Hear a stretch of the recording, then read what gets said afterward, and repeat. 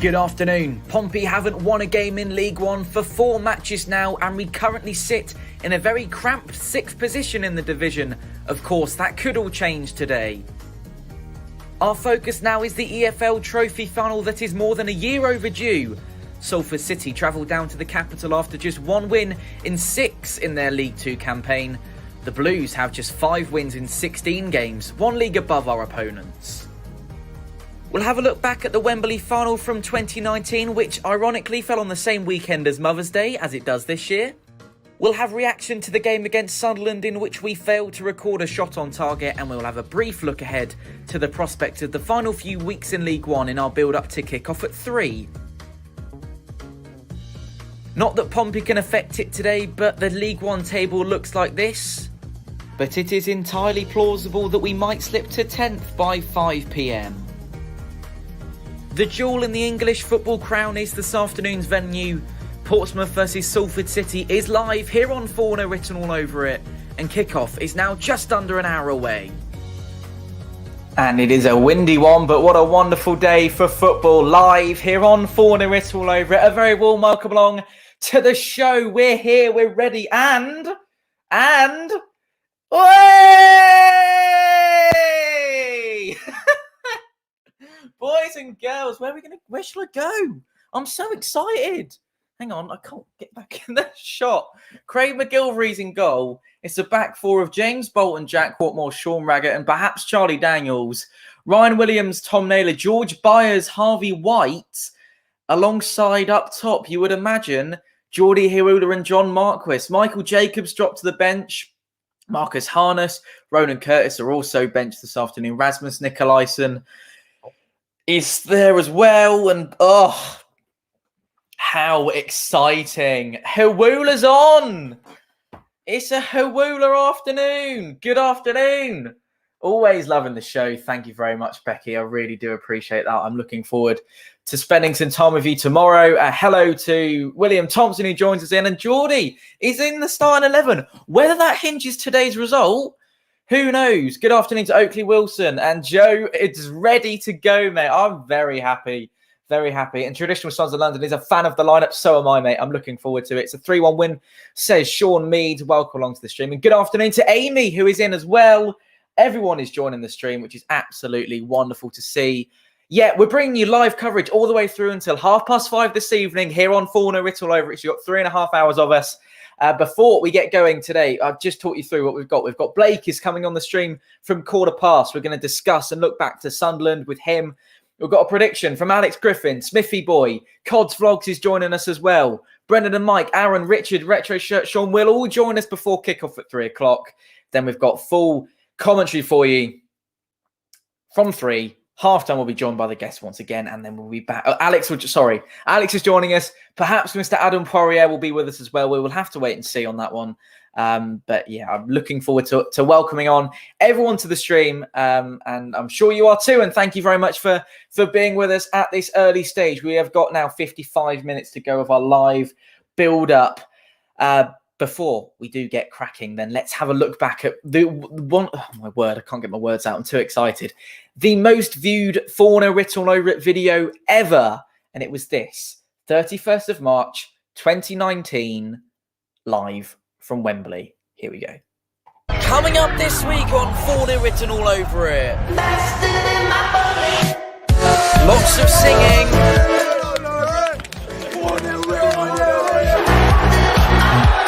This bloke goes mental. and one of the finest moments in English football we've seen so far. Steps up to take the last one. He scores this, Pompey and Checker Trade Trophy champions. Oh my God. Blasted in my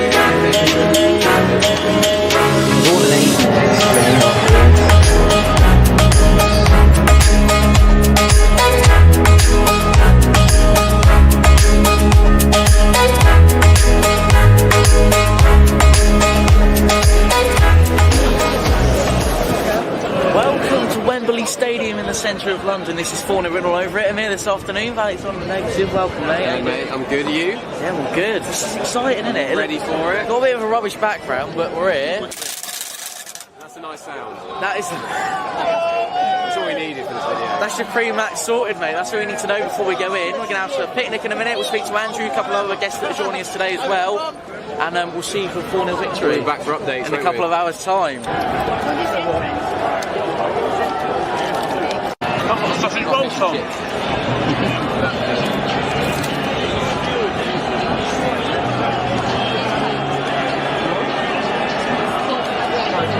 How's it going, mate? Welcome to Wembley. Yeah, thank you, Tom. I've enjoyed it, mate. Yeah, what do you reckon the score's going to be is my question. We could win it 4-0, Tom. Yeah? Definitely. 4-0. So last time we were here at Wembley, mate, I was a mere 7 years old. Yes, you were, 2010. Yeah, that's right, yeah. So we lost that 1-0. We did indeed. But a couple of years before that, FA Cup. We won that 1-0, Tom. Yeah, 2008, 11 years ago in the next couple of months. Welcome to Wembley. On a serious note, I just hope both teams come out with warm today and put on a good show. I think it'll be much more interesting that way. Have a bit of a tight game, get the nerves going. But we both want to be playing well towards the end of the season, don't we, for playoffs? So hopefully we can beat them though, like we did with 3-0 at our place. 3-1. 3-1 at our place. I think it's going to be 2-1.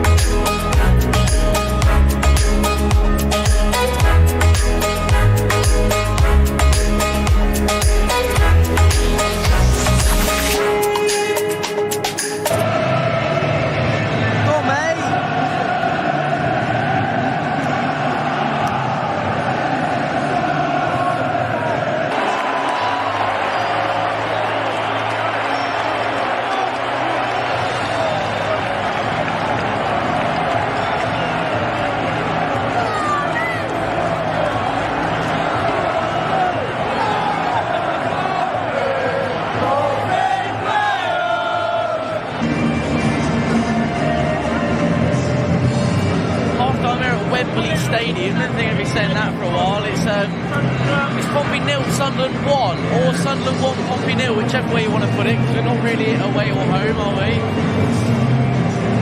That's a tough one to take, actually, because I thought we had some good spells of possession in there. Obviously, they looked like the side that was going to convert first, didn't they, throughout the whole half. They looked a lot better than us, didn't they? They did indeed. And you said something a minute ago about formations, mate. Yeah, well, I think that we're trying to be aggressive by playing 4-4-2 and playing Bogle, Pittman, Lowe and Curtis all on the same team, which is unusual. I kind of, you've got to applaud Kenny Jackie for that. The problem with that is, when they've got 5 in the midfield, and they're all quite skillful players, they're making a lot of space, aren't they? And they're winning every second ball, and then from there basically controlling the game. So I'll be interested in them if he changes it up at half time. I think he might have to go 4-5-1, take up, maybe put Pittman into midfield as like just hold him back a little bit and kind of play the ball around, and we'll have to see if that can sort of free things up a bit. We need to get on top of the ball a lot more, we are, and create a few more chances, I think. But yeah, they were definitely better in that first half, so we need to pick it up big time. But it wasn't very good, was it? No, it wasn't. I don't think we're offering much. I think they're first to everything. I think winning every aerial battle. We need to come out second half and actually give them a game, because at the moment we're standing off them. I think they've got the occasion has got to them a little bit, but yeah, hopefully second half we can actually give them a game, to be honest with you, but we ain't doing it at the moment. I reckon we need to wake up second half. giving them too much space.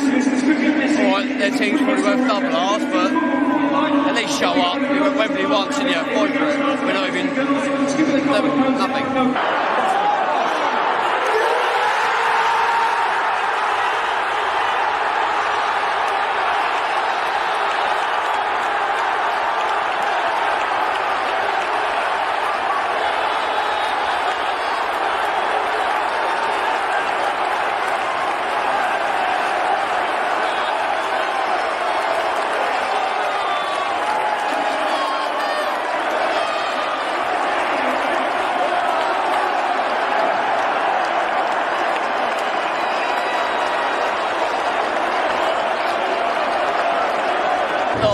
Big second half, mate.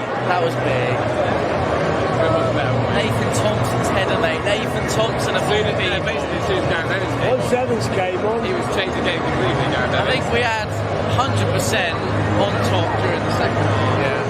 They had the first half, fair enough, but second half, mate, maybe going down this end, heading west towards the Pompey fans. I'd quite like to see Pens, wouldn't you? You are? I'd quite like to see Pens. I don't know. I don't think I'll be able to cope with Pens.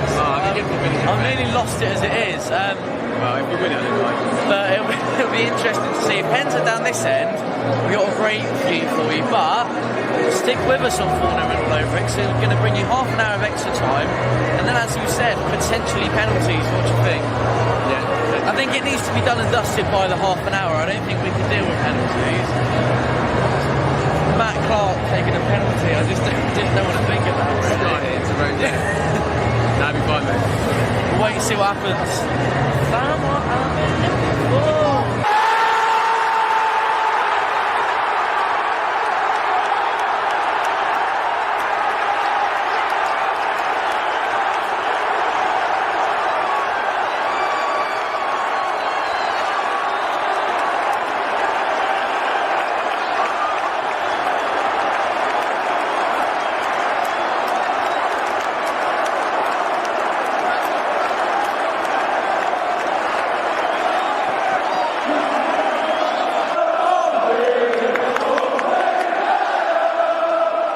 We've said we were worried it was going to go to Pens, and look what's happened.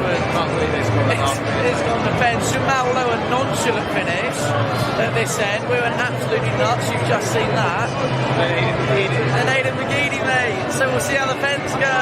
Still hope, though. Come on, boys.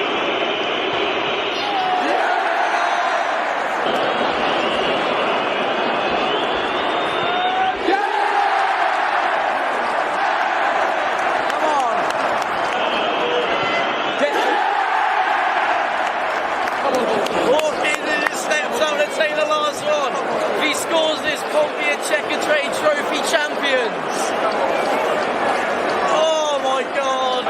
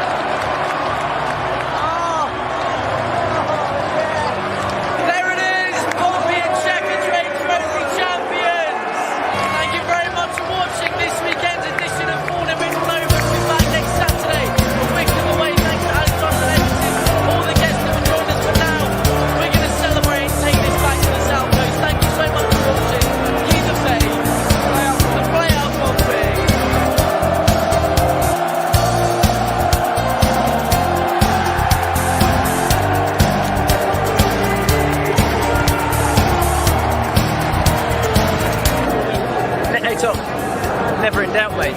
Absolutely never in doubt.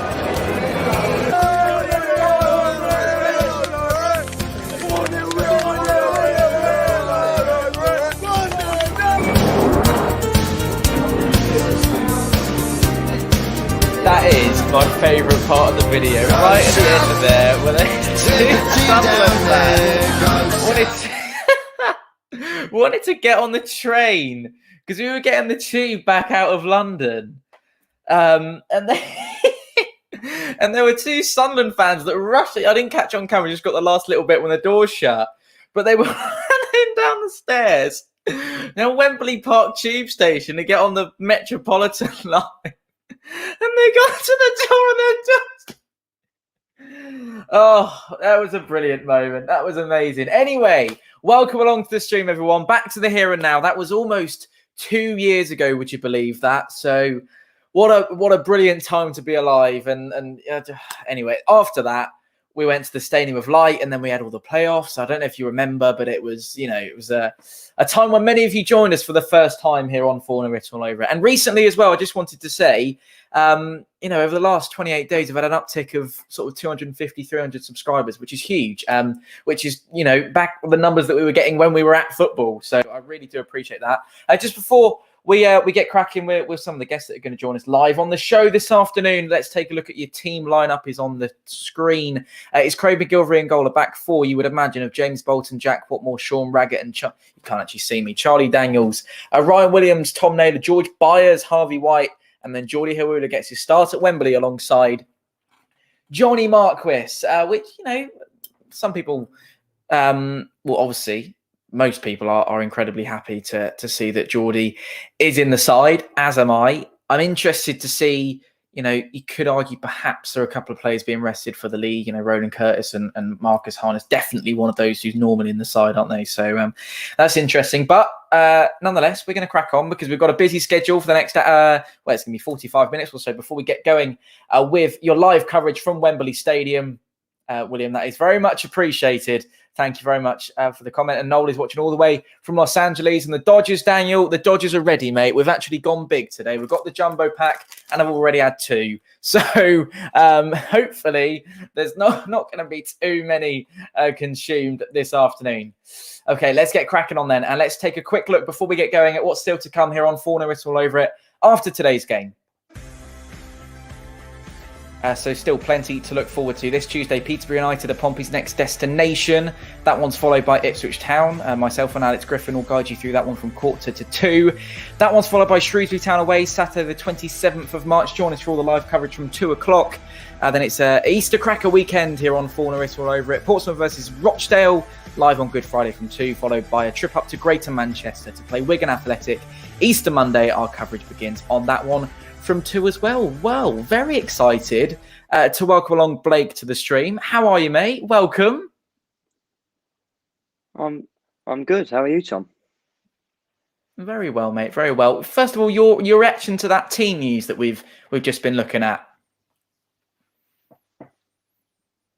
Well, I think I've got a bit of delay here, but I think it's a very positive team that we're playing. It's good to see Hewula and Marquis both top. I think fans have been calling for that for weeks now, and personally, it's about time that we played it. What was your reaction to the Sunderland game on Tuesday? And I watched your video, but if you could just kind of tell us a little bit about your kind of overview to how you saw that one and what needs to change in order for us to get a result at Wembley today, do you think? I think a few things that did go wrong. I think, defensively we didn't look brilliant, but we looked okay. I think the main underlying factor that's affected us more this season is possibly the passion, not paying as much for the shirt as they were before. Maybe not being as bothered, possibly, but whether that's something that's back behind the scenes, the manager, the owners, Mark Catlin, you can't really pin it down to one thing and you can't be sure. Absolutely, and today, mate. I mean, we're looking to a Wembley final. Obviously, it's it's an occasion that we would have loved to be there to see. But do you feel like this has come at the wrong time for Pompey? Would you rather that we had a focus on the league and trying to get things right? Definitely, I think Salford's manager said it himself that it's a bit more of the thing Tony wants to be playing now. Is a thing that should have been played before the season, after the season. Putting it now is a bit like, well, we're in a promotion push and then a playoff push, same as us. And it's just going to be players that necessarily focusing on the league, like the Peterborough game that was supposed to be taking place today, especially a massive one that's now been pushed back. Players having to be using this fixture as well as other ones. Yeah, absolutely. And at the moment, where do you see Pompey come the beginning of May, end of the season? Where do you think we can realistically hope to finish in the league? I think, before this kind of run of form, I could see us pushing on, maybe getting third or fourth, even pushing maybe for automatics. But I think with only, what is it now, 1 win in our last 7 games, 4 points out of 21. Other teams we could go down to 9th even today. So I think if we don't get some confidence out of this fixture, moving on, getting some more confidence, get some results, I think we could end up 8th, 9th. But if we do confidence, I could see us maybe just sneaking it in 6th position. Absolutely. And can I take a score prediction off you today, Blake? How are you feeling about this one? Oh, it's one where you can never be sure against a League Two opponent, really. But I had a look into them and I thought they've got a couple of key players. Henderson is out for them, I believe. So he's their top scorer. It's a player they'll be missing quite. He's a big miss for them. But they do have Ashley Hunter on loan from Fleetwood there. He's a key man. He's starting today. So I think, it's a game that could go either way. It's a game that could end up like Sunderland 1 and go to penalties. But I think we've got a slight edge over them, and I'll probably go 2-1. Imagine the penalties, mate. That'd be unreal, wouldn't it? But yeah, we'll you go for. Was that a 2-1 to us or 2-1 to Salford? I'm going to go 2-1 Pompey. Got to stay positive. Okay. Cool. All right, we'll take that. Just stay there for the minute, Blake. We'll have a final word from you in a minute. Let's see what some people that you might recognise are feeling about this game. Here we go, Tom. It's the big one. It's the Papa John's Trophy final from last year. Salford City, Wembley, Portsmouth.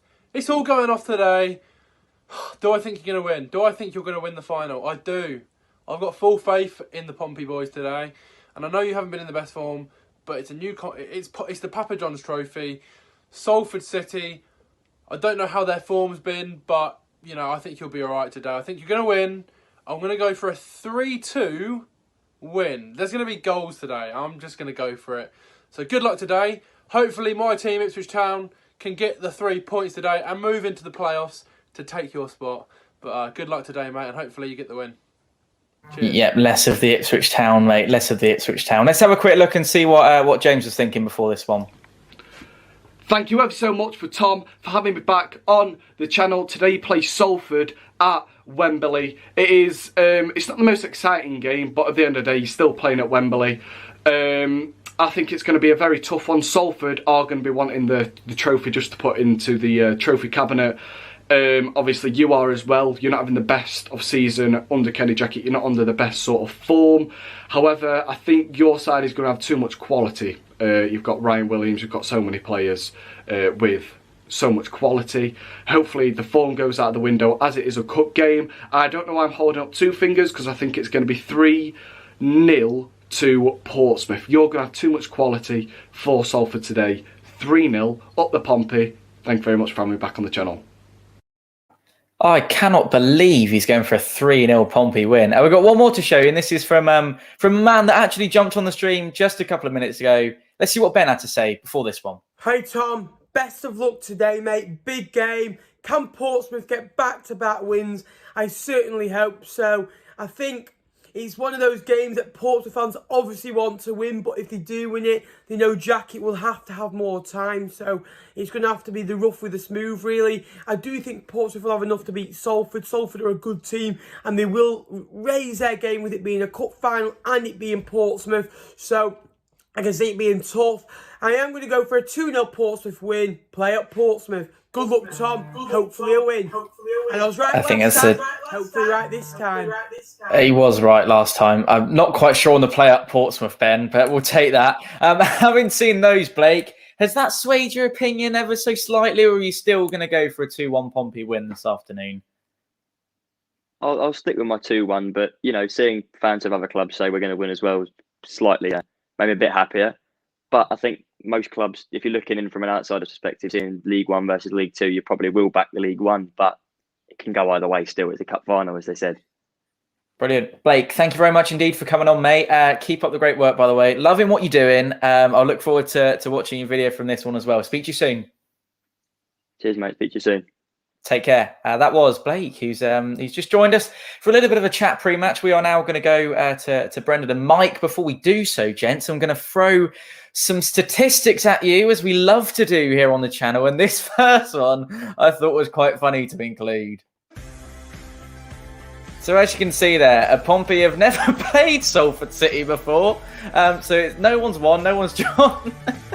Anyway, the matches look relatively similar, don't they? 52 points for Pompey's League One campaign as opposed to 50 in Salford's League Two. And obviously the upcoming matches there you can see differ between the leagues. So we've obviously got Peterborough and Ipswich to play over the next couple of weeks. Good afternoon, gentlemen. Welcome along. Loving the hat. How are we feeling ahead of this one? Yeah, good, Tom. Obviously, it's cup final day. Shame we can't be there, but hopefully, we'll do the Pompey business at Wembley that we grow accustomed to over the years. We'd love to, wouldn't we? How are you feeling today, Mike? Yeah. I mean, a little bit deflated, I suppose, to be truthful. I suppose it's because we're not there and we've not gone through the ritual of getting up early, getting on the train, going up there, having a bit of Trafalgar Square and a couple of beers, and then off to the ground and getting in the box park, which was one of the highlights of my last visit up there. I think that was a terrific place for us to all gather, and the atmosphere in there was absolutely outstanding. As was actually in the stadium as well. What was it, 85,000 people there, and today they were lucky if you have 850. Well, and might be just over 85 if you don't count the players. But it a little bit deflated, I suppose, in that sense. But I'm a bit sceptical about the game as well. Have you started on the Guinness already, gents? I'm on the ciders. Of course. Nice. Can't go wrong. Definitely, we're normally a bit earlier.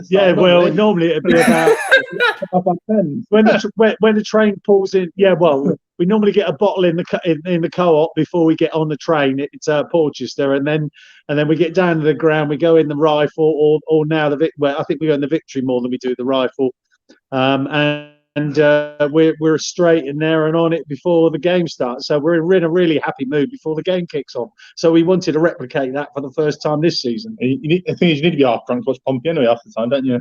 Well, last few games anyway. Yeah. Well, yeah, I was going to say last couple of months have been a little bit shocking, haven't they? Salford sit just outside the League Two playoffs. They're 4 points behind Bolton, who are in 7th place at the minute. Brendan, what do you expect from them today? Do you think it will be one that they really do want to turn up for? Yeah, I think so. I think they're going to come at us as a lot of teams do, because I think a few years ago a lot of teams would sit back when they play Pompey and then try and hit us. But I think with our recent form, they're going to try and get in our faces and come to play football against us, or maybe even do the Fleetwood tactic and sort of stop us from playing our game, and then wind us up, which a lot of teams like doing. Yeah, absolutely. And Mike, I assume you echo that about Salford City and particularly their sort of recent rise up from sort of non-existence in terms of the top 4 in English football, in terms of the leagues that we have. What do you make of the whole what am I looking for? The 92, the squad of 92 and how they put together to form, to bring Salford City up to where they are now and hopefully even beyond that? As for the people themselves behind the 92, I don't particularly like them very much. I don't like. It's not so much a Man United thing. Man United used to be my team when I was a young lad in the Navy, and I'd come up from Poole. And I'm not keen on the Nevilles. I don't mind Scholes. He's quite good. He's not too bad, but I just don't like the arrogance of people like that. And I just think that Salford are on a roll. Obviously, they've come up, as you've mentioned, and they're on a roll at the moment. It's a funny old game, is football, as they say, and especially being a cup match, forms sometimes go out the window. So I hope our bad form goes out the window. I was going to say that would be great if it does, wouldn't it? Well, yeah, we need it to continue, but I mean, good luck to Salford. I mean, I don't mind any team being on a roll and doing well. It should be celebrated when you're doing well. I think we should give them some credit. They've done the class of 92. That is, they've done some good things with a football club, put some of their own money behind the roots that's given them a good life. So yeah, I suppose it's good. And I just wanted to show that I've actually got my T-shirt from 2 years ago on that I bought from France. Brendan's got one on as well, I can see. Yeah. We decided that, but yeah, it's a funny old game, and it's interesting to see how it's going to go. Brendan could be right; they could be out to stifle us, or they'll come strong at us straight away. Well, I just think the commentary is going to be a bit heavy on Salford being the underdogs and being, Gary Neville's their colleague sort of thing, So I wouldn't be too surprised if we mute it and put Radio Sterling on. Absolutely. Gents, thank you very much indeed for the moment. We will speak to you at half-time, and then we've got an extended chat with these two at full-time as well. So thank you for the moment, and we will see you very shortly. See you later, boys. Cheers, Tom. Cheers. Here we go then. Top scorers. I can actually confirm that Ian Henderson is not going to be in the starting 11 this season. Sorry, not this season. This game at Wembley. Goals conceded per match. Why is that zooming in? What's going on there? But there you can see Salford City are among one of the best teams in the country, actually, in terms of how little they concede. Aaron, do you expect them to concede at Wembley today? It depends on what happens in the first 15 minutes. It could go either way. It's a one-off game. I think we've got a point to prove. I think Salford's got a point to prove. So first 15 minutes is going to be crucial for whoever wants to win this today. Cannot see it going to penalties. It's definitely going to be one over the 90 minutes. But I'm excited as well as nervous as well.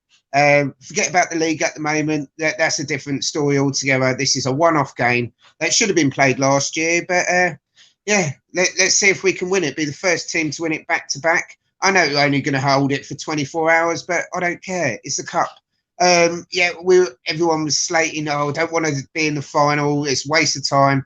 But at the end of the day, we're now here. We're at Wembley. Shame we're not there. I would have been 6 pints in by now, like I was last time. But yeah, I've got a nice cup of coffee and everything watching it. Got some jammy Dodgers as well. Brilliant. You know how to live, mate. You know exactly how to live. Oh, yeah, definitely. But it's got my programme through the post this morning as well. So excellent. It's like, I've got my name in it as well. So, and Reese's name in it. So, yeah, it's all good. All good. So it's like 28 minutes until kickoff. I am so happy Arula is starting. I am really, really happy because it could be the turning point. If we get a good result here, then the confidence will come straight back to that team. And then we go in on Tuesday in the league match against Peterborough. It could be a completely different team to what we expect to be on a normal day. I would prefer to have actually been playing league today, but at the end of the day, we've got to get this final done now. That's it. So it's all down to Harula and the other players to actually just come out, fight for it, win this trophy, get that, nip that in the bed, and then crack on with the league. How much do you feel like today would have been superb with fans in the stadium? And how much of a loss is it that we can't replicate what happened 2 years ago? Well, yeah, major loss because we sold over 53,000 tickets. 53,000 tickets. And it's a lot, like, isn't it? It would just be phenomenal. Absolutely. The atmosphere, and it will be a party atmosphere. And besides, the final should have been last year, and it was our birthday on the same day. We were supposed to play the final exactly on our anniversary of our birthday, of Portsmouth Football Club. So there were going to be other celebrations as well, but unluckily it didn't happen. But everyone's going to support Pompey, even if they don't like the competition or not, because it's fair enough. It's like a Tim Pot trophy, as everyone's saying, but it is another trophy, and we need that to match the other one we won the other year. So we need two because we've got bookends now. So. Yeah, absolutely. Just a quick look back on what we watched on Tuesday night against Sunderland, Aaron. I mean, it wasn't the embarrassment that we saw against Northampton the weekend before, but nothing could get much worse than that, could it? I wonder how you saw it, and was there anything for you, having sort of had a couple of days to mull over it, anything that you took from it that we can build on? I think we were much better than I anticipated we were. We weren't as bad as the previous game. But the attitude just needs to change. I think half the players were thinking about today's game. So I think minds were elsewhere. So thankfully this is going to be out the way now. So then we can concentrate on Tuesday night. As long as we can actually win today and actually put in an effort as well, because it was so boring. It was really weird. By the end of the match, it was just like, please don't be in at any extra time. Just blow the whistle now. So hopefully all that fear and everything from the players will actually come through today and like get result, and then we crack on from there. Absolutely. Can I get a score prediction off Reese for this afternoon? How's he feeling? 4-0. There we go. To Salford City, probably, I would imagine. No, definitely. We're gonna. Well, it depends on the first 15 minutes. But yeah, definitely.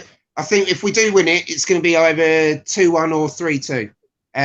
It's because they're going to come out fighting as well. And see Gary Neville on the box already, like boosting them up anyway. So, but let's just see what happens. Thanks, Aaron. We'll speak to you at half time, mate. What do you reckon the score will be? I'm going to go for a 2-1 Salford City. Sorry.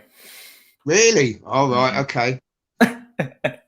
Yeah, unfortunately so. Hopefully I'm pleasantly surprised. Aaron, we'll speak to you at half time and then we'll chat to you at length at full time as well. Thank you for the moment. Let's have a look and see goals and attack. Let's see how these two teams compare this afternoon. So as you can see there, Pompey leading the way on the goals, and attacking wise, Salford City actually look the better. More shots per match on target, more big chances created. The only plus side for Pompey on that one is the goals per match is slightly better than our League Two opponents this afternoon. Hello to Richard. Welcome along to the stream, mate. Hope you're doing really well. As we just seen there, you know, there's not much to go on, is it? Because it's a Wembley final. It's a one-off, and it could go either way. That's it, mate. Big one-off. I say Salford are definitely going to come out strong, I think. But I think today will be the decider on where we end up, I think, within the league. I think we put a strong performance in. We put the FIFA team in, as in if you're playing FIFA on the Xbox, because there's players dropping in which don't normally get a start, i.e. Hurula.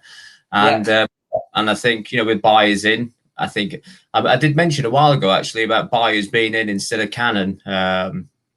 Not long after he'd been, you know, obviously at the club. But I think this with him and White, Hula, I think, you know, we've got a strong team out there. And I say if we can't put a performance in today against Salford, then I'm afraid that we definitely won't be getting in the playoffs.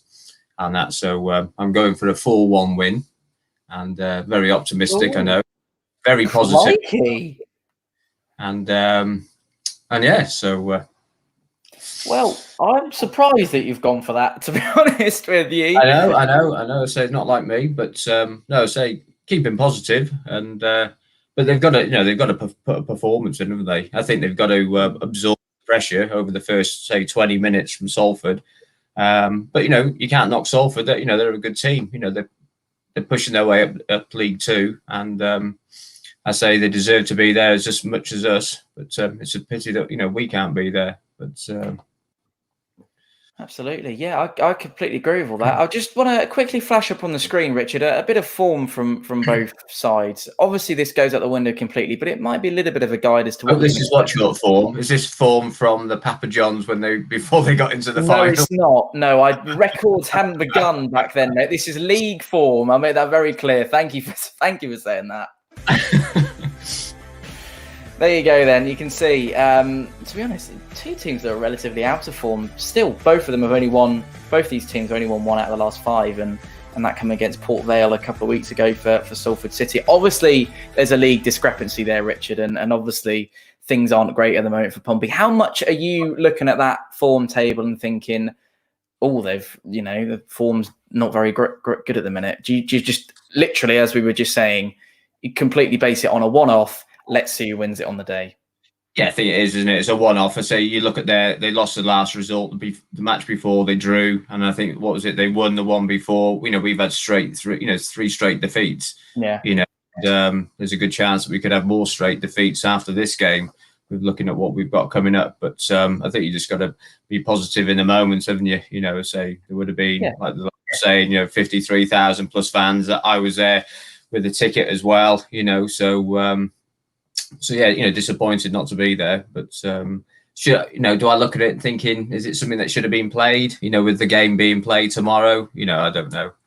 That's it. I think that's a personal opinion, isn't it? Really, a little bit strange the fact that it's kind of we're only going to potentially we haven't won it yet, obviously, but we're only going to potentially hold the trophy for sort of 24 hours or so, having sort of had it until now, but for as long, it's a really strange one, isn't it? I had a little look back actually, and it is one of the longest postponed cup finals since peacetime, since the end of World War II.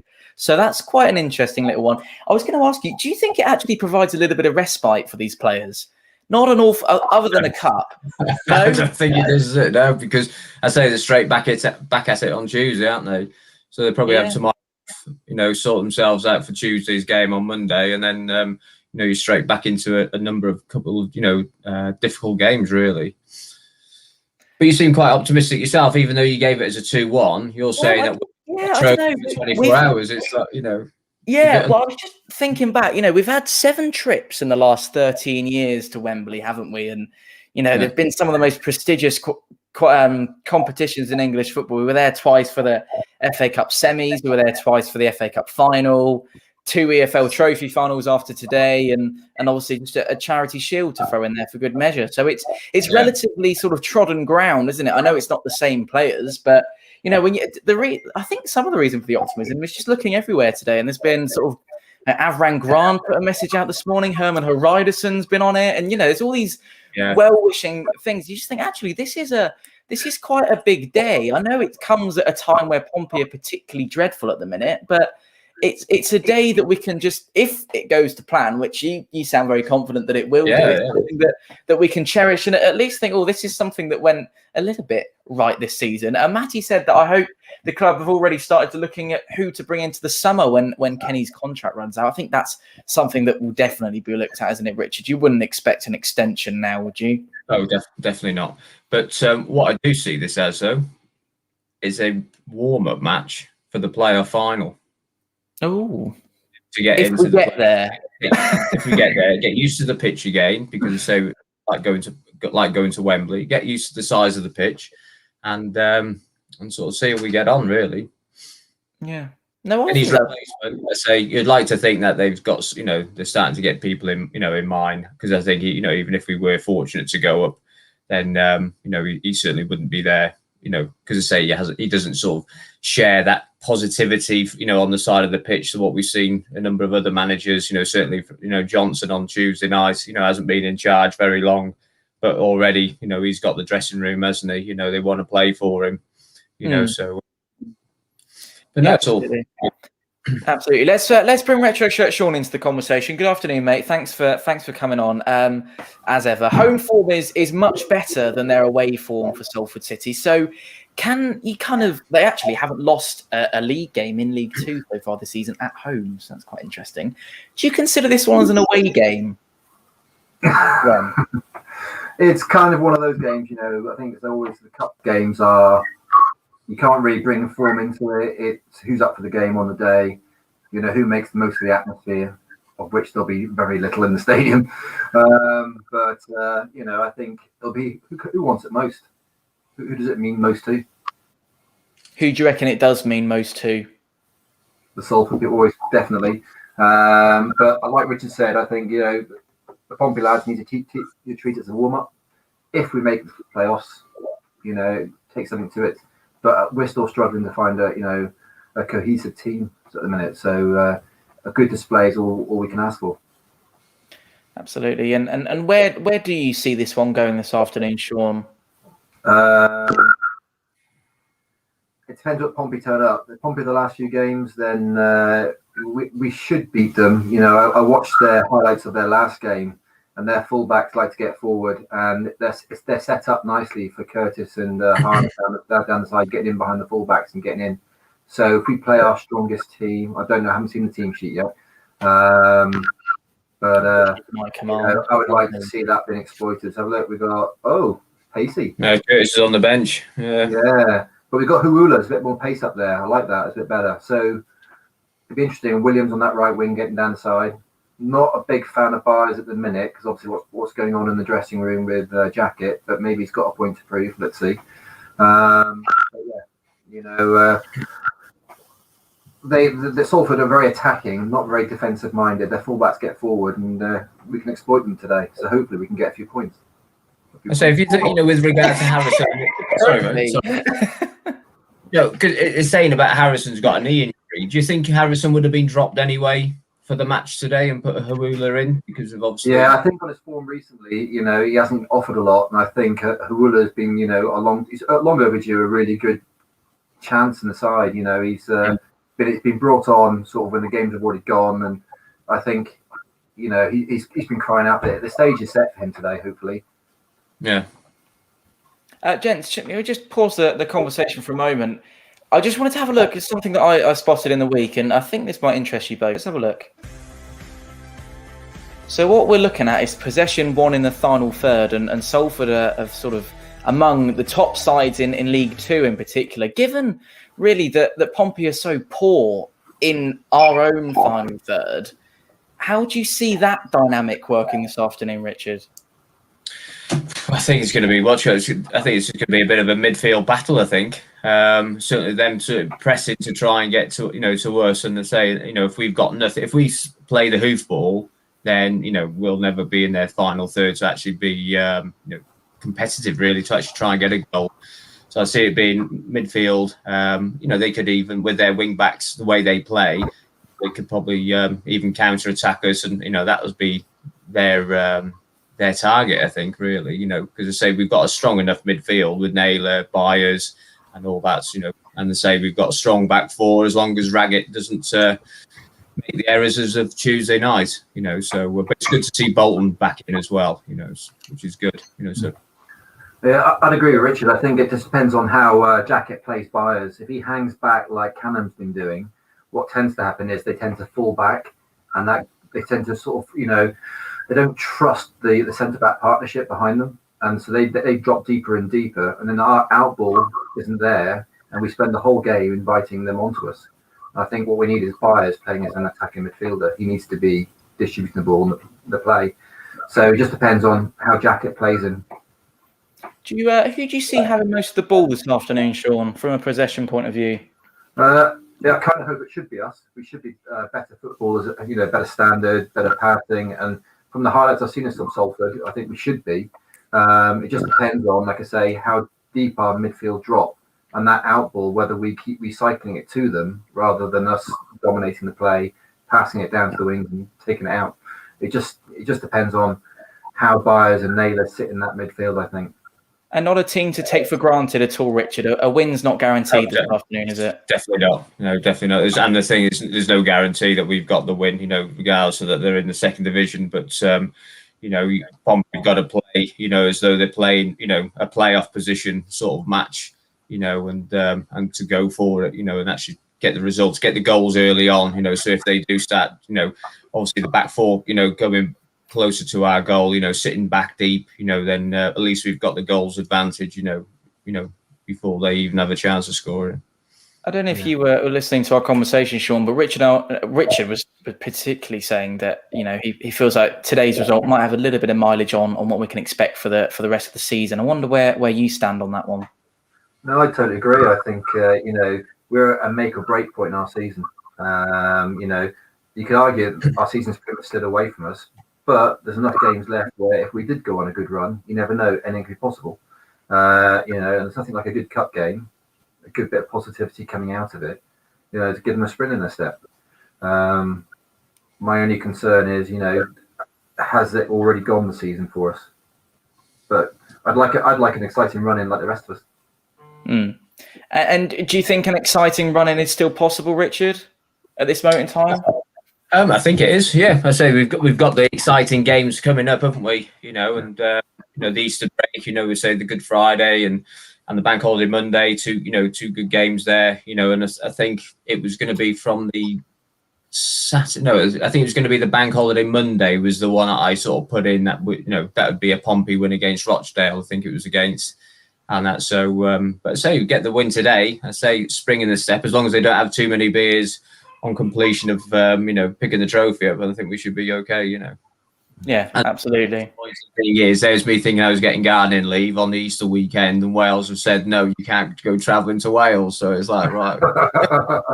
There we go. Sean, I was going to ask you. Richard and I discussed this before you joined us, but how much do Pompey miss the fans today, and how much would you love to be there in particular?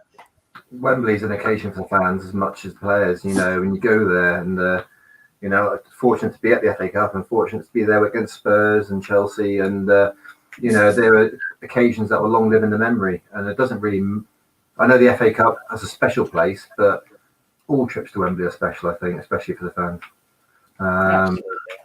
You know, and it's just part of the day. It's part of the, you know, part of being it. It's sort of one of the highlights of the year, so, you know, for any Wembley occasion. And yeah, I'd love to be there. I'd love to be there today. Gentlemen, can I take a score prediction off you both, if you will? And do you see penalties this afternoon as well? Is this the sort of game that you would expect us to know? If it's penalties, then we've been bored all afternoon with hoofball. Yeah. And we won't be. I won't be on it at full time because.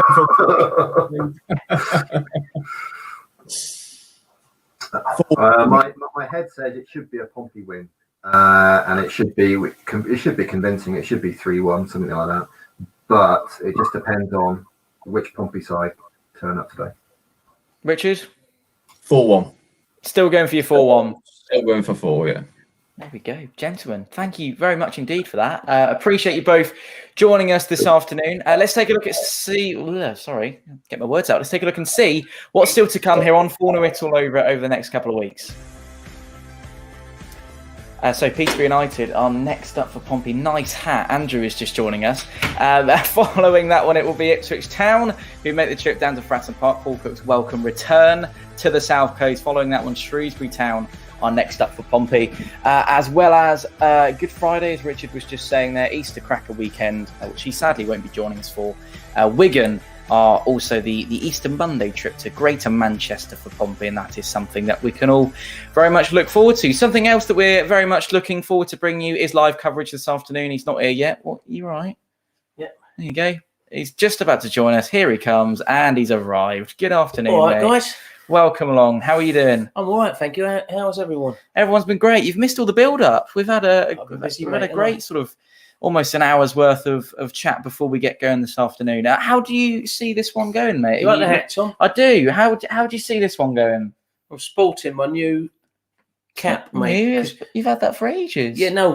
What I mean is, it's new to the show because. Oh right, I see. We're in London. You know, I'm oh right, like a Londoner. I see. In London, they wear these. I see. Yeah, I see. That's what it's all about. Yeah. You see this one going a particular way this afternoon? Depends if we turn up or not, doesn't it? I think Salford are quite a good outfit. Interesting. I looked at the players, Tom, earlier, and I saw there's not that many in the squad that played the last time.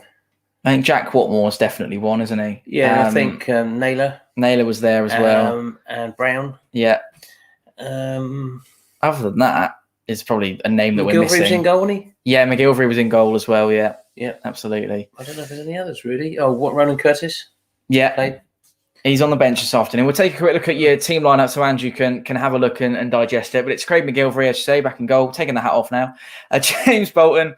Jack, you brought me a cookie, have you?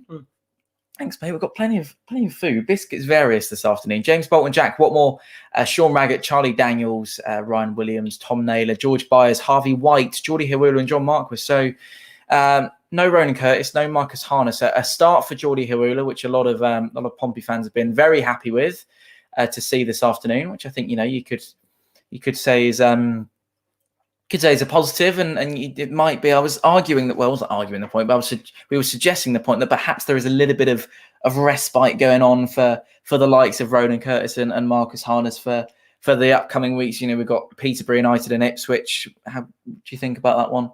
I think you're right, Tom. Doesn't matter about today, really, does it? Mm-hmm. That's a team there that should win this. To be fair, that's a lineup that should win this game. Quite convincingly, do you expect? Wouldn't say convincingly because I don't know too much about Salford, but they're owned by some big names, aren't they? They aren't mugs. They've probably got some good technical players in their side, I would suggest. We're watching Richie Wellens, who is the Salford City manager, lead his side out. Pompey already out and raring to go alongside Kenny Jackett. And we will, obviously, it's incredible how the pyros are going off, the fireworks, the fires going up in the air. But there's no one there. It's just incredibly strange, isn't it? I'm not sure how many people you can see on the screen there, but there's probably more players on the pitch than there are people in the seats, aren't there? It's incredible to big game for Salford, of course, against Pompey. Yeah. And I think had we not played so badly in the last sort of 6 or 8 games, they probably would have been worried about today. I don't think they are. I think they're thinking, actually, we could go on and win this. And the question is, do they want to win it or do we want to win it? And that was exactly what Retro Shirt Sean was saying just a couple of minutes ago, is which team wants it more today. And it'll be interesting to see whether it is that Pompey team or the Salford City team. Unfortunately, we lost the toss in terms of shirts, so we will be playing in our white kit as opposed to our traditional blue shirt. White shorts and red socks, and Salford City are in their home strip this afternoon. Very much looking forward to bringing you this one live on Fournilwrittenalloverit. Let's run through the team news for Salford City. Then it's right, here we go. Valkav Haldaki is in goal as a back forward. Tom Clark, Ashley Eastman, who's their captain, Jordan Turnbull, and Ibu Torre.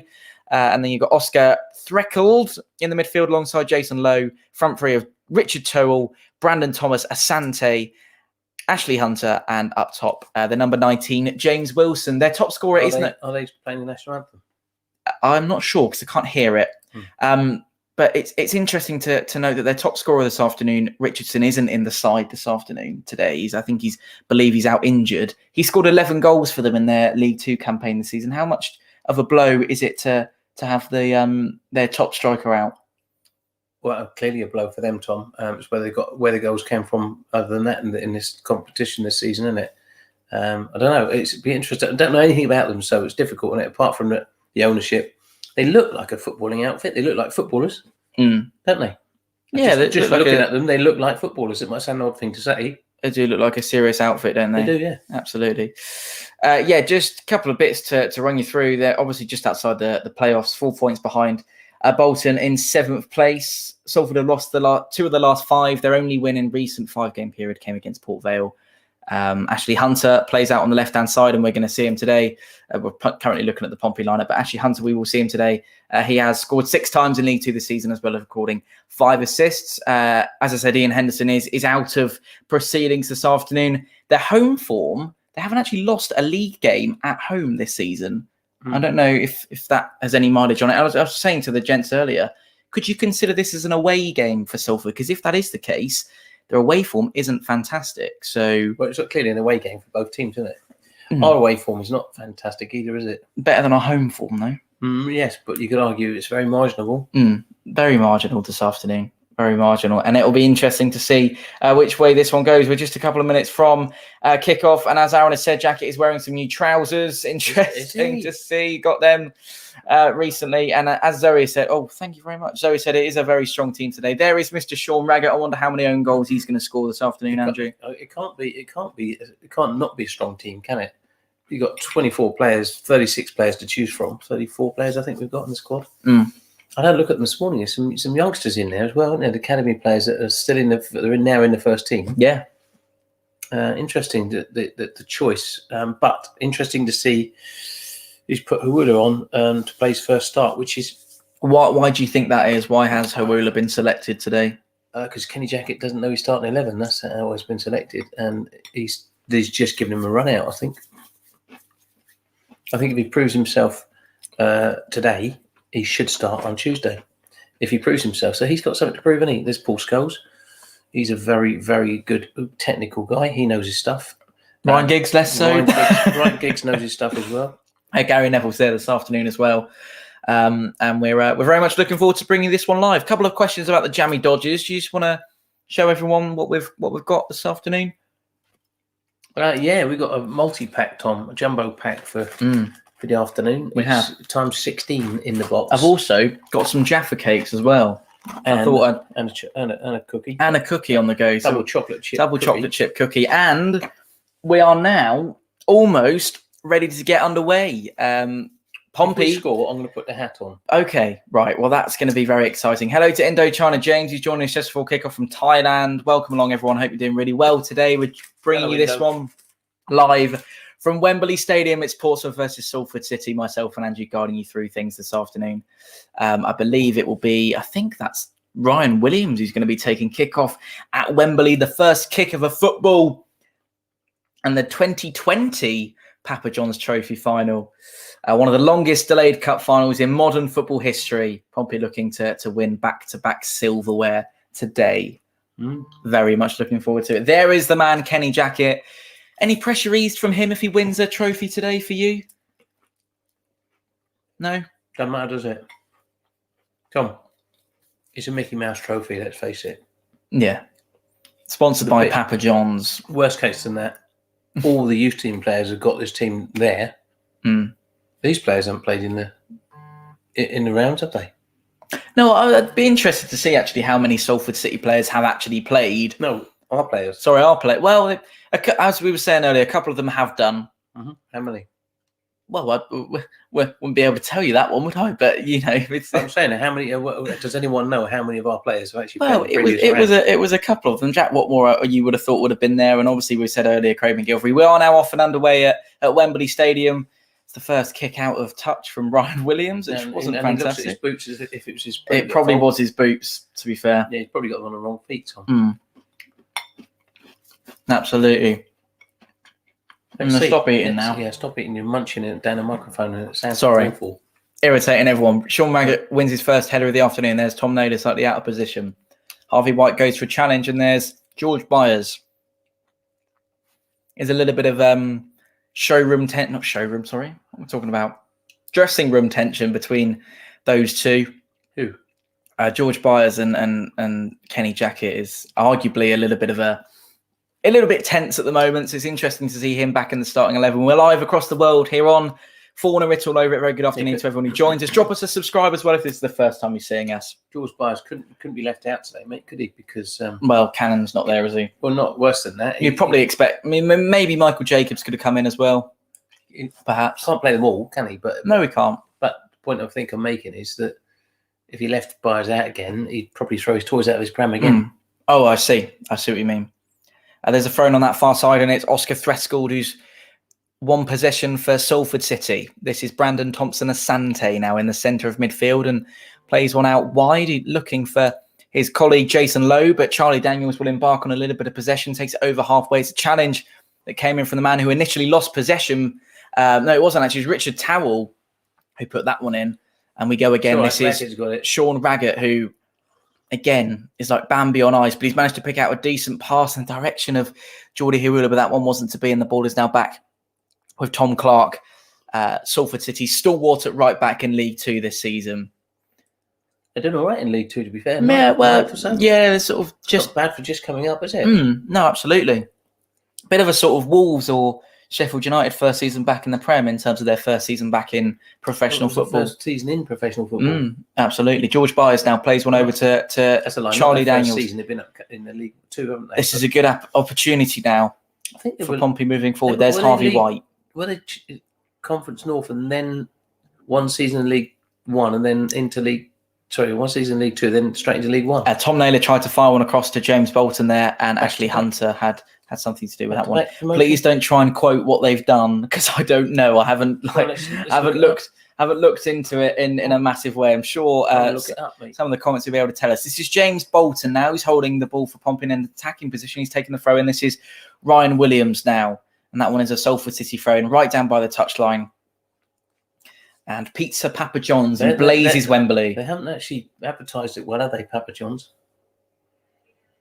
No, I would have said they probably need a few more. Yeah, if you need a few more Papa signs. John's signs would have been beneficial, wouldn't it? 3 minutes has been played at Wembley. Here comes a Salford City throw-in. And James Bolton rises, and again, that one will be another throw-in to take for Ibu Toure. Very excited to see how this one goes this afternoon. Here comes the next throw-in. Ipswich Town are 1-0 up against Plymouth Argyle in League One. That means they are now above us in the table. Here's another throw-in that's going to be taken by Salford City again. And I think it's going to be a slightly different throw-in taker, but nonetheless, it was in a similar position. Last 6 games is just being flashed up on the screen. Probably conceded 10 in League One. There's the throw-in, and that one will be headed away by James Bolton, and John Marquis is up there looking to nab it off the Salford City defenders, and this is Jack Watmore now. Tom Naylor under a little bit of pressure from Richard Towell. Referee's blown up for a free kick in Tom Naylor's favour. It's going to be taking place just about on the halfway line there for the Pompey captain. Lots of Papa John's emblazed on the shirts, as well as plenty of sort of memorabilia notes. I didn't know this, Tom, but they're owned by Gary Neville brothers, both the Neville brothers, Gary and Phil, Ryan Giggs, Nicky Buck, Paul Scholes, and David Beckham. Yeah. Alongside investor Peter Lim. Mm-hmm. I didn't know Beckham was all involved. into the box, and Marquis has almost managed to get a shot away, but it's hit the back of a Salford City player, and they will go again. This is Richard Towell now. He's got options to his left, and he manages to find Jordan Turnbull. And off Salford City go. Ryan Williams doing his best to charge that one down, and this is the first time that the ball's really been with Craig McGilvery in the opening 5 minutes. Ball is now out back to George Byers, who's going to find Harvey White in the middle. Teenager from Tottenham. Used to play his football with Spurs not too far from where Wembley is in North London. This is Jordi Hawula, who's chasing one down to the near touchline. And he's kicked it into touch, and that will be one for Salford to go and grab. James Wilson has scored 8 goals and assisted on 1 occasion for Salford this season. He is leading the line for them this afternoon. I'd be interested to see if he can add to that score tally. This is Clark now taking the throw in for Salford City, and that one's come off the head of another Salford player. It will be a Pompey throw in on this near touchline. Sorry, no, it won't be. That came off George Byers, and this will be Jason Lowe now, who's given it to his colleague Tom Clark to throw in. Ball is in play. George Byers doing his best to muscle it off the Salford City centre defender, Tom, and that one's out to the left-hand side. Interestingly, Manchester United is actually in Salford, not in Manchester. So you've got 2 teams in Salford, Salford City and Manchester United. If you lived in Salford, which team do you think you'd support? That's a very good question. Interesting one, isn't it? Interesting one to see that quite a lot of the players who played for Manchester United now own the place as well, and they've been doing some great things in the last couple of years with it. This is Tom Clark now. You could argue that Fratton Park's in Southsea. You could also, but you probably say that quite a lot of people who live in, well, pretty much everyone who lives in Southsea supports Pompey. This is George Byers getting things going for Pompey. Plays a 1-2 with Charlie Downs, but hasn't quite come off, and here come Salford City. James Wilson's ball is a little bit wayward, but he'll get a second bite at the cherry. He takes a shot, and Craig McGilvery needs to save it. It was a powerful one from the man who I said just a minute ago is leading the line for them this season. He's got poke on him, hasn't he? He has. That was a big chance. Really big chance. Who gave it away? As it was a challenge that went in by James Bolton. It was a serious poke, as Andrews just said. But yeah, it's a bit of a dodgy tackle. Dodgy challenge, but the referee was happy to play on, and Salford City will be good save. It was a great save from Craig McGilvery. Got palmed it away to his left-hand side, and I believe it'll be the first Salford City corner of the afternoon at Wembley. Here comes that in-swinger. Marquis is out there to try and defend it. Doesn't quite beat the first man in the box, and off goes Marquis again to try and win it back. Harvey White header is straight back to Oscar Thurgold. This is Ibu Toure now, making things happen. It's going to be a shot from Richard Towell. No, it isn't. He opts to play it to Brandon Thomas. Asante, ball into the box, cut out by the Pompey captain, Tom Naylor, and he doesn't realise that he's got the opportunity to actually play some football with it. Charlie Daniels hoops one long, and it's bounced over John Marquis's head, and that one will be all the way back with the keeper, Haldake. He's one of the best in League Two, in terms of his defending. Salford City looking very comfortable in possession after Andrew this afternoon. Yeah, 8 minutes in, Tom. I think looks at the minute pretty much same old, doesn't it? The lower league team. Not one of that notion that you've played on quite a lot recently, that Pompey play better against better teams, and that's something that's at play today. I think. Well, I would have said that up until 2 months ago, probably. Okay. And I think I've changed my mind. Has it gone out the window now, is it? Yes, yeah. Here comes Salford City again. We've lost to good teams, haven't we? This is Richard Towell, who's seen a lot of the ball so far. Lincoln. James Wilson, edge of the box. He's still got almost danced past Charlie Daniels there, and the ball's now with Jason Lowe, and It's a ball in, and it's almost a free header that Ryan Williams allowed to happen, and McGilvery came and didn't conquer.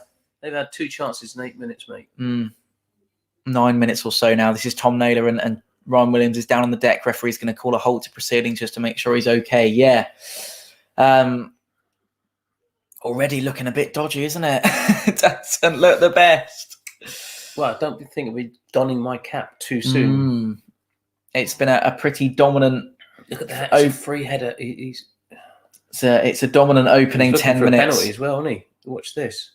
A bit of a drag, actually. He's pushed him away. Ryan Williams had got away with it. He needed to be careful with Look, how much he's pushed him away. Look. No, there's not an awful lot in it. No, he isn't, to be fair, but he's got a point. He's put him off balance. He can't get his head on it. Ryan Williams is back up on his feet now, and play will continue. There is Richie Wellens, who is the Salford City manager. He won the EFL trophy twice with Blackpool. Oh, I remember him. They played good football, Blackpool, under him. 10 minutes played now at Wembley. There's a ball out to the left-hand side. Left-hand side for Ashley Hunter. He's playing on the opposite side. There's Mr. Roy Keane in the stands this afternoon. Not quite sure. Why would he be interested? Not quite sure what he's doing there at the Pompey Salford game. Perhaps his ties with Manchester United. Or perhaps his ties with Pompey next. Well, no thank you is what I'd say to that one. The same, but there we are. Worse things have happened. Sean Raggett has played a long ball, and that's got nowhere near John Marcus again. He wouldn't take any rubbish. No, from he players. wouldn't. No, he wouldn't. No, I think it's Tom. From what I see, there's not really any prolific pressure, is there? But it seems that they want to play a bit of football, don't they? That's a wayful pass. It was a good idea, to be fair, from Charlie Daniels. Yeah, a good idea. So the other players weren't up to speed with his head thinking. Salford City keeper. Two good keepers, Tom. If this goes to, would it go extra time? It'll go extra time, then penalties. No, yeah, all that going on. We could be sitting here late into the night watching it happen. Can't. I'm going to go running at 5 o'clock. Not going to stick around for the post match with some of the boys. I could for 10 minutes or so if it finishes at 4:45. But I've got to run tonight, Tom, because I've got 8K to do tonight. Oh, exciting times! Yeah. Sean Raggett now back to Craig McGilvery in goal. Ball. Well, luckily it didn't go back to a Salford City shirt. That's he got it back to the keeper instead of putting it in his own net, which is it's a plus point. It's something to build on. When Raggett's on the ball. Is he going to opt to find Charlie Daniels, or will he go? Oh, he's played one along the floor. Got one to somebody on the grass, and that's actually a free kick that Geordie Hawula's won for Pompey there. Luckily, I don't think many people are actually watching this one, because there's quite a few 3 o'clock kickoffs to be getting your teeth into. When you say a lot of people, you mean this is live on Sky, and therefore there won't be many football fans watching it. Well, perhaps, yeah. Only us, perhaps.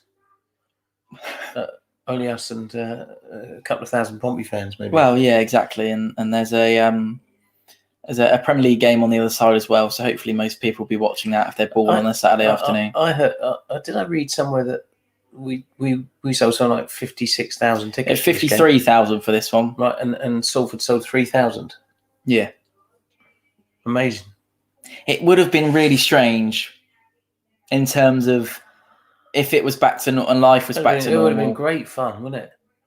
Yeah, It would have been a very congested. Imagine that, and if we lost, and we lost to 3,000 fans. That would be even funny, wouldn't it?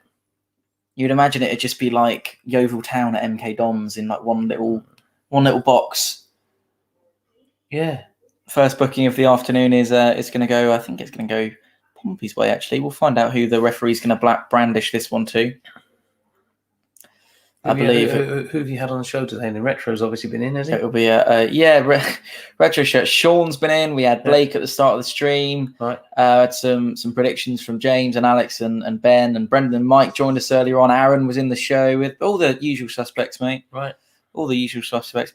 Well, some big news actually for you. What's that? Amy is going to be joining us at half time to discuss what she's seen so far. It's Richie Towell who's gone in the book. It's time we had some female input. It is. We are very male dominated on Fournilwrittenalloverit, aren't we? So luckily we'll be able to have a bit of bit of female input, as you say, this afternoon. We look forward to speaking to Amy in Or we just could under have half an hour's time. a transvestite. Well, you could, like that. You could put a wig on, couldn't you? Yeah, well, I could wear a cap if we score. Yeah, exciting times. I'm looking forward to that. Geordie Hoole is chasing this one down. He's the furthest man forward for Pompey. Nearly a quarter of an hour gone, and it's been a really, really nice slow Charlie Daniels opening 15 minutes or so. Charlie Daniels has given it away massively. Brandon Thomas Asante drives a shot, and Craig McGilvery needed to get down there, and that could have gone absolutely anywhere. It's one of those where he's got down, palmed it away. But look, he's done him up a kipper. Look, oh, he's put it back too far. He's given it to Tom Naylor there, and James Bolton's eventually going to fire one up the park. Things are looking very Greater Manchester side dominant so far this afternoon. Well, not dominant so much, but this is George Byers. Their player more got football than we are. Yeah. Raggett is an unbelievable liability. It's ridiculous. Well, Kenny's jacket. Pompey just can't find their football boots at the minute, can they? I don't know what it is. And this could just be a slow opening quarter of an hour, but it's interesting to see Geordie Hoole playing so far back there. But there's Ryan Williams, who'll look to find James Bolton, who puts a first-time cross in, and Marquis and Harvey White rise for it. It's out to Charlie Daniels, who takes it on his chest on the edge of the box and brings it down, and will have to spin round and play one to Tom Naylor. James Bolton was looking for it, but no longer. He initially had his hand up to receive it, and the hand went down. He told the players to look for another option. We're trying to play the ball through the middle, Tom, through their They're a defence. bit too stagnant and compact, aren't they? Compact in the centre. There's no one wide, is there? This is a great game for Ronan Curtis to play in. Big wide pitch that he can run down the wings. I would have said that would have been a good shout for me. Okay. Is he on the bench? He is. So he will perhaps make an appearance at some point this afternoon. But as Matty's quite rightly said, it's most weekends now that we're being outplayed, and this is a fine example of that one. Well, not exactly being outplayed, Tom, because they're not prolific, but they are mid-table in League Two. Not looking great, though, is it, mate? It's not like we're all over them, is it? No. And putting them throw the sword through them. I think that's something that we'll develop into, perhaps, as the game proceeds. No. I feel like Pompey growing into this one. Not yet. Thanks for your blunt responses. Would you like to expand slightly on why you think that? Nope.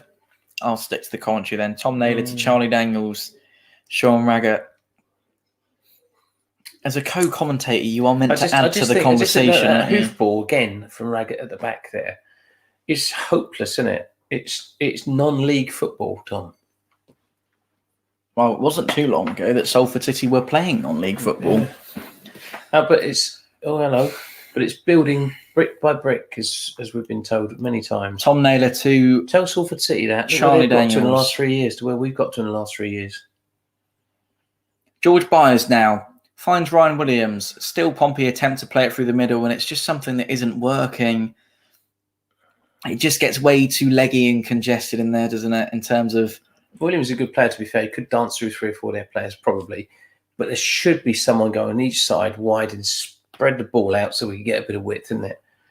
They've obviously worked out that we're trying to go down the middle and they're compact in the middle, aren't they? There's no threat from either wing, Tom. No overlapping, no passing the ball through, no nothing. It's an example of hoofball, isn't it? It's a great example of hoofball. It's an example of not knowing what you're doing. Unfortunately, the sort of opening 20 minutes have developed into, you thought it might just be a rip-roaring excitement.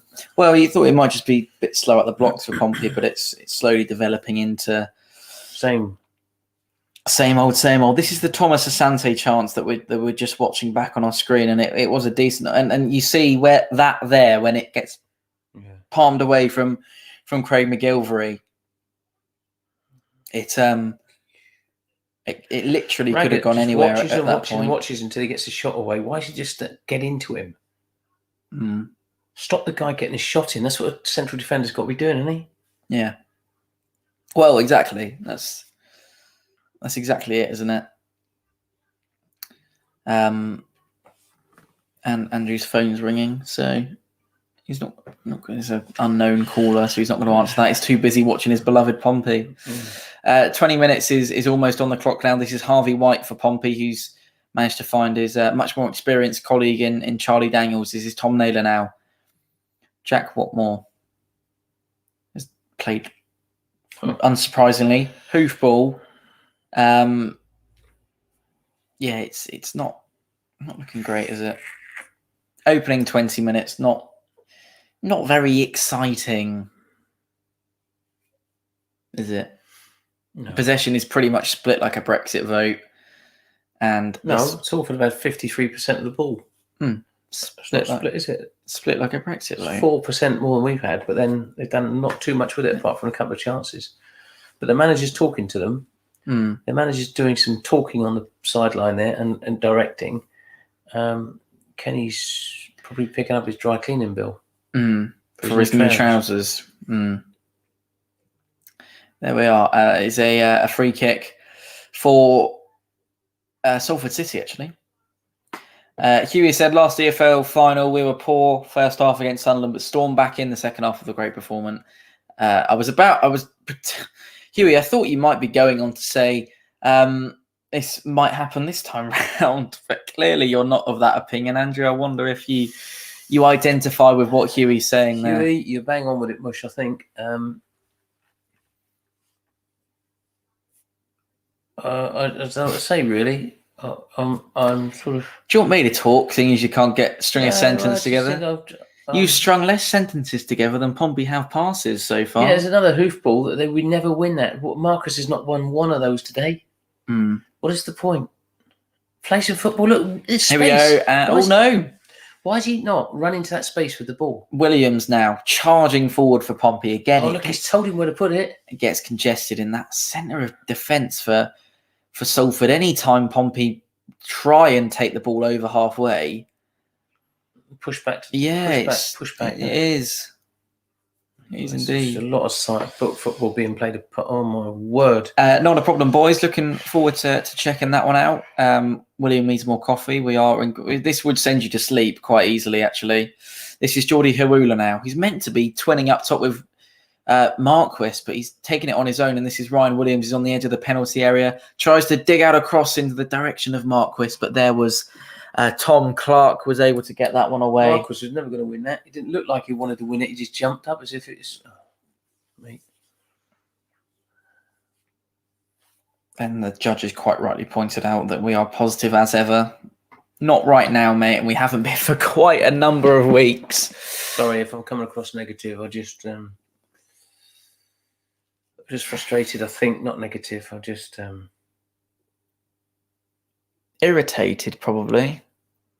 I don't know why Marquis isn't happy about that one. Oh, I think he's got a fair point, Tom. Yeah, I don't think it killed him, though, did it? Well, clearly it did. Quite like he's rolling around on the floor as if it has. Yeah, he's receiving a little bit of treatment there from Bobby Backick, the Pompey head physio. John Marquis is down. And Kenny Jackett is having a little conversation with his captain, Tom Naylor. Marquis it does seem to be in a little bit of pain. He sort of clenched his foot between his legs there, didn't he, as he went down? I think he might have twisted his ankle over a little bit, Tom. He doesn't look the most comfortable man at the moment, John Marquis. Yeah, but very underwhelming. Given all I think the most fireworks we've seen are the ones that were on before the teams came out. There's definitely been none to tell you about on the pitch so far in this opening 23 minutes. Halfway through the first half now. What's happened to John Marquis' shirt on the back there? I'm not sure. I think it's been split somehow. Yeah, you might need a new one of those. Anyway, this will be Harvey White, free kick specialist. Let's see if he can... Come on, Harvey, son. Let's give us something exciting to latch onto. It's not a bad delivery, actually, but... Very good delivery. You're right on the penalty spot, exactly where Pompey wanted it. And Hadulke was quite quick to get out to him, and Tom Naylor's committed a foul on Brandon Thomas Asante. And that one will be Salford City to get back underway. Welcome along if you're just joining us live on Fournilwrittenalloverit. Great to have you with us. We're live until probably 5:30 this evening. to dissect every single moment of this Pompey Salford EFL Trophy final from 2020, one of the longest delayed cup finals in modern football history. Not living up to expectations for me so far, Andrew. Don't know about you. Not rip-roaringly exciting, is it? But it is a cup. It is a cup championship competition. We're not really overbothered, are we? No, we're not, and it doesn't. It only counts for a trophy, as it were, doesn't it? It's not like the one that really matters, is it? And I think it'll be more of a sense of pride than anything for Pompey fans. I think it might have been Hull City have taken the lead against Oxford United. If they win today, that will make it 4 or 5 straight league wins for Hull City. We're really interested to see how that one turns out. Harvey White, I believe, has given one away to. There's not a bad opportunity there, actually. Ryan Williams charging forward. He's travelled a lot with the ball there. Harvey White in the centre of midfield looked to put a ball through, and he probably would have been offside, actually. Ryan Williams, by the time he received it. It's Keane Lewis-Potter who's got the goal for the Tigers. 25 minutes has been played at Wembley. This is Sean Raggett now, who's found Harvey White. And Ryan Williams on the spin looks to play John Marquis in, and he's stabbed one out to the right-hand side to find Tom Naylor, who puts the ball in, and there's Geordie Hawula, Harvey White and Marquis all with their heads in the air, staring at the deep cross. And Salford City will be the first to that one. And this is Brandon Thomas Asante now. He's played it back to Jason Lowe, back with Thomas Asante. I wonder, did Salford get any of their players from Man United sort of academy or anything? It's a cross-ball pass. I'm not sure on that. I'd be interested to see, actually. Ashley Hunter now. Cross goes in. There's another decent save that McGilvery needs to make. James Wilson. And you could easily be 3-0 Salford, couldn't it? Craig McGilvery very much keeping us in this one right now. I think 3 good easy saves. Well, 2 easy saves and 1 a bit harder. He was never going to score that, was he? I don't think. But they've had 3 chances, and we haven't had any yet. No, we've had very, very little, haven't we? Darren, really appreciate that. He could look at that one. He couldn't give a toss about the game. He's only here to support the channel. Very much appreciate you being here, Darren. Thank you. Thanks, Darren. Well, Darren, you might be interested to know we're on our 7th in the league table as of right now. With the scores again going in the other team's favour, so we're out of the top 6 on the same amount of games basically as Ipswich, and 1 more game than Doncaster to play. Looks like a long old mountain now, doesn't it? Looks like a long old mountain. Two wins are going to help us, assuming the other teams drop the points. Well, you would say you got Peterborough and Ipswich now, and if you want to get back up there, you've got to win those games, haven't you? But at the minute, given their performance against the League Two side, who look like they're playing like Sunderland did at Fratton Park on Tuesday, aren't they? Yeah, yes. Honestly, they're running the show. Sean Rackett's just been absolutely sat down by Brandon Thomas Asante after initially putting the challenge in, and that one's come off the back of Harvey White. And this is James Wilson now, who drives another shot, and that one will be an easier one to claim for Craig McGilvery. Gone wide anyway, but it's good effort. He got himself into a shooting position, didn't he? He did indeed. Nearly half an hour has been played. We're live across the world on Fournilwrittenalloverit. Welcome along. Drop us a subscribe if you're new to this sort of thing. We are edging closer and closer to 7,000 subscribers. I didn't mention this to you, actually. In the last 28 days, we've grown by over 250 subscribers, which is really good to see. So that's a massive thank you to all of you for making that possible. Craig saved that with his knees then. Ryan Williams now looking to find Geordie Hawula, and he has stepped just into an offside position there when he received it. He wasn't miles offside, to be fair. I know he was, but why was he? That's what I'm saying, Tom. Why is he run off? Why is he offside? Because he's not being coached, is he? No, it's not. It is. It's a simple mathematical equation for a player to work out, isn't it? It's a simple timing issue, isn't it? It's not difficult, and he should know that. He shouldn't need to be told that. You know what I mean? It's something you do on a training pitch every day, isn't it? Yeah, it's one of those basics, isn't it? Yeah, that you kind of make sure you're on side, don't you? Here he goes again, and he's looking to chase that one. Once again, Geordie Hawula, but that one came off. Look at their centre half. Look at him. Look at him shouting at his mates in the team. They've got some. They're all talking to each other, all chatting. They're all You know, that's the attitude we need on the pitch, Tom. Yeah. And you were saying beforehand, There ain't no Andrew, leaders out there. You were saying beforehand, it depends what Pompey turn up today. Which Pompey have you seen turn up at Wembley? Same the one we same saw old, lots same of times old. before. Alex has quite rightly said, looking forward to speaking to Alex later on, but he said, who is the League Two team? And at the minute, that line is being quite easily crossed in terms of which one you'd think a League Two I can tell you calibre. I can tell you who the League Two manager is. There's two of them out there. Just 15 minutes to play until half-time now.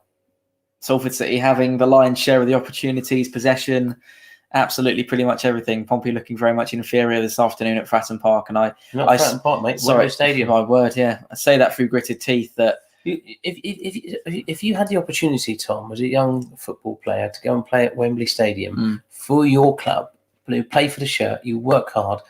For the whole world can watch this across the world on Sky Sports. I mean, what is wouldn't you want to put up a show? Mm. Don't eat when you're done there, microphone. Don't eat. Mute it if you're gonna munch it. Then they can't hear you. Well, that's all right. Well, whoever wants to hear you. I don't want to hear you munching them. I have now finished my you cookie. Sound like a caterpillar munching some leaves. Thanks. Alex has said you'd absolutely love to be running at Raggett, wouldn't you? Andrew would bag a hat-trick every game. He probably would, mate. To be honest, Alex, I probably wouldn't, but because I'm not that good. And you're better than Sean Raggett. But I'm better than Sean Raggett, yeah, right, yeah. No, I wasn't any good at football, Tom. I'm good at watching it and criticising. You're very good at criticising it in the last couple of weeks. You've been especially... I've been completely... You've excelled. To be fair, you've excelled. I know what's happened is I've had the passion drained out of me by Kenny. I've had the Pompey passion to all of us. We're all feeling the same way, aren't we? You're feeling drained of it, like it's being sucked out of you because of his attitude. You know? This is Ryan Williams now, looking to thread one through to Jordi Hawulu, who's actually had his feet taken from underneath him. Referee saw nothing wrong with that as Pompey remain in possession. This is George Byers now, who's got quite a lot of space to play with, and Hawulu's tried to play a little fancy Still one. trying to play it through the middle, aren't we? We just Can you haven't... not see, Mr. Jacket, that isn't working. So talk to the players and... change the formation. Yeah. Hello to John, who said best channel on YouTube. Tom, Pompey and Sunderland wins this weekend. Probably a Sunderland win, John, but unlikely to be a Pompey one. Thank you for your kind words. I really do appreciate it. And thank you for joining us. And hello to Tubian. Welcome along to the stream, mate. Hope you're well. Thanks for jumping in. Does Jacket ever shout to the players? Other managers seems to be constantly spurring their players on. Oh, it was an opportunity here. McGilvery's come, and crikey, Jack Watmore was the closest to the goal line there. Again, an opportunity of McGilvery just coming to try and conquer, but he doesn't quite get there in time, and that was a really decent opportunity. It's Brandon Thomas Asante again, who plays in his colleague Richard... no, it's not Richard Tow, it's Jason Lowe, actually. He's got to make that tackle, McGilvery, if he's coming that far out. Yeah. He's got to claim that, hasn't he? Yeah. He's got to get on the deck and claim it. Look, he's got to go for it. He's got to dive at it, hasn't he? Yeah, he's that's got to be his, hasn't it? It's got to be his at that stage. But he's got no one defending him, mate. Look at these woeful passes. It looks really poor, doesn't it? At the minute, it looks really, really poor. Not been an enjoyable watch so far this afternoon. Great to have you all with us live on the show, though. Thank you for sticking with us. This is Ryan Williams. George Byers now looking to find Harvey White. Just the disconnection between the players and the fans have any sort of, any influence for you? Does it have any impact that there aren't Pompey fans there to sit and watch? And therefore, when a performance isn't quite where it needs to be, it can quite easily slip below par and stay there. And we actually get used to the new normal of not being good enough when there isn't anyone to spur them on and give them that boost. I don't know whether that's something that we should be considering. No, Tom, I don't think so. I think it's the same for both sides, isn't it? Clearly, they don't get 20,000 fans, do they? But it was before lockdown, we were saying players find it difficult to play at Fratton Park because the crowd are on the back. Which way do you want it? Oh, yeah. Is that I did say Gary Neville. That's not Chris Coleman, I thought no. it was Chris. It looks a bit like Chris You got a Coleman. bit excited there, didn't you? I just thought you might be looking at Pompey and try and. Yeah, Russ's comment's quite a good one. Jacket's influence is such we're all starting to sound like we're in group therapy. Yeah, absolutely. I think you're probably right there. Absolutely. Nola said not having fans in the stadium is not the same atmosphere, and especially in the final, it's like watching the Super Bowl without the fans. Yeah, exactly that. Raggett's won a good header there. This is George Byers, who's put a challenge in, and it'll be a turnover from Ashley Hunter, and here comes Salford City once again. This is James Wilson He's now. yours, Naylor. Finds Brandon Thomas Asante on the edge, right-hand side of the box. Back to Jason Lowe, and the ball works back through to Asante, a line of white shirts. Stick their hands in the air. Raggett manages to clear. Crikey. That was a shot, I think, right? It was a curler, wasn't it? It was a curler. Yeah, I was really surprised, actually. That one was quite a dangerous ball across, wasn't it? Interesting to see the players, Tom, talking to each other and demanding the ball. They want the ball. They want to play for each other, and they're criticising each other, and they're asking for it, and he's acknowledging each other when they pass the ball well to each other as well. We got none of that, mate. We've got no camaraderie here at all, and he's drained it out of everyone. He being Kenny Jackett, you need to describe what you're seeing because other people can't quite see what you're referring to. I think they know what I'm talking about, Tom. No, I keep going on about it, and I've got to stop it because it's actually dragging me down. Yeah, it is quite soul sucking, isn't it? Really, having to watch this. Here comes an in swinger from Salford City. He's got some serious power on that one. Craig McGilvery is going to come and claim that. That was a really decent ball in, actually, wasn't it? Impressed by the amount of zap that was on that one from. If we by chance go 1-0 up, I could see us wasting time against this lot. Well, it's not something that you like to hear, is it? I don't know why we'd need to do that. Perhaps. This is Ryan Williams now. It's such a wide open pitch, a massive. So use it. Use the width. Pompey playing at the crown of English football this afternoon. And it's Marquis who's taking a mickey. He's doing his best to. They're taking a mickey, bud. They are running rings around Pompey, right from the off in their own defensive half. It's I think I've just pressed enter on a thing. Hold on a second. What's happened there? I've clicked on another. There we go. Sorry, Noel. We went through that earlier, mate. Jeff said, like watching paint dry. It's not the most exciting watch, to be honest with you. But if you are watching along with us, thank you very much. And Rochdale have actually gone a goal up against Lincoln City. Lincoln love conceding early on, don't they? And then getting back into a game. Final score, Tom. No, that's what we say every weekend. Here come Salford City again, and it's another opportunity for Thomas Asante.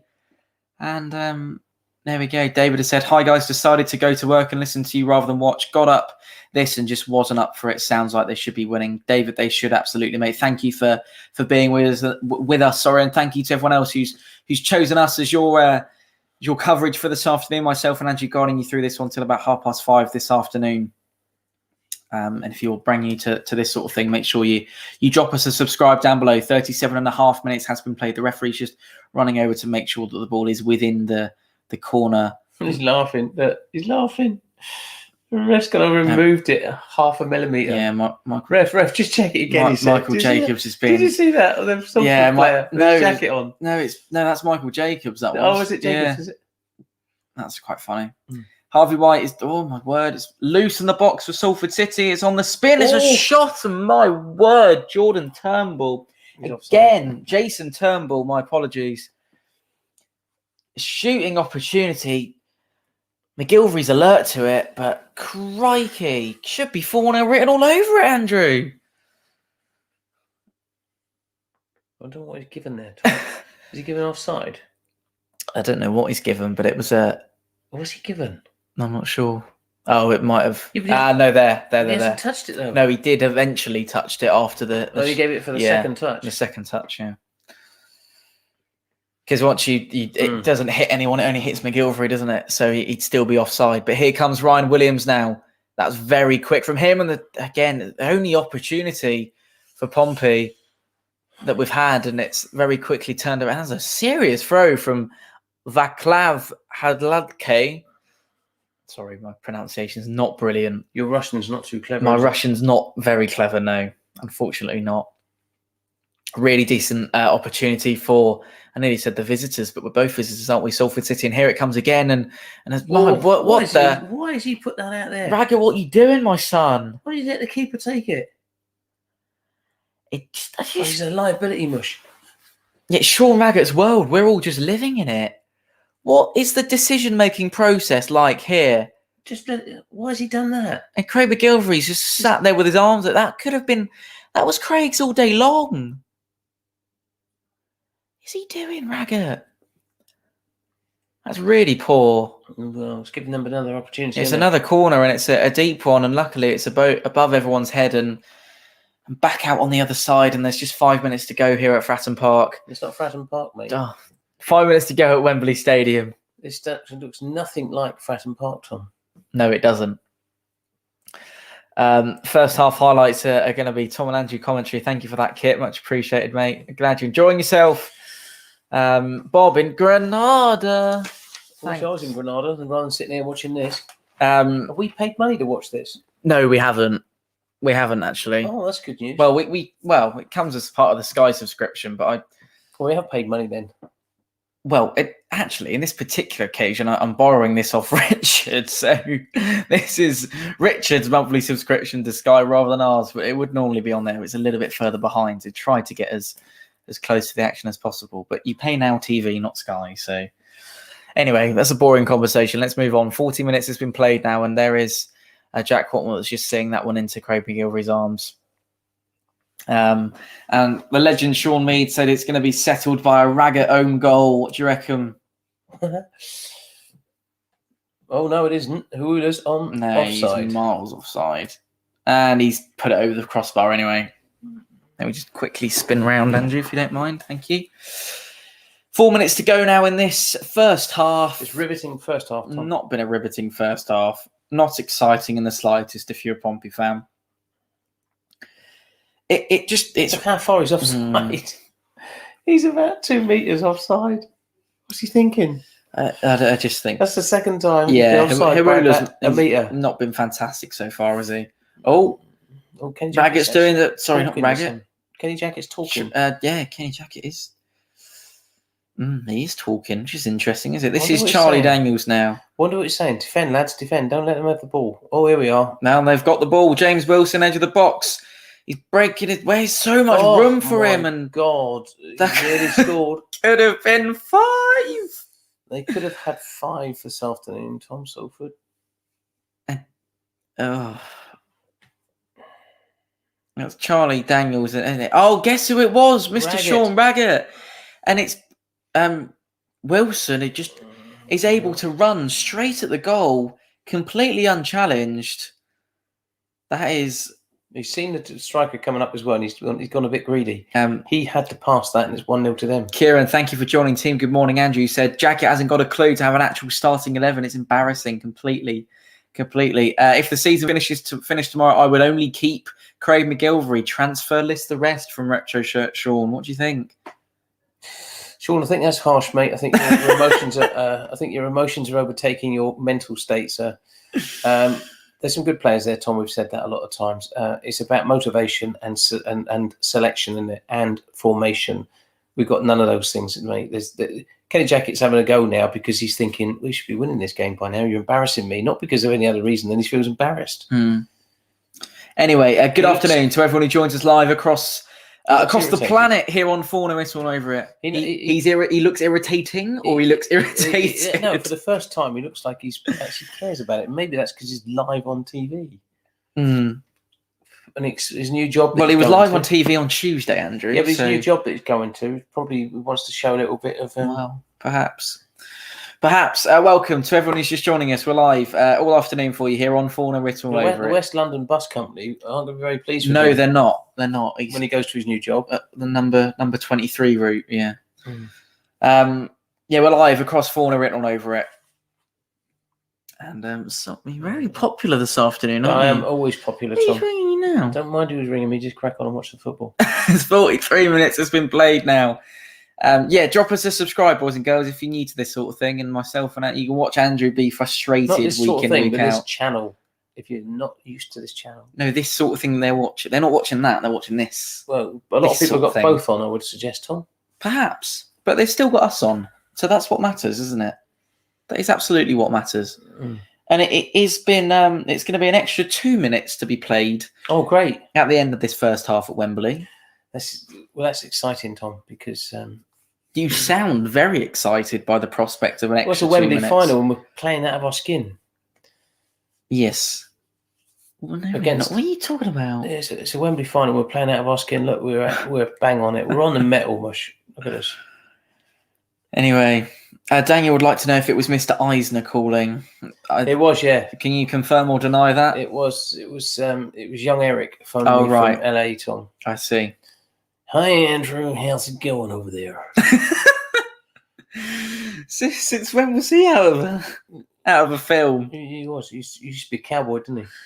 Clearly. This is, again, Brandon Thompson-Asante's in the boxes. It could have been freaking 6. Could have been 6. If they finished them, yes. Could have been 6. Not quite, Tom. That was a wayful pass. No, it wasn't. That was an opportunity. I wouldn't say could have been 6, but they had 6 really good chances. That could have been 6 It's a throw-in, easily. isn't it? McGilvery saved that with his foot. It's another decent opportunity. He's not elated with the chance, Richie Wellens. He's frustrated that it didn't come off. And he must be. He must be sat there thinking, second half, we're going to beat this. His Pompey team are absolutely nothing. He's going to be thinking exactly that, Tom. Yeah, I completely agree with that. He's going to be thinking, we've got this in the bag second half. He is. But don't worry, because half-time, Kenny's instinctive, motivating team talk will drive this game forward. Absolutely drive it forward. I think he's doing this on purpose to lull them into a false sense of security. I've got a second half blast. I've got a sense that that's quite not what you are really expecting from Pompey. It's what I would expect. No, it's what I would expect. Not what I'm expecting. It's what I would accept and expect. Not what I think is going to happen, Tom. Okay, well, the first half is over. It is goalless at Wembley Stadium. Let's get on. Richard and Retro Shirt Sean and Aaron has just popped up on the bottom of the screen as well. Richard, you're through to Andrew for the first time this afternoon. Before you start, Richard, of course, Kenny Jackets, Blue Eye Army. Did I say it was 4-1 Pompey was going to be the result? Because I can certainly be in the other way at this rate. That is an absolute pathetic performance of football that I've seen Pompey play. I think it's worse than what we've seen in the past few league games. Absolutely shocking, really is. And I really hope that Salford actually get a couple of goals because they're playing out of their skin. They deserve to, don't they? They deserve to. Oh, different class. You know, they look like the League One team. You know, they're quick to chase down any balls. As soon as they got, the Pompey players on the ball, that's it. They're straight onto it. Anything which is loose, and they should have watched out. They should have been 3-4 up by now. I was saying earlier, anybody watching this today, any youngsters watching this, anybody this is not a good advert to play football for Portsmouth Football Club at Wembley Stadium, is it? Pull that shirt on at our national stadium in front of the nation. You've got to be playing out of your skin and want to play football, haven't you? The attitude is completely down a pan, isn't it? Well, it's frustrating. McGilvery's playing out of his skin, and say if it wasn't for him, then we wouldn't be coming back in the second half. And even Byers, doesn't seem to be the spark. I thought, he wins about not being selected, didn't he? But what's he done? Yeah, nothing, absolutely nothing. And Hawula, I thought, throughout the half, he's not making the moves that I thought he would be, when we do have the possession to try and get into a space, and create anything, There's nothing down the chat on either side, is there? Nothing. No, down either wing. He's done classic. He's changed the players, but kept the same formation, the same dogged midfield, sitting too deep. No one's going down the wings. It's just tiring. Just to quickly say, if you're just joining us live on Fournilwrittenalloverit, the gents are dissecting that first half performance, and they are three very unhappy gentlemen that I sit alongside. I don't know what you've been discussing because I left the room briefly, but what was not a lot? Tom. Not just okay. how woeful it's been. Sean, what do you change? I find myself rooting for Salford because they're exciting. They're passing the ball, they're popping down the wings, down through the middle, crossing it nicely. It's lovely to watch. Yeah, you're saying that because of all of our attitudes towards Jacket and what's happening there at the present time. We're all saying the same thing. Really, we'd like Pompey to go and nick this 1-0 in our heart and soul, but it does irritate you. You almost want us to lose 1-0 to put more pressure on him, don't you? I don't want. I want some excitement. I want to see them play. I want some passion. You know, it's just making me think that this Salford, like I said in the comments, it's like Pompey 3-4 years ago when they were competing at the top of League One or League Two, sorry, waiting to get up and stuff. It's just now we're sort of stagnating, and I don't know what it is. Right. Well, I do, but stay where you are for a minute, gentlemen. Thank you very much. Just for the time being, I think we're going to give a very warm welcome now to a brand new guest that we've got live on Fournilwrittenalloverit. Amy has joined us. Welcome. Hello. How are you? I'm good, thank you. How are you? Well, we've just been sat here and 45 minutes of misery, to be honest, Amy. Have you been watching it? Yeah, I have. Very dull. Yeah. Rubbish, basically. Give us your opinion on Kenny Jackett and what you think's been happening for the last 8 weeks, Amy. Because you've been watching. I know I've been talking to you on the show here. So what's your take on what's going on there? Yeah, he needs to go out the door now. There we go. If he was your boyfriend, you'd dump him, wouldn't you? Yeah. Oh God, yeah. He'll be gone. he would be gone out the He'd door. be out that door, yeah, straight away. But yeah, it's not good at all. Have you got any hope for the rest of the season, Amy? Do you feel like Pompey could still finish in the playoffs? No. Well, we're seventh. We're seventh as we speak now, with the results at half time going in other people's favour. So we're I can just see us going lower than that at the minute with how they're playing. McGilvery's the only one showing up. I think we're missing Cannon today as well. As in missing him, as in we're missing him out the squad, or missing him in terms of playing the game and how much playing today. Yeah, definitely. I think he's one of our best players. Who's your favourite player? Probably Cannon. Mm-hmm. And I like Williams as well when he plays. Sometimes he can have off days like everyone, but yeah, I like Williams and Cannon. Them two. And Ronan Curtis, do you think Ronan Curtis could fit into this today? Yeah, definitely. I think he should come on.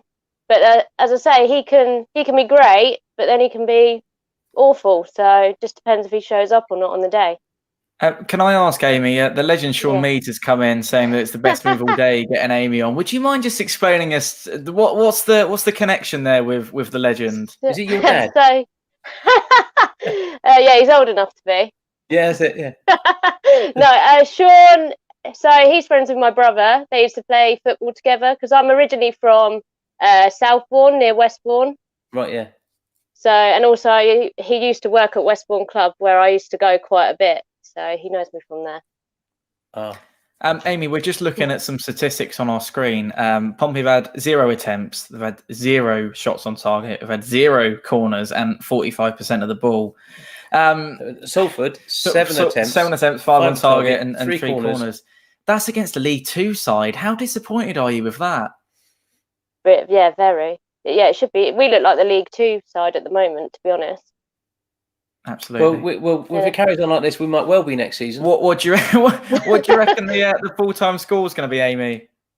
Well, I went to we were saying earlier, some people in the chat, when I went to the Wembley game a couple of years ago for the trophy. I remember saying to my brother, "Are we always this bad in the first half?" And he said, "No, wait for the second half." And we actually showed up. So I don't know. I want to have some hope and say maybe 2-1 to Salford, but I don't know. 2-1 to Salford. Yeah. Frightening. To be honest, I said that before the game. Actually, well, I can't see it scoring, Tom. We haven't had a No, chance I on know. goal yet. I know. Where'd you get the one goal from? We might get a penalty, so we might score that. Good point. We would take that. Amy, thank you so much for jumping on. It's been No lovely to talk problem. to you. Can I just say, great to have the channel on. Sorry, go on. I was to say hello to my brother. I know he's watching, so hello, Steve. Hello, Steve. Hello, Steve. Thanks for joining us. Amy, if you want to come back on with Steve at some point in the future, just drop me a message. Or even after the cup's won by Salford. Probably. You've got the link, so you're more than welcome to jump back in. Thank you for the moment. Okay, Speak to you soon. no problem. Thanks for having me. See you later, guys. Bye, Amy. Bye. There we go. What a lovely warm welcome that was. We're going to go for two at a time now, boys, because we're relatively pressed for time. The gents are in. Alex has joined us. He's taken a bit of time away from Mother's Day celebrations to come and be with us this afternoon. So thank you, mate. We'll start with you. Have you been able to watch any of that so far? Yeah, no, unfortunately so, yeah. I mean, I wish I hadn't. But, yeah, like Andrew says, I mean, where are we going to score a goal from? It's just, it's painfully bad. And it makes me even sadder thinking back to what some of the guys were saying, you know, when we were back in League Two, like when we played Derby that time. How much more excitement were we back then? And look at the state of us now. It's laughable. But, yeah. So what do you think for the second half? I think we could probably lose 1 or 2-0. Maybe 1-0 would be kind of, it wouldn't flatter Salford at all. I mean, we haven't had a shot in that first half, which is just ridiculous. And it's just not one player looks like they care less. And you're at Wembley, you put on that shirt, you just couldn't care less. And it's just It really makes you wonder, doesn't it? And you hope it's just kind of the manager sapping the life out of them like he has done all of us, rather than them actually not caring less. But yeah, it's worrying. Do you think because a lot of them are out of contract this summer as well, they're not really that bothered? Is that a possibility? Yeah. I don't know. I mean, I think that a lot of these players would probably other teams would probably come in and get them because, you know, they know how they can play some of them. But I just think there's just no life at the moment. And do you really think Jackett's in the dressing room before the game geeing them up? I don't think so. And I think last time when we were at Wembley in 2019, the players looked up for it in the second half anyway. And I think that was probably because there was 50,000 of us there, or 45,000 of us there. That's not that today. So it's just an empty shell, big stadium, but I don't think they've got. They couldn't. It just looks like they just don't care, and they're not bothered about being there. Brendan, Mike, just hearing that Lee Brown and Ronan Curtis are going to be coming on for the second half at Wembley for Pompey. I wonder what your immediate reaction is to that one. Yeah, well, I'm happy to see Curtis come on. Hopefully he's going to do a bit of his magic and sort of, bring a bit more fight into the teams. But as Alex said, we're sort of lacking in any sort of determination at the moment. Ronan's played at Wembley twice now, once with England, once with Pompey. So hopefully, for Ireland, sorry, not England, against England, for Ireland. Hopefully he can G the boys up and because we saw him when he come off the bench against Sunderland. When he come on, there was a bit of urgency about him, and there was about a 10-minute spell where we looked pretty excited. Well, the players looked like they wanted to fight for it. He's also a showman as well, and he likes to be seen, doesn't he, Ronan? So big occasion on TV. Yeah. He probably wants to really impress, doesn't he? Because he's probably thinking, well, actually, I'm not having another season in League One next season. I'm going somewhere else, and he's going to prove what he can do probably to anybody looking at him right now, isn't he? I would suggest. Yeah, definitely. And his last cup final, if I remember it correctly, he was in bad form then leading into the final, and he had a bad first half, and we pulled him off. So hopefully he's there to say, right, I'm not messing up this time. I want to play well. Mike, what would you change for the second half if you were Kenny Jackett? Kenny Jackett. Kenny Jackett.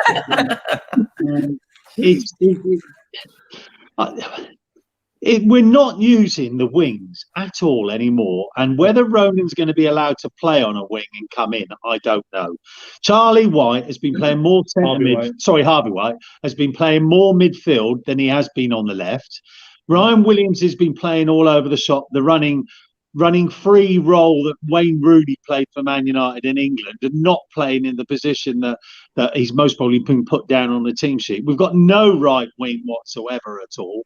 Daniels keeps giving it away. Yeah, Daniels giving it. Well, he's not the only one giving it away. There's so many players giving the ball away. So sloppy, silly passing. Naylor as well. Naylor's been terrible for it also. I mean, Yeah. Amy's brother, Stephen, says that Pompey are good in the second half. Well, the last 8 games that I've watched, we've not been good in any 8 games, second halves that I've watched. So I don't know where it's going to come from. I don't think we're going to win. Everybody else is saying we're going to lose. I think we will lose unless something really drastic happens. But after full time, I've got some questions for you that I really want to put to you. Could we go and nick this 1-0? Is that possible? It's the only way we're going to win, Andrew, because we ain't going to do football because we're not playing football. Would we want to celebrate that at the end? Yeah, well, no, it will be a huge. Thanks for that. Alex, would you celebrate a Wembley Cup win? Yeah, I mean, the thing is, as Pompey fans, we can't go to Wembley and genuinely want to lose it. I mean, we can go to Northampton and think, who cares anymore? The season's done. Get jacket out. But I can't have us going to Wembley on telly and losing to Salford. I just can't have it. And I don't think Lee Brown and Curtis are the worst people to bring on, because he's probably thinking, let's try and keep a bit of partnership on one wing. And they obviously know each other.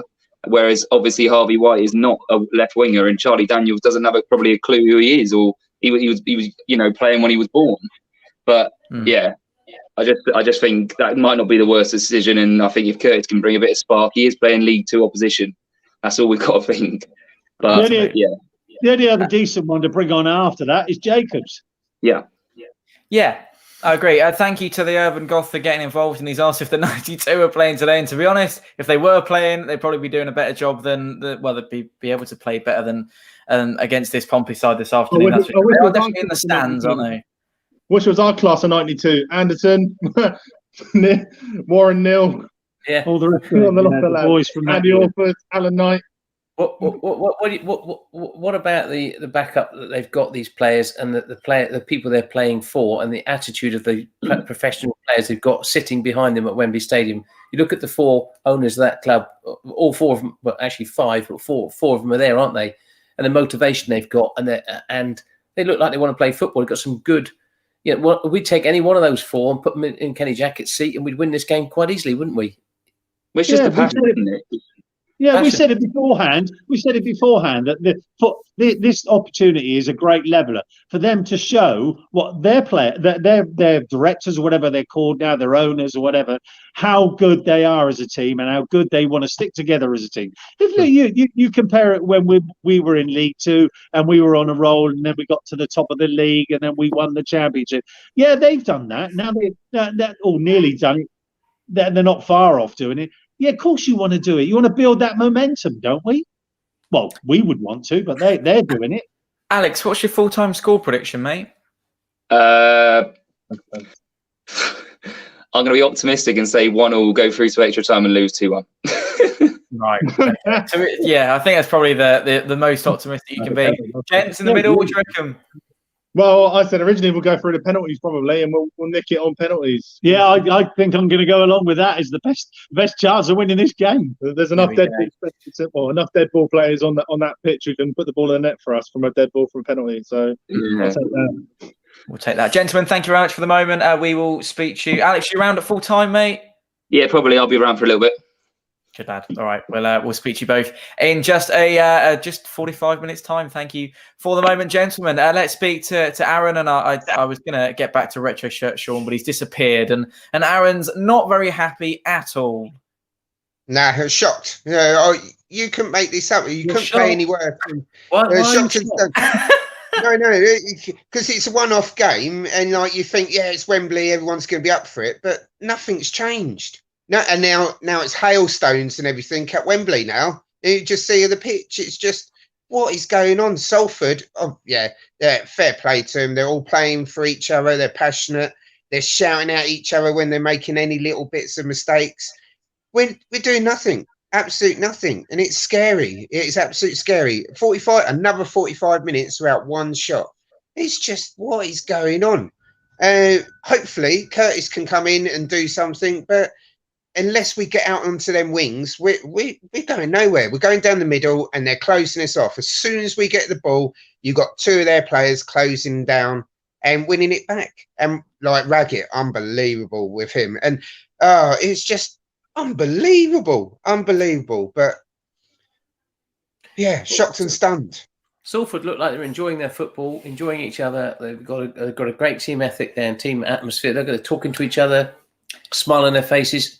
Watch our team come out. Harness is actually coming onto the pitch as well for Pompey in this second half. I was just going to ask if Richard and Retro Shirt Sean are still there. Do you have jammy Dodgers with you, gentlemen? Because we were going to have a bit of a. I was going to indulge myself. I believe Aaron probably has as well, haven't you? No, I've eaten the jammy Dodgers. I'm just about to go on to the Aero Dark now. Oh, lovely. Can't go wrong with those. Can you pass me over the Dodgers, mate? We've gone big once again today. We've gone for the jumble pack because the song we're going to sing at the end of the season is Kenny Jackett's Promotion Dodgers. Yeah, obviously, along with the Jammy Dodgers. Richard, do you have any Jammy Dodgers, mate? I don't, mate. Sorry. Hobnob. That's all we have up in Shropshire. Hobnobs are a very close second to Jammy Dodgers. I am partial to a few hobnobs. Just quickly, Richard, your view on those changes. Marcus Harness is on the pitch, as is Ronan Curtis. We struggled down that left, didn't we, earlier on? Do you think that's going to make any difference? Hopefully now we'll keep the ball on the wing and actually add some positivity going forward now, with Harness. And, I think now with them three coming on, we got a good chance now of getting a goal, definitely. I'd like more than one, and I would like to try and keep Salford penned back and stop them from coming forward all the time. And Lee Brown, Aaron, what's your take on him? I believe it's probably Charlie Daniels that he's replacing, isn't it? Yeah, it would be, wouldn't it? Yeah, I think it was actually. Charlie Daniels didn't have a very good half at all. He gave away a couple of balls. Lee Brown, different sort of player, even though he's the same position, but hopefully he can actually get into him and start chucking his orders about. But something needs to happen quickly. And I say the first 10 minutes of this half will tell us if we're going to win this or we're going to lose it. If Salford come out like they were first half, they're going to get a goal. Definitely. They're very, very unlucky. And I can see so many championship managers now looking at our goalkeeper thinking, he is good. So if we don't win this and keep hold of him, it'd be in the championship next year with another team. Just finally, Richard, has Harvey White done anything for you in order to be retracted from proceedings this afternoon? Well, he's done nothing at all, has he? Say you mentioned earlier on, he's playing more in the midfield instead of out on the left, where he's meant to be. You enjoying it? I've got the tally on downstairs, so I'm sort of missing this. Sorry, gents. Don't enjoy it. But is that for Pompey or for Salford? Yeah, for Pompey. It was like, what's going on here? It was on the left hand. Gentlemen, thank you. We'll let you get back to the football. We'll speak to you at full time. No worries. All right, see you later. Cheers, boys. Richard and Aaron and Retro Shirt Sean and all the gentlemen who have joined us live on Fournilwrittenalloverit. I'll tell you about that later. This is Jack Watmore playing one forward now to Ronan Curtis. This is probably the opportunity that Aaron was just talking about, and automatically Curtis. We had a shot on target, boys and girls, for the first time this afternoon. We had a shot. Oh, anyway, that's a shame, isn't it? That it's taken us that long to 46 minutes. Takes Curtis to come on the pitch and perhaps get some fire in the bellies of the Pompey boys on the pitch this afternoon. Let's hope so. Cannot believe it. We had a shot. Here comes another ball up towards John Marquis now. Bit of a brighter start to the second half for Pompey. This is Pompey captain Tom Naylor, James Bolton and acres of space. Marcus Harness, little 1-2 with the captain. Then he spins and opts to go back to Byers. Now Harness again, playing through the middle and another opportunity. Ball thread through, but the Salford keeper was out quickly. How would you say that one? Haladgi. No, sorry. As I said earlier, Russian isn't the best and never has been. But it's very good opportunity in the opening couple of seconds, in fact, for Pompey through Ronan Curtis. Would have been one of his first couple of touches on the ball from the Irishman, who, as Brendan was quite rightly saying, has already played twice in his career at Wembley. Wants with us in this trophy a couple of years ago. That's a pretty poor finish from him, though, mate, isn't it? And again against England for Ireland a couple of years ago. Or last year. Last year, yeah. Sorry. Nearly approaching 50 minutes in this one. We are back live across the world, still live across the world here on Fournilwrittenalloverit second half commentary. We'll be back with Andrew's having a dodger. We'll be back with all the gentlemen at full time. For the time being, you're with us for commentary. Lee Brown, you happy with that change, mate? On for Charlie Daniels? Any particular reason for that one, do you think? You're having a dodger. I'll leave you to it. This is a set piece delivery from Salford City. It's going to be sent in, and it doesn't quite beat the first man. I think it was actually John Marcus back there doing the defensive work for Pompey, and a long ball up for Marcus Harness to get on the end of his foot. First touch is poor, but eventually he managed to grab hold of it, and it's a bit of a Pompey counter-attack. Marcus doing his best to get up there, and that was actually going to fall quite nicely for him, but the keeper will come, and again, looking better than it was first half, Andrew. Looking much better. Well, we talked about the wide men being on there, Tom. Curtis will make a difference. Harness will obviously make a difference. And we always said, let's play Harness and Williams together. We've been talking about it for a long time. You need pace and you need wide players, mate. Yeah, it does definitely look a lot better, doesn't it? This afternoon already. We're really, well, I am pleased to see that actually Pompey digging in and actually putting up a fight against this Salford City side, albeit only sort of 3 minutes back into the second half. But whatever he said at half time, Mr. Jacket, Andrew, in the beautiful Wembley changing room that we were lucky enough to be sitting in at just a couple of minutes ago, it seemed to work so far, hasn't it? We weren't sitting in it, Tom. We were looking at it. We weren't, but I said we as in Pompey, the team. You always say I need to be more. It's a real... a wonderful place to play football. Oh, yeah. Tom. Brilliant place. I said the crown jewel of English football. Absolutely.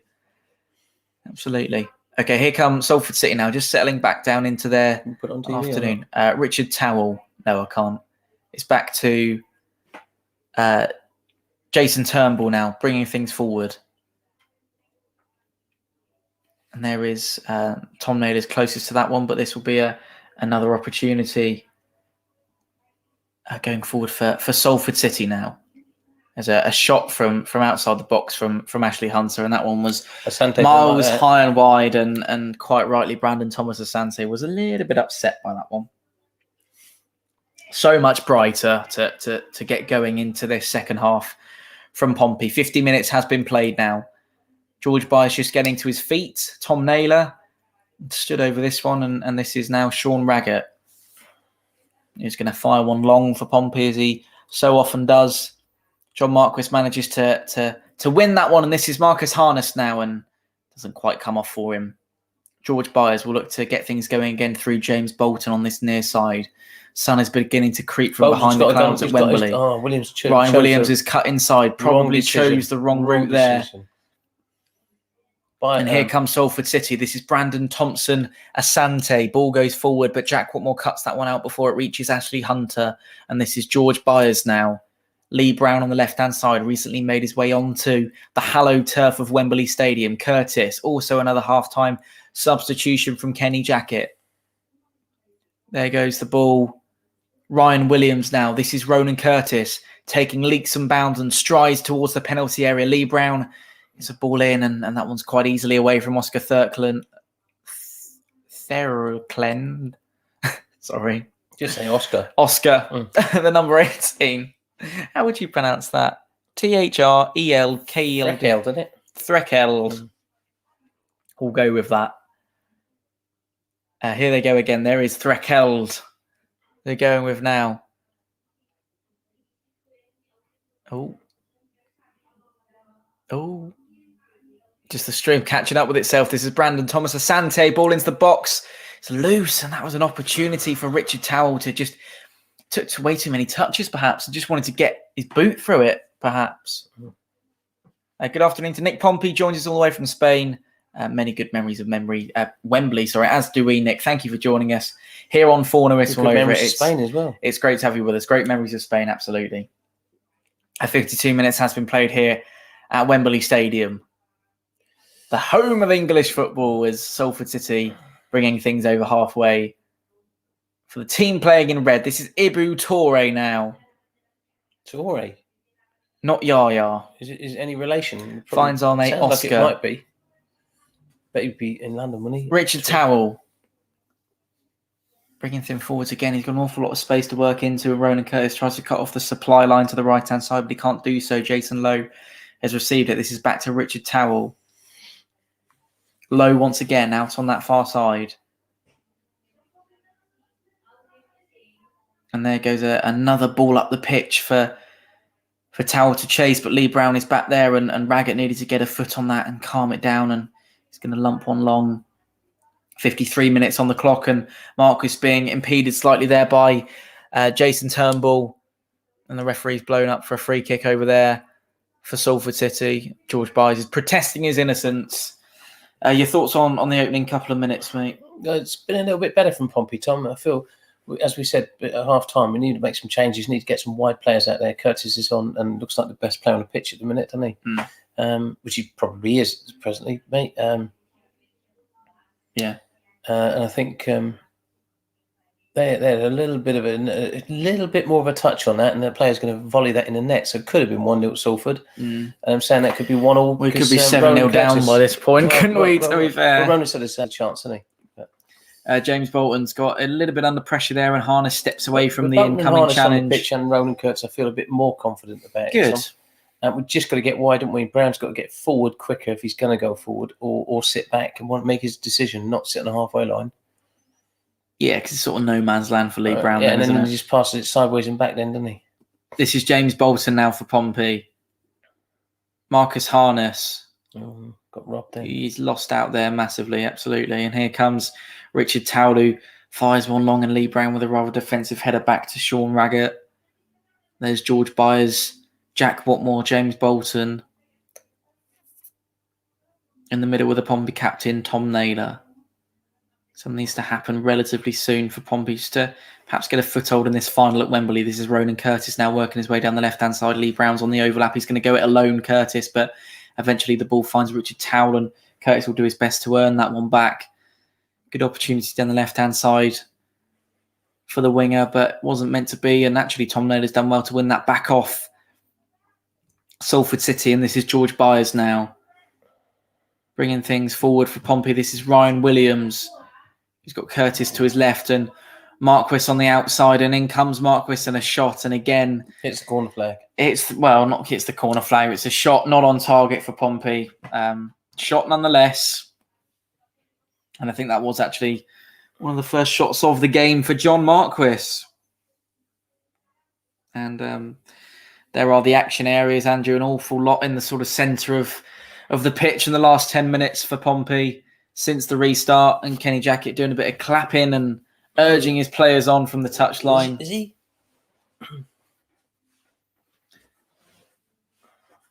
55 minutes has been played.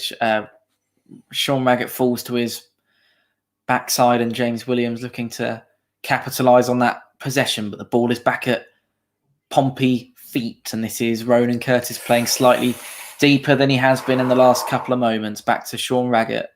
Well, I thought he was going to pass it across his goal for a minute then. Jack Watmore. That one's a little bit ahead of James Bolton, and that will be a Salford City throw-in on this near side, which both the players didn't look very happy about, that it had just trickled out of play.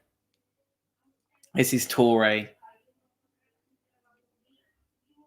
There's our mate Oscar.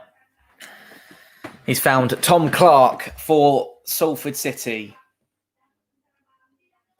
As we sit and enjoy and watch Salford knock the ball around the back, and play comes forward now through James Wilson, who's looking to thread a ball through. Bit too much on it. To Ashley Hunter, but as Andrew said, there was a little bit too much on it for him. And that will be Craig McGilvery's to come and claim with relative ease there. Still 0-0, 57 minutes on the clock nearly. That wasn't a bad opportunity, and just slightly less than that, and that would have been another opportunity for Salford City to take the lead at Wembley just after the halftime break. Things have seemed to fizzle out a little bit now I'm just going to leave you to it for 2 seconds. Please give a conclusive commentary if you can. Or I tell you what, why don't you ask the viewers where they all join us from this afternoon? Let us know where you are watching Fournilwrittenalloverit all over it and from. then I'll read it out, Tom. Read them on there. Let us all know. But where will they be? To the bottom right. They'll come up here on here. Okay. So read them out as soon as you get them. That would be great.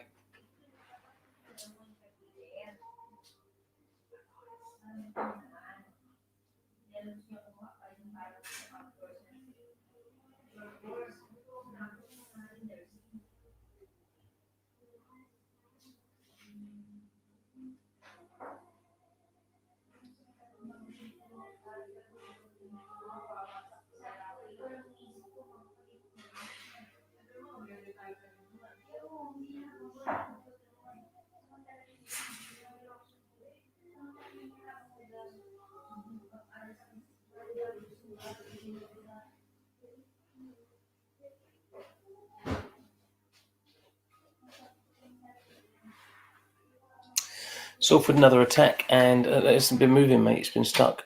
No, because I haven't scrolled down. That's why. There you go. Look at all these coming in. Did you talk for a bit? No, I didn't. I was why did you sit there not saying anything? And you can't do that. It's not allowed. Oh my goodness! Can't be sat there not talking. Portchester. Good afternoon, Rio.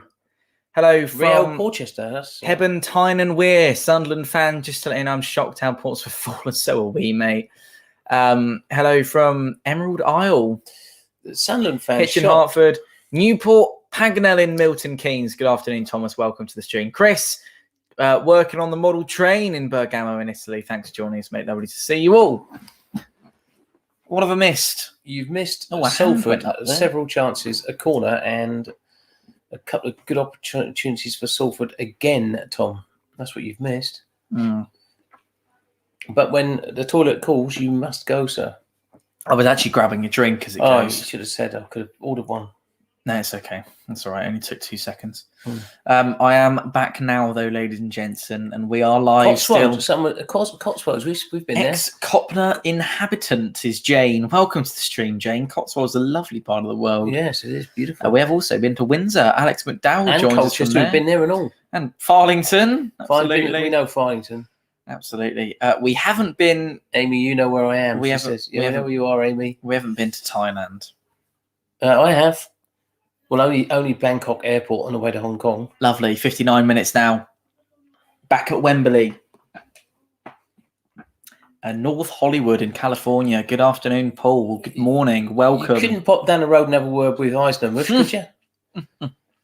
Paul's from Fenton from California. Please just go and talk to Mr. Eisner and tell him all about English football. Would be lovely, wouldn't it? That would be very useful. An hour's been played here at Wembley Stadium. Been chipping what? Have you been to Chipping Campden? No, we've been to... What's that place we've been to? Bakewell. No, in the Cotswolds. Oh, sorry. Oh, I know. Bourne on the Water. Bourne on the Water? Bourne on the Water. Bolton on the Water. Yeah, we've been there. That's lovely. Probably nearby, isn't it? It's wonderful. Someone there from South Africa, Tom? Wow. Othu from South Africa. Welcome along, Othu Makondo. Sounds like a good old Pompey name, that one, Othu. Othu, that's amazing. I'm sure Othu is a massive Pompey fan. Thank you for joining us all the way from South Africa. That's unbelievable. Welcome. If you're new, Othu, drop us a subscribe, mate, and we'll keep you covered with all things Pompey out in South Africa. And there is Mr. Mark Catlin, who's got a snood on his mouth. He's having a conversation. Pompey chief executive there. He looks really happy and relaxed. He does look quite tired, doesn't he? Bless him. I see them Sunderland fans saying he thinks 1-0. Why Sean Mead's just laughing? What's he laughing at? Probably your face. There's someone from Venice of the Cotswolds, Burton on the Water. They are. Born on the Water. Oh no, that's Jane earlier saying the Venice of the Cotswolds. It is a beautiful place. It's beautiful, yeah. Tropical Barbados, says Chris. Welcome along. Daniel's from Stubbington. Thank you for joining us, Daniel. That's near Barbados, Stubbington, isn't it? Noel, I live near him. I'm going to talk to Mr. Iser and convince him to sack Jacket and talk to him about English football. I think he doesn't know enough. Thank you very much. Yeah, I Noel, think for you're that. probably right, bud. You live near him, probably, but I don't think he's going to listen about sacking Kenny because he's already said he's not going to. But what you might do is talk to him about English football. That would be great, wouldn't it? Good afternoon to Zishan. Welcome along to stream, mate. How you doing, mate? Thank you for joining us. He's from Hong Kong, is he? Zishan or Zishan? Let us know where you're joining us He's from Hong Kong, I think. No, that's Kai Wang Kwok. Is it? Yeah. Don't get confused, mate. Zishan, let us know where you're joining us from. Greetings from Florida, says Logan O'Boyd. Welcome, Logan. Logan, thank you. Welcome, mate. For joining us. Florida, play at Pompey. Well, we'd like to say play at Pompey, mate, but it's all Salford again, unfortunately. Curtis has just finished work. We're not looking great at the minute, mate. It's kind of... Zishan's from Peterborough. Well, that's near, isn't it? It's nowhere It's near Hong Kong. Sorry, Zishan. Thanks for joining us. Put it like this: he's closer to Hong Kong than we are. Yes. No. He is talking about. He is Peterborough. Yeah, it's closer to Hong Kong than we are. It is as the crow flies. You got to fly over Peterborough, haven't you? From No, Heathrow. you haven't. You would over the north coast of England to go over Russia. But in terms of miles, it's further than us. We're closer. You're full of All right then. rubbish. Hello to Sama. Check that out. Samatome from the Highlands. Welcome along. The Highlands, that would be Scotland, I assume. Would be up in the Highlands. Or does he mean Portsmouth Hill? Well, that is quite high up, to be fair. yeah. It is, yeah. Anyway, welcome along to everyone who joins us. Thank you for being with us here on Fournilwrittenalloverit. It is lovely to have you all in. We have someone in from Greater Manchester. Hello from Salford. Salford. Yes, impressing us so far this afternoon. You might well be a Salford City fan, or you might be Manchester United. You Could you just confirm your identity, please? Well, and your team. Please do. Please do. That'd be great to hear. Another decent little bit of a spell of possession from Salford there. We're keeping you across this one here on Fournilwrittenalloverit as we get a view of some of the owners at Salford City, of which there are many big names, and there is Mr. Gary Neville himself. Deep in thought, as Andrew is right now. The legend Sean Meads has said, we are not going to score from a header. Got to get some shots in, and I don't mean from the bar. That's quite funny. You missed that one because you're busy on your phone. 65 minutes has been played. This is Asante now who drives on across the box. And again, any header on that one would have been absolutely wonderful. There are a few Pompey fans, Kit, in California. A few 4-0 fans as well who join us. Hello to Colin Major. Hi from a Sunderland fan from planet Mars. He's that far away. Sket Baguette, but support Man United as Old Trafford is just around the corner from me. There you but go. Do you want Sket? Let us know whether you want Salford to win this afternoon in that case, or Pompey. Say Sket. It's probably not his name. That's what he said his name was. He's not called Sket Baguette, is he? His name is not Sket Baguette. It might well be. Don't be rude. Oh, it's not his birth name, is it? My name's Andrew Onion. 4-0 Andrew. Yeah. You were born as? Yeah. Born as 4-0 Andrew. 4-0 written all over it, Andrew. Yeah. George Byes again a little bit frustrated by the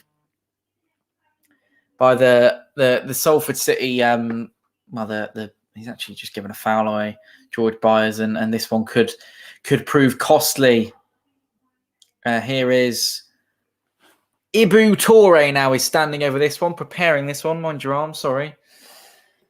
Here we go. This is right on the edge of the box now on that far right-hand side, just a couple of yards from the 18-yard line. The referee's about to blow up for this one to be delivered by Ibu Toure. There goes the whistle. Up he steps. It's a shot that's delivered.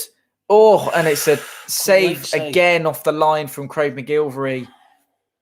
Right place, right time for him. And it once again kept Pompey in it on that one massively, Craig McGilvery. 66 minutes on the clock now. Marcus Harness working his way down this right-hand side. And it doesn't quite fall for Ronan Curtis. No matter, though. Marcus Harness gets a second opportunity. Ball goes in, and that's completely, it's miles away from any white shirt at the least. And that one will, it's Craig McGilvery having the performance of his life, Andrew. Tom, interestingly, because the game is that interesting, I've managed to find out the miles in distance from from Peterborough to Hong Kong. Very quickly tell us then, because people get Peterborough bored. to Hong Kong is 6,036 miles. Yeah. And Pompey from Hong Kong is 5,490. So there you go. we're actually closer. We are. I did say. Than Peterborough. I did say. It's just Jack Watmore now for Pompey. Interesting. Thank you for working that one Just out. thought everyone would be interested in I'm sure that. everyone wanted to know. That is the fact of the day. Lee Brown Pompey has found is Ronan Curtis. Here he comes down the left-hand side. Ball. Oh, my word. Then we get back to my interesting statistic, Tom. Pompey is actually further away from Hong Kong than Peterborough is. Yes. Fact. That is a Jerry Dodger fact. Peterborough's further away from than Pompey is from Hong Kong. Yes, I beg your pardon, that's what I meant, yes. Come on. There you go. Interesting fact, though, isn't it? It's more interesting than football, that's for sure. Yeah. Everyone's really... Oh, Daniel was curious. Oh, Sean Lee said thank you, Andrew, and Hugh knew. Anyway, seeing as that man on match Craig McGilvery for me so far, he's been absolutely outrageously good. He's going to be called into action here again. Ibu Toure flashing one across the box, and that one was yeah. Oh, that's not a very nice comment from Cyber. He said we couldn't score in a brothel. Oh, that's quite a horrible one. Thanks for that, mate. We might get demonetized for that. There's not much space in the bottle, though, Tom. In a bottle, yeah. Anyway, Andrew, great save. That's very slowly. Oh, look, Gary Neville thought he scored. Starting to Neville won a cup. Starting to think that this one could go to penalties, perhaps extra time and then beyond. Well, I haven't donned the cap yet, Tom. No, you haven't. I don't think you're going to need to be honest. Salford have had 11 attempts on goal, and we've had 2. And still only one shot on target. We've had 1 shot on target, and Salford have had 6. We're talking about Salford City at Wembley. Well, what has it been? 160 minutes of football. We've had 1 shot on target. Obviously failing to record one on Tuesday night against Sunderland. It's woeful, isn't it? Good as it. 70 minutes now has been played at Wembley. And I'm really hoping that we don't go to penalties, to be honest. Ben Close is coming on. Oh. Right. So who's he going to take off then? Williams? Here comes Ashley Hunter down this right-hand side for Salford City. I've got a clue, to be honest. I think he's going to do something really strange. He's going to take off Williams. He's going to take Craig McGilvery off, probably, wouldn't he? He'd probably sub Craig McGilvery because he's keeping us in the game. It'd be funny if he did. Again, another... Oh, we've got to get to that one a bit... Yeah, it's got to get to that one quick, Craig McGilvery. And he, again, has done it superbly well. 70 minutes if we score in the last 20 minutes, we shouldn't celebrate that win, because if we do win the game 1-0, we shouldn't celebrate that, Tom, because Salford have been far the better outfit in terms of the way how they want it. Do you their think attitude. Kenny Jackett's brave enough to take off George Byers, seeing as all the tension it caused in the week? Who else is going to take off then? He can only take off Williams, really, can't he? It's there is Ben Close.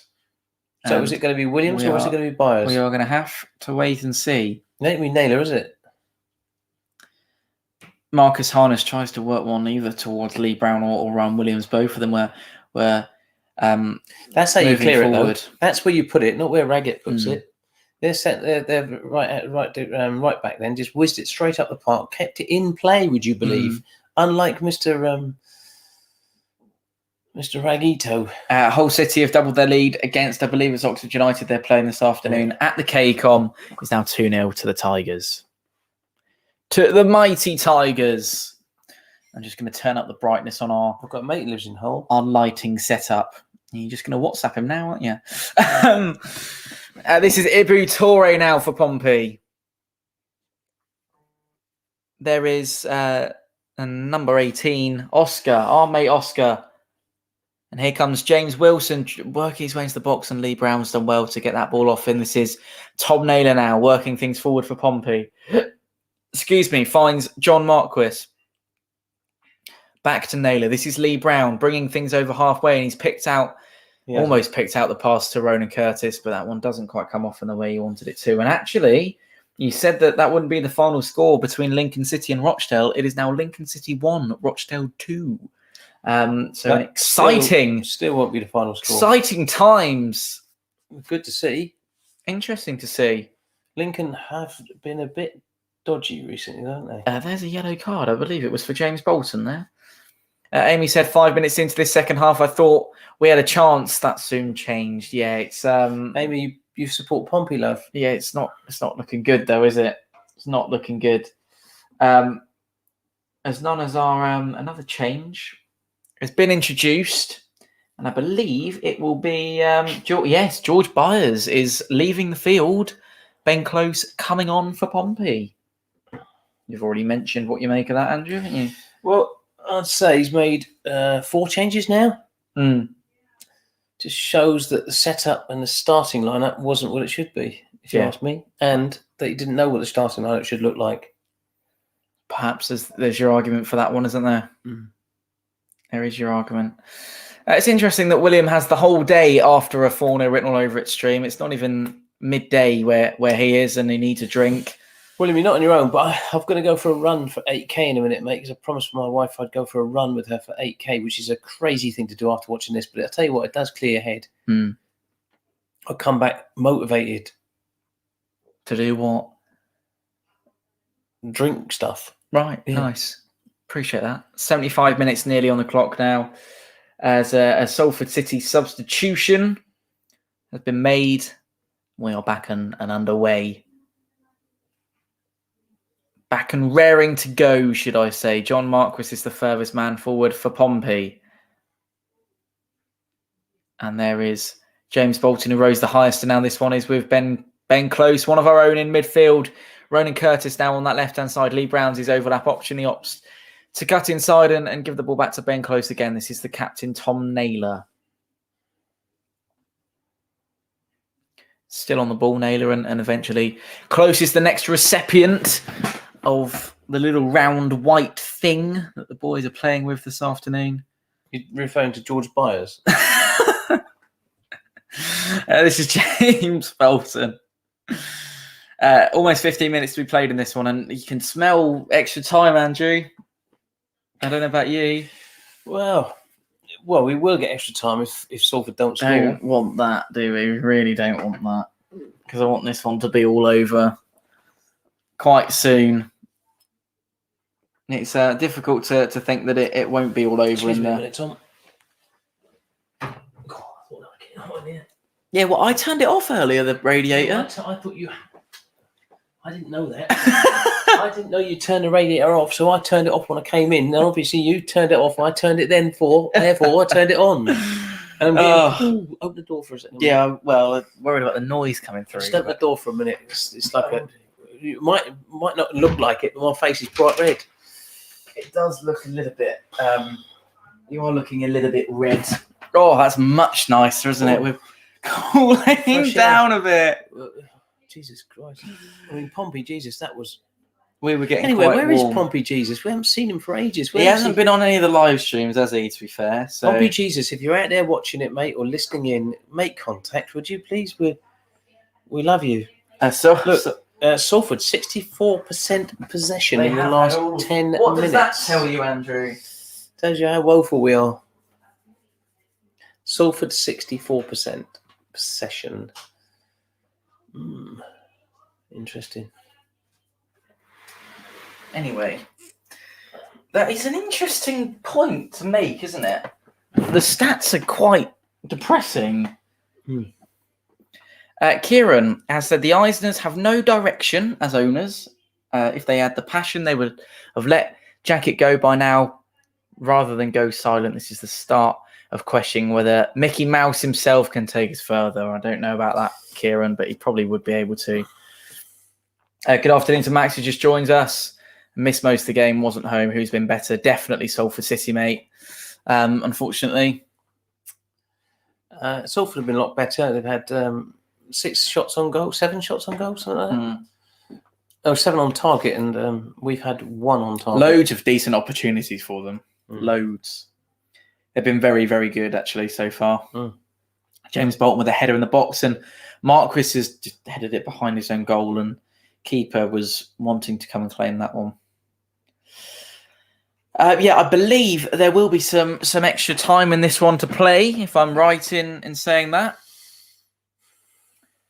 Which is not what we want to see. One goal from Salford will win this. Yeah, well, perhaps I'd like to say that one goal from either side might win it, Chappelle. Not. It wouldn't be deserved, would it? If we scored. No, I don't think it would. No. 12 more minutes to go now at Wembley.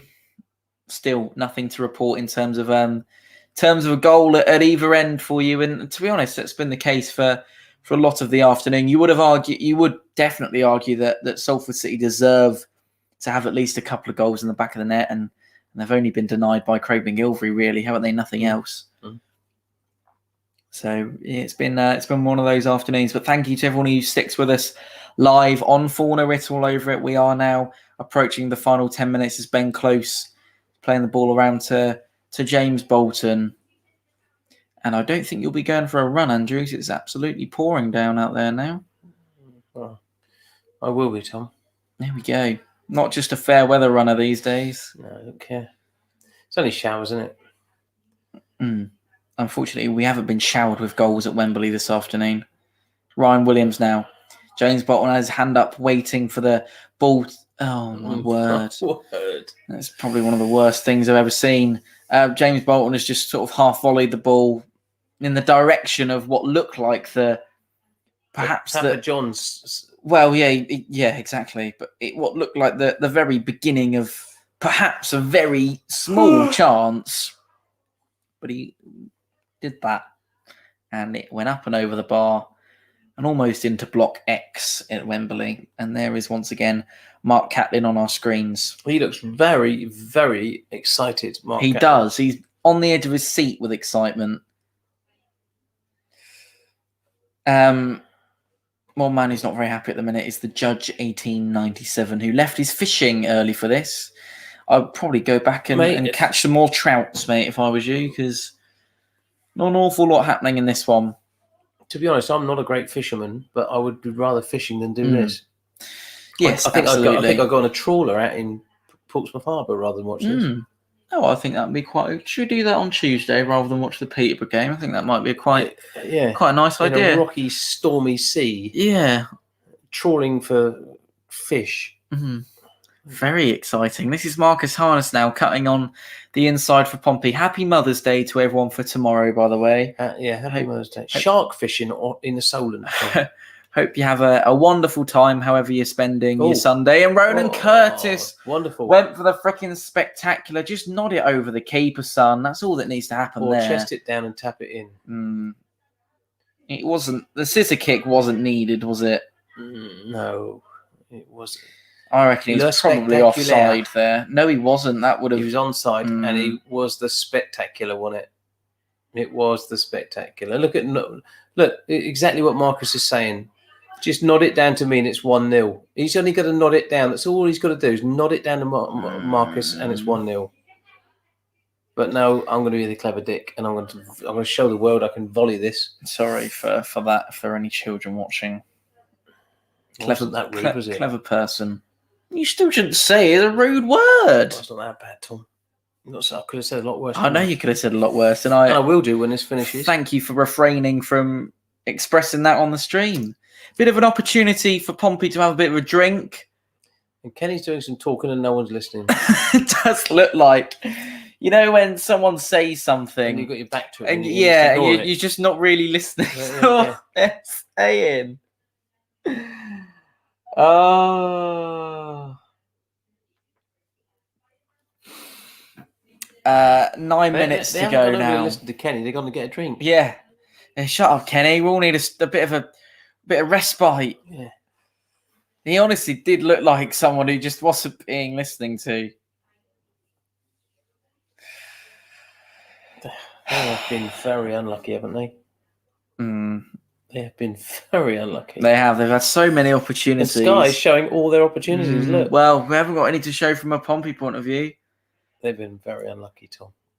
They've done everything but... Look, 7 saves in today. Made 7 saves in today's game. been a really good day from Craig McIlvery's point of view. He's got himself on a transfer list, that's for sure. It's been when we stay in League One next season. It's been a really what are you doing? It's been a really poor afternoon from a Pompey point of view in general. We've been far from any good. It's their first substitution, Tom. I know they made one earlier on. Did they? Yeah, on about 73 minutes. But other than that, there wasn't anything exciting. They want to get on with it. Look, there was an offside shout there, and they have really got on with it. Got on with it very, very quickly, and they look like a very, very, very motivated side. Unlike us, just shows that they've wanted it since minute one. And we were discussing beforehand, weren't we, which Pompey will turn up this afternoon? And we've been very. That's a terrible ball from Naylor. Then clearly the Pompey that probably you wouldn't be. It's another opportunity that Jack Watmore just cleared it well, got in the way of and did clear it well. But you wouldn't be sort of shouted down for saying that you weren't expecting something like this to happen at Wembley, against Salford City this afternoon. I think they've done really well and made a good account of themselves. This is Ryan Williams, who's trying to play John Marquis in, and he looks to the sky in disappointment. The keeper called it instead of having this. Yeah, absolutely. As you say, the positives, Tom. Craig McIlvery. One-man band, though. Craig McIlvery, and I think Jack Watmore's had a half-decent game. He stopped a few of their likely chances. As Dean says, it's very much a one-man band from Craig McIlvery. And we do not want extra time. We definitely do not want penalties right now either. We're just letting them play football, Tom. We're not closing down. We're not making tackles. We're not doing anything. Right, are we? Look at the space they've got. Look, just trotting along. Get into him, Williams. For the penalties, to the guests that have the stream. What's going on here? Can I just hang on a second? To the guests that have the link to the stream, if it gets to penalties, if you'd like to all come and join us, we'll get like 5 across the screen, and we'll see how it goes and see. We could probably get more actually, but yeah. Please try and turn off any other devices that are being used because it'll be quite a drag on your internet. If you'd like to come and join us for penalties, you're more than welcome to. You could even jump in next. The thing is, we will be slightly behind you for penalties, so you will have it before us. So it'd be interesting to see some reaction. There, Tom? Wait, I'll explain later on. Marcus Harness now. Please stop asking that question. You ask it every 10 minutes. Yeah, the thing is, it's a Sky, isn't it? Ben Close. We don't have Sky, do we? Oh. Tom Naylor now. Got Now TV, but it's not the same, is it? A little bit delayed. Especially for when you're trying to stream to the world as we do. Yeah, but we're talking about after the games. Yeah, we are. Behind the game. Yeah, we people are. That are like local watching it, well, they've already seen what's happened, haven't they? Yeah. Tom Naylor now. Lee Brown, that's your fault for not getting Sky Q, son. Ronan Curtis, ball goes in. Marquis rises. Bolton strike, and another opportunity for him. That one's going to be down to Marcus Harness, actually. Still alive for Pompey. Ball goes in. Lee Brown, my word, that was inches wide. He could have just shot of the day, bud. He could have just placed that one. No, to be fair, 85 minutes, that's the second chance we've had. Big one nonetheless. Oh, it was literally inches wide. He did the right thing, to be fair. He tried to place He almost placed it bottom left. Oh, my word. That was unbelievably close. Best chance that Pompey have had all afternoon at Wembley. Well, it's the best of two. That's not, that's very true. It's not me, it's not us being particularly positive about it. James Wilson is being withdrawn from proceedings for the time being. Luke Burgess is going to replace him for Salford City. Had a good old run out this afternoon, James Wilson. And I should probably just make a quick note of that. You see this one going all the way to pens, mate? Yeah. You do? Another half an hour of extra time perhaps on the cards? I hope not, Tom. Well, neither do I. This is Ben Close now for Pompey. 4 more minutes left to play in this one. And ball's gone long to Marcus Harness now. He's been, I believe it'll be a throw-in for Pompey on this near side. Huey's quite rightly said that these next 5 games are huge. If we can keep the clean sheet, I think extra time favours us. Absolutely. And Andrew's just going to listen to a voice note. And it's all coming very sort of late in the day for Pompey, but the opportunities are there now, and 87 minutes now on our clock. And we're going to have to wait and see what the next couple of moments brings. This is Jack Watmore now. Okay. Ryan Williams, left-hand side to Lee Brown, and the ball is... Just describe that to us, Andrew. I think it's over the top, Tom. A little bit, put a little bit weight on it, and it hit the corner flag. Yeah. Kenny's making notes. Yeah, he's got a little piece of paper in his hand. A paper and a pen. Yeah. He's going to ask someone to write something for him. Nice pen, to be fair. It's one of those. It's one of those that you twist, isn't it? Yeah. You twist, nice, and the pen comes out the end. It's a very nice pen, Tom. Mm. Perhaps he's got a pen for the pens. Perhaps just to, yeah. I quite like that. Pen in preparation for the pens, perhaps. Salford looks so much better than us. They do. Is he drawing himself a donkey? I wouldn't be surprised, to be honest. Shauna said the only highlight of our ongoing poor form this season is that, Andrew, we have all of our frustrations played out perfectly live on stream. Yeah. It lets us know that we are not alone. There we go. Oh my word! Another great save from. Oh my word! Another brilliant Seriously, save. Tom. They should have had 6 this afternoon. I know. This could have been very, very embarrassing. Well, it is embarrassing. Yeah, it's embarrassing without... But the scoreline could have been embarrassing as well. It could have been even worse. I completely agree with what Sean's saying. It's being broadcast to you live across the world here on Fournilwrittenalloverit. I'm glad you've been enjoying. And you'll see my frustrations. Spending and a bit of time with us. My attitude to this woeful football we've been playing for the last 3 years. Woeful is a great way to describe it. Yeah, it's woeful, and it's come to look at that. Raggett again, let him missed it completely, and they've got a free header. Mm. Yeah. Ladies and gents, if you're just joining us live on Fournilwrittenalloverit, as I said, and we were just saying we're live across the world. If you want to be part of the movement, part of the clan, you can either join Team Good Morning, Andrew. Tom. We're not a movement. We are We're very much a movement. We're a multinational movement. Are we? Yes, absolutely. And if you want to join said movement, you can subscribe down below. I'll tell you what, that's very, very close. Very close. And if you could do that for us, it'd be absolutely tremendous. We are into the last minute now, and it's looking like it's going to be extra time, if not perhaps some penalties. Very well, not similar in terms of it was much high. No, not yet, but much more high scoring. 4 minutes to be played at the end of this final half, second and final half. Salford City keeper needed to get that one away rather quickly. And there is confirmation that 4 minutes will be added on at the end of this one. And that is 4 minutes that we are here with you for. And Ryan Williams working his way into the box. But that one's going to be dealt with relatively easily by Jason Turnbull there for Salford City, who's had a really good game so far. Someone else who's had a really good game is the man on the ball now, Brandon Thompson-Asante. He's been good, hasn't he? Bringing the ball forward. And Sean Raggett just sort of arrives and holds on to the ball. And now is not the time for dilly-dally. Still 0-0 at Wembley with 91 minutes on the clock now. And it will be a yellow card that the referee is brandishing for that challenge. And a Pompey free kick is going to be subsequent to that. And it was a little bit of just caught him slightly late there, Ronan Curtis. Or Ronan Curtis was caught by Jason Lowe. Number 4, he's gone into the book. And there is the ball in, and Raggett just falls over for no particular reason. And that one will be a goal kick.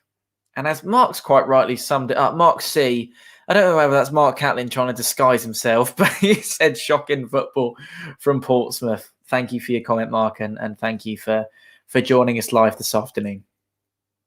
And we are looking like we're going to be heading in to extra time. I'm having another dodger. Andrew's having another dodger. We don't want extra time, ladies and gents. We really don't.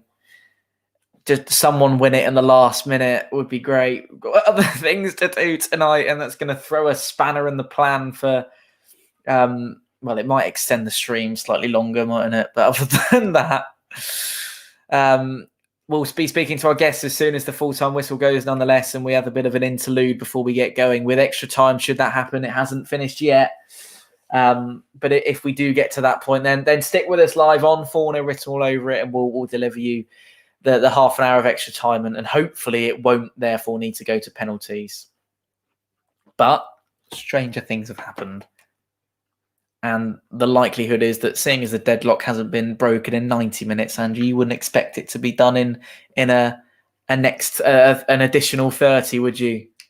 Well, it depends if Craig McGilvery makes a mistake. And that's all it needed, wasn't it? Really, in the 90 minutes, and luckily Craig is yet to make a mistake this afternoon.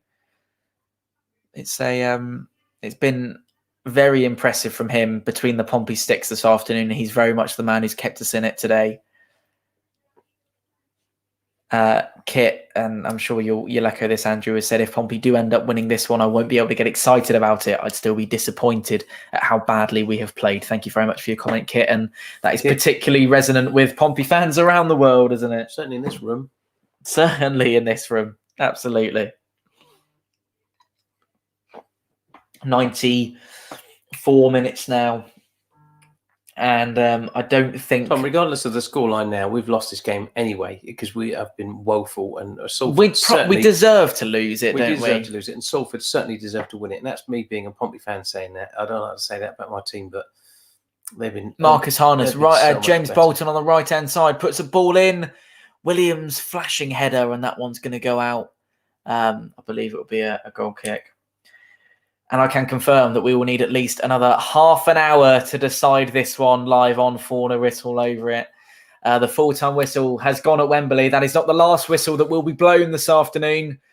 So let's jump straight back in with Richard. Crikey. Better. I can't believe we've got another 30 minutes of this to watch. I really can't. Wonderful. Dreadful, isn't it? Appalling. What did you think, mate? I thought there was a bit more of a spark second half. I say, with the changes, looked good. I thought it was good when Close came on, but I think we sort of then the final third again. We haven't got anything. Woeful crosses coming in. People trying to do scissor kicks in the air and this, that, and the other for some. Namely, Roland Curtis as well, which is it's just what I mean. And then you got Williams on the floor all the time, getting angry with himself. Marquis is exactly the same as what he has been for the last few weeks. And yeah, I think Salford are now tiring, and we might be lucky to snatch a goal in this extra time. But no, McGilvery, as you say, we what would have been 7-0, 6-0. I say some of them, saves that he's made are world class. So, and it would most definitely have been nil as well, Sean, wouldn't it? Pompey looked, although they looked a little bit more like scoring in the second period, it wasn't much better, was it? No, I think the only highlight so far in the second half really has been Ben Close. He's come on and he seems to stabilise things a bit, and yet we haven't seen much of him in the last few games at all. And I was wondering why he's been left out, and he looks pretty good. He's sort of bringing in the wingers and he's sort of, getting the ball forward and he's picking his pass a bit better. Neil is having a few wayward passes, but generally Close is looking pretty good. That's the only positive I can take, other than Big Mac making all those saves. Do you think that from a Pompey point of view, it's slightly easier than Salford City to look at this as an additional half an hour? Because you might remember we played extra time at Portman Road earlier on in the season against Ipswich in the FA Cup. Having done it before already this season, and the sort of longevity that a side like Pompey have in League One rather than League Two to Salford, do you think that is helpful to us looking at the next half an hour? It may be for the players, not for me. The 30 minutes. But I think it just has a knock-on effect, though, doesn't it? Now to Tuesday. Yeah, I think fitness-wise, if we didn't have Craig McGilvery, Big Mac, I'd have gone large. Yeah. That's a good way of putting it. Absolutely. Yeah. So you're worried about kind of fitness levels for Tuesday, Richard, in what is I am, yeah. at the Yeah, minute, definitely. sort of Tuesday, then Saturday, next week for Pompey is really key, isn't it? Right now. Does it matter that much about our fitness? We're just poor anyway, aren't we? Yeah, very true. Very true. So you can't. I can't see anything. The stats, Richard. I can't see anything coming from Tuesday. Unless Peterborough have a pretty poor game themselves. But so we need to nail this one out of the way first, don't we? I think what would happen is if we actually score, we'd end up just sitting back then. And then and that's where the other problem will lie. Then we'll end up with penalties, and that'll be another 20 minutes of our life that we've got to watch. To get through. And before we know it, it'll be Sunday breakfast. It'll be. And it'll be Mother's Day. That's it, yeah. I haven't got any flowers. I remember about 7 games ago, I said I couldn't see Pompey scoring. I couldn't see where a goal's going to come from. Just let him talk a second. Go on, Sean. Sorry. I was just saying that 7 games ago, I was wondering where our goals were going to come from, and I still can't see where our goals are going to come from. It's just really. Yeah. Can I Nothing. just say Go something for it. else? Just look at the league table now. It's finished, obviously, now the league today. Yeah. We now sit 7th place on 52 points. If we lose one more game and 4 teams below us win theirs, we would go down to 11th. That's just on one game, loss and win. And I see us losing the next game, which is Tuesday night. We could be on Tuesday night 10th or 11th in the league. But our form was relegation form since Christmas, so we deserve to be mid-table at the end of the season. Can I ask what both of you, will come to Richard first, but what have you made of Craig McGilvery's performance this afternoon? Just complete, I think we said it in commentary, but one-man band is an understatement, isn't it? Oh, that's it. I say that the performance is championship level. He's put himself, I say, is he one of the players that are out of contract at the end of the season? Because if he is, he's certainly going to be getting a contract from somewhere else, looking at what he's put in today. Advertising himself well on Sky Sports, isn't he, Sean? Yeah. And they're talking about him as well on Sky Sports. So I've got yourself in one ear and watching Sky Sports, and all they're on about is McGilvery, and you can see why. Yeah. And what are they saying about Pompey on there? They're saying how woeful we are. I say we'll keep it a clean show. Oh yeah. I was just going to say, it feels like a world away from it, but Gary Weather was the man who you've been listening to on Sky Sports. He was the commentator for the 2019 Checker Trade Trophy final, in which I famously remember him saying, and Jamalo has scored the goal of his dreams. And that just brought a little bit of a tear to my eye back in the day. Gents, we'll let you get back to the to the football, and we're going to very quickly bring thank you for the moment, and we'll speak to you. We need to do some pens in a second. Aaron is back with us as well. He's just about to watch the first half of extra time get underway. I assume you're underway for you, are you, mate, on your end? Yeah, 30 seconds into it, so I don't know what just happened there, but fair play to McGilvery, unbelievable, best player on for us at all. Curtis was a little bit selfish, I think, a couple of times, where he could have just left instead of doing a bicycle kick, just lay it off to Marquis. They would have scored. But it's sort of credit where credit's due to Salford. They've just been outstanding. They've got a good game plan. They're working together as a team. If anyone's at fault, they shout at them. Even the managers are having a balling at them as well. We just seem to, I don't know, just don't seem to care. I know it's Wembley and everything, and some of them will never ever get the chance to play there again. But yeah, it's like normal. I would have thought, like I said at the beginning of the stream, that we would actually step up and everything because it's Wembley, but we just haven't done it. The only person who stepped up and saved us is our goalkeeper. Yeah, I completely agree with that, mate. I completely agree with that. And now we've got the prospect of an extra half an hour. Which way do you see this one going, Aaron? Well, if we don't score quickly, they're going to score, definitely. They'll just be... we've been outstanding from our keeper's point of view. If it goes to penalties, we will win it on penalties because our goalkeeper's just been phenomenal. And he's had more saves to do than their keeper. We've only had 2 shots all game. So if it does go to penalties, we will win on penalties. Okay. Do we deserve to win the game? No chance. No chance at all. Plays much better second half. First half was appalling, absolutely appalling. But it's all been Salford, and they deserve to win this. They really do deserve to win this. If we do win it, then we've been very, very lucky. And if you win ugly, that's how we're going to win it. Non-league side 2 seasons ago we're playing. Yeah, I know. And at the point, you would have thought that we were the non-league side. Very worried about Tuesday now, because if this is how we're playing against League Two, Peterborough is going to absolutely annihilate us on Tuesday night.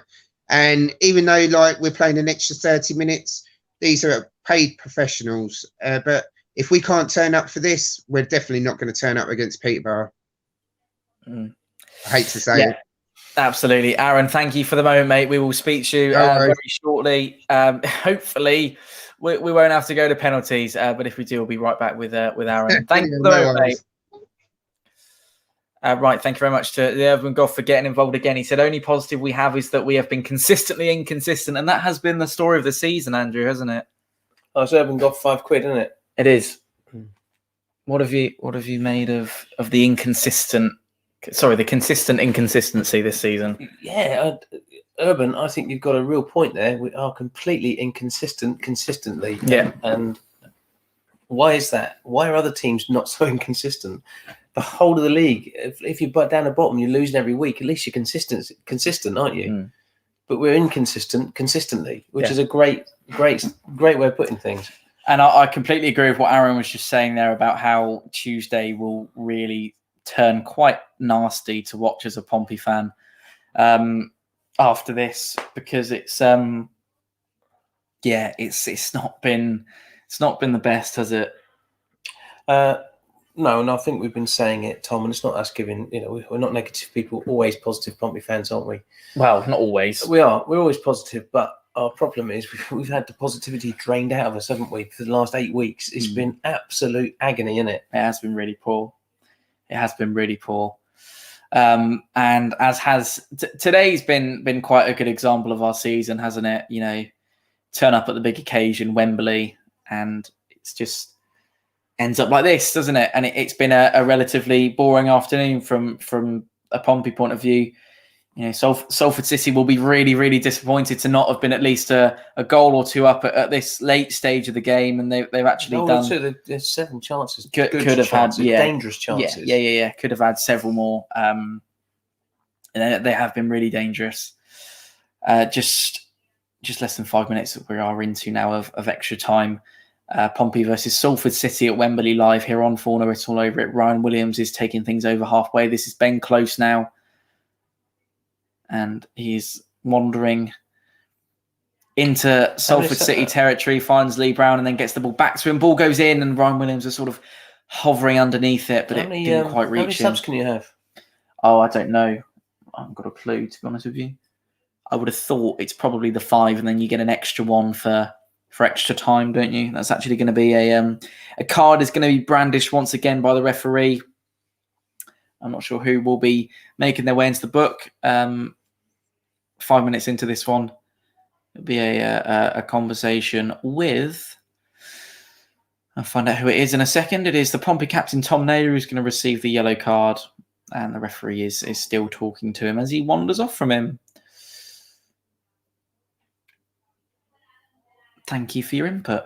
We are still live for you across Fournilwrittenalloverit, across the country, across the planet. Tom nailered him. Yeah, he was a bit of not the nicest challenge, was it? But nonetheless.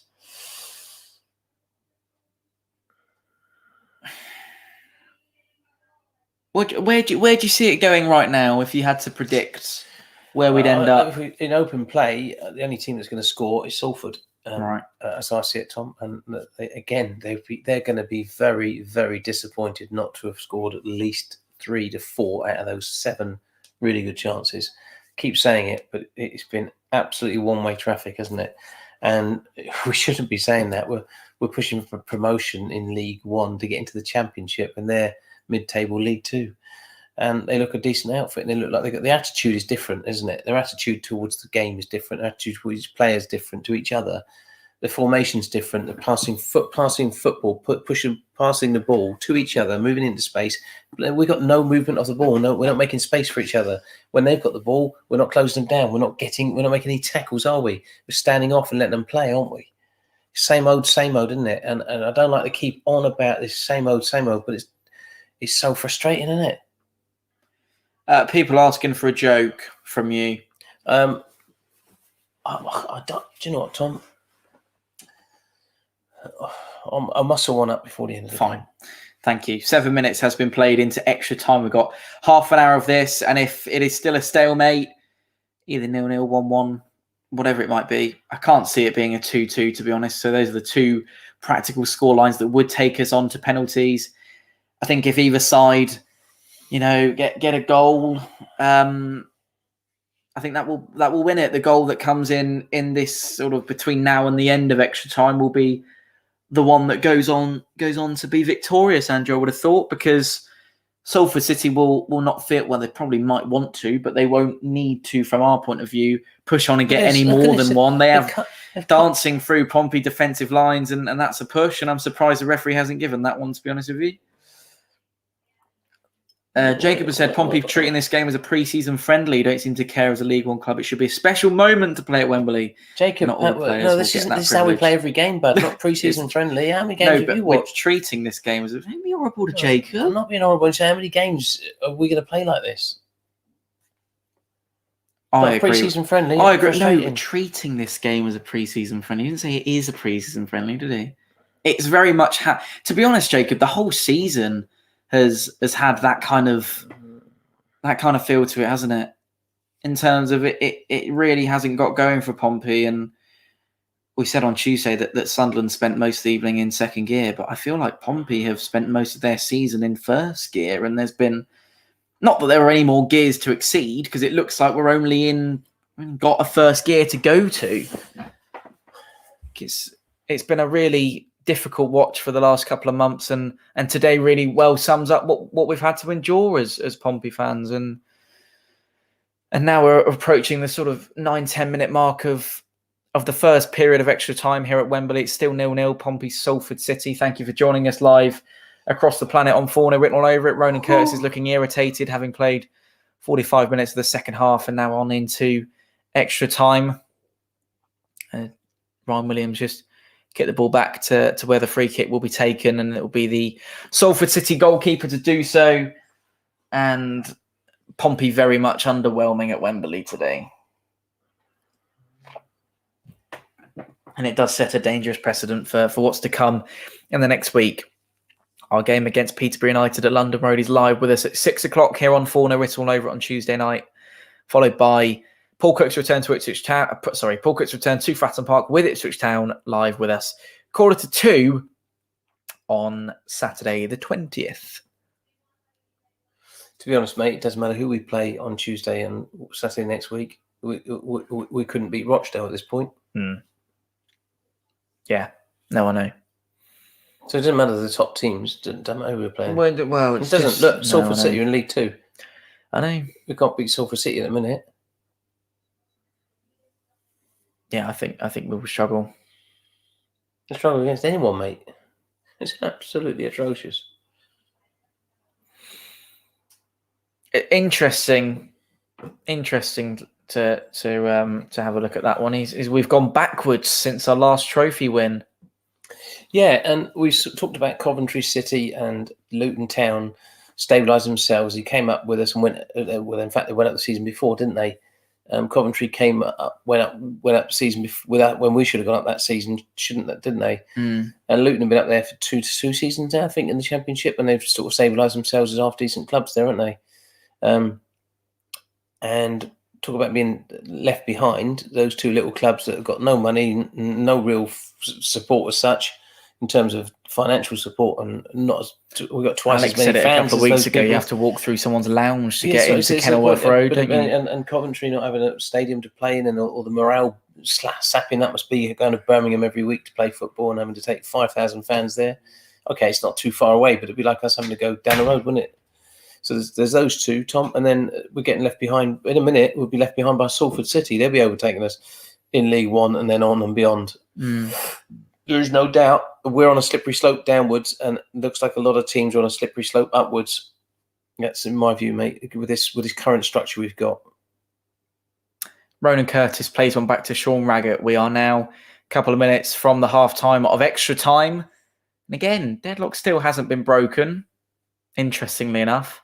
Surprising to see that the deadlock hasn't been broken.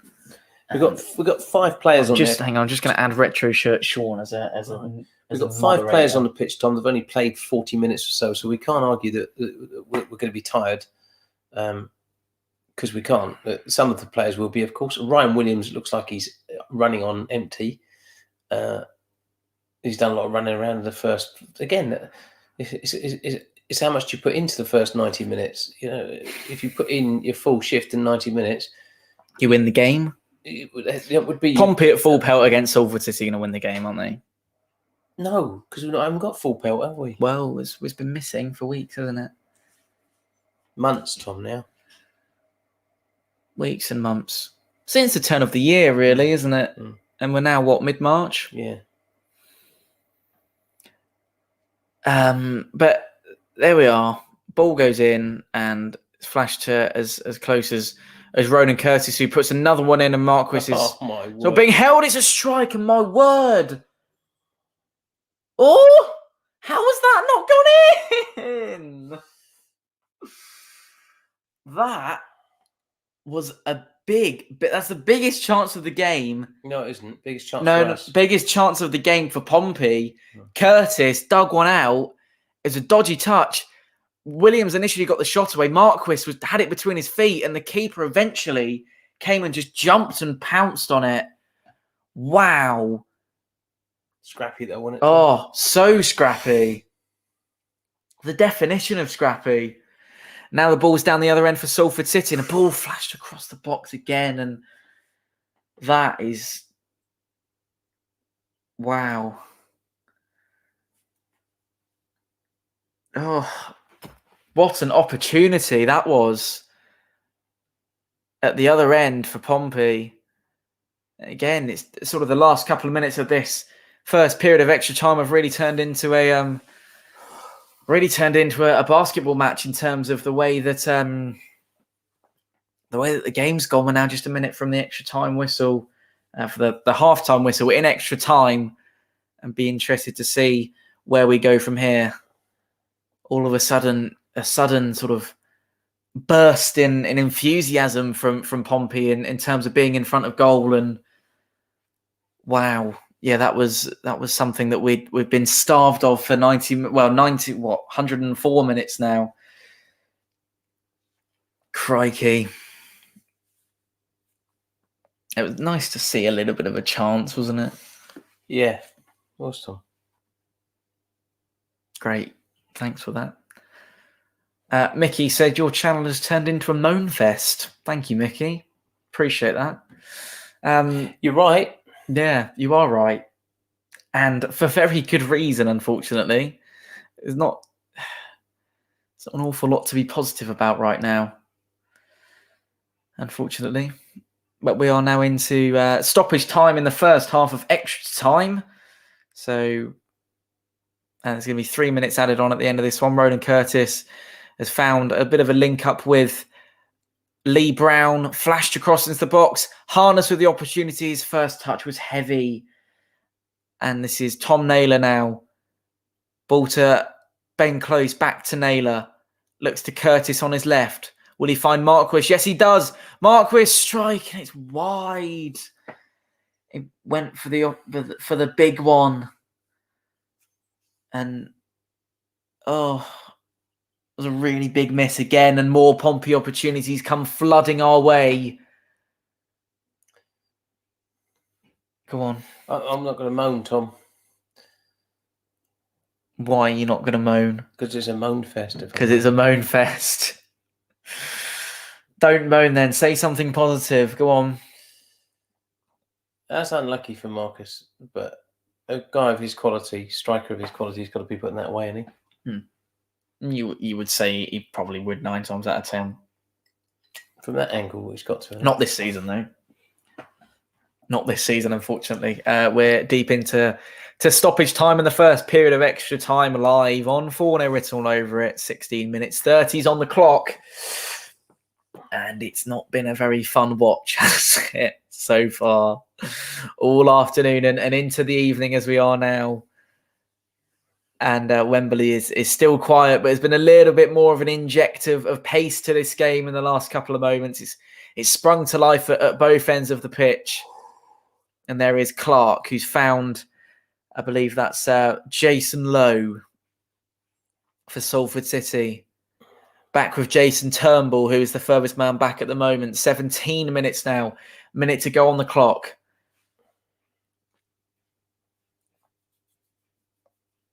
This is Salford City driving forward. Referee's happy to play on. And a strike, and my word. I don't know if that was a save or it hit the crossbar, but big opportunity for Salford City. And that is half-time of full-time. May I be excused, Tom, for a second, please? Where are you off to? The little man's room. Right, the little boy's room. In that case, I will speak to some of our guests who will hopefully have seen that one and will be jumping back on to discuss what they've just seen, which is probably a bit more of an opportunity for Pompey in terms of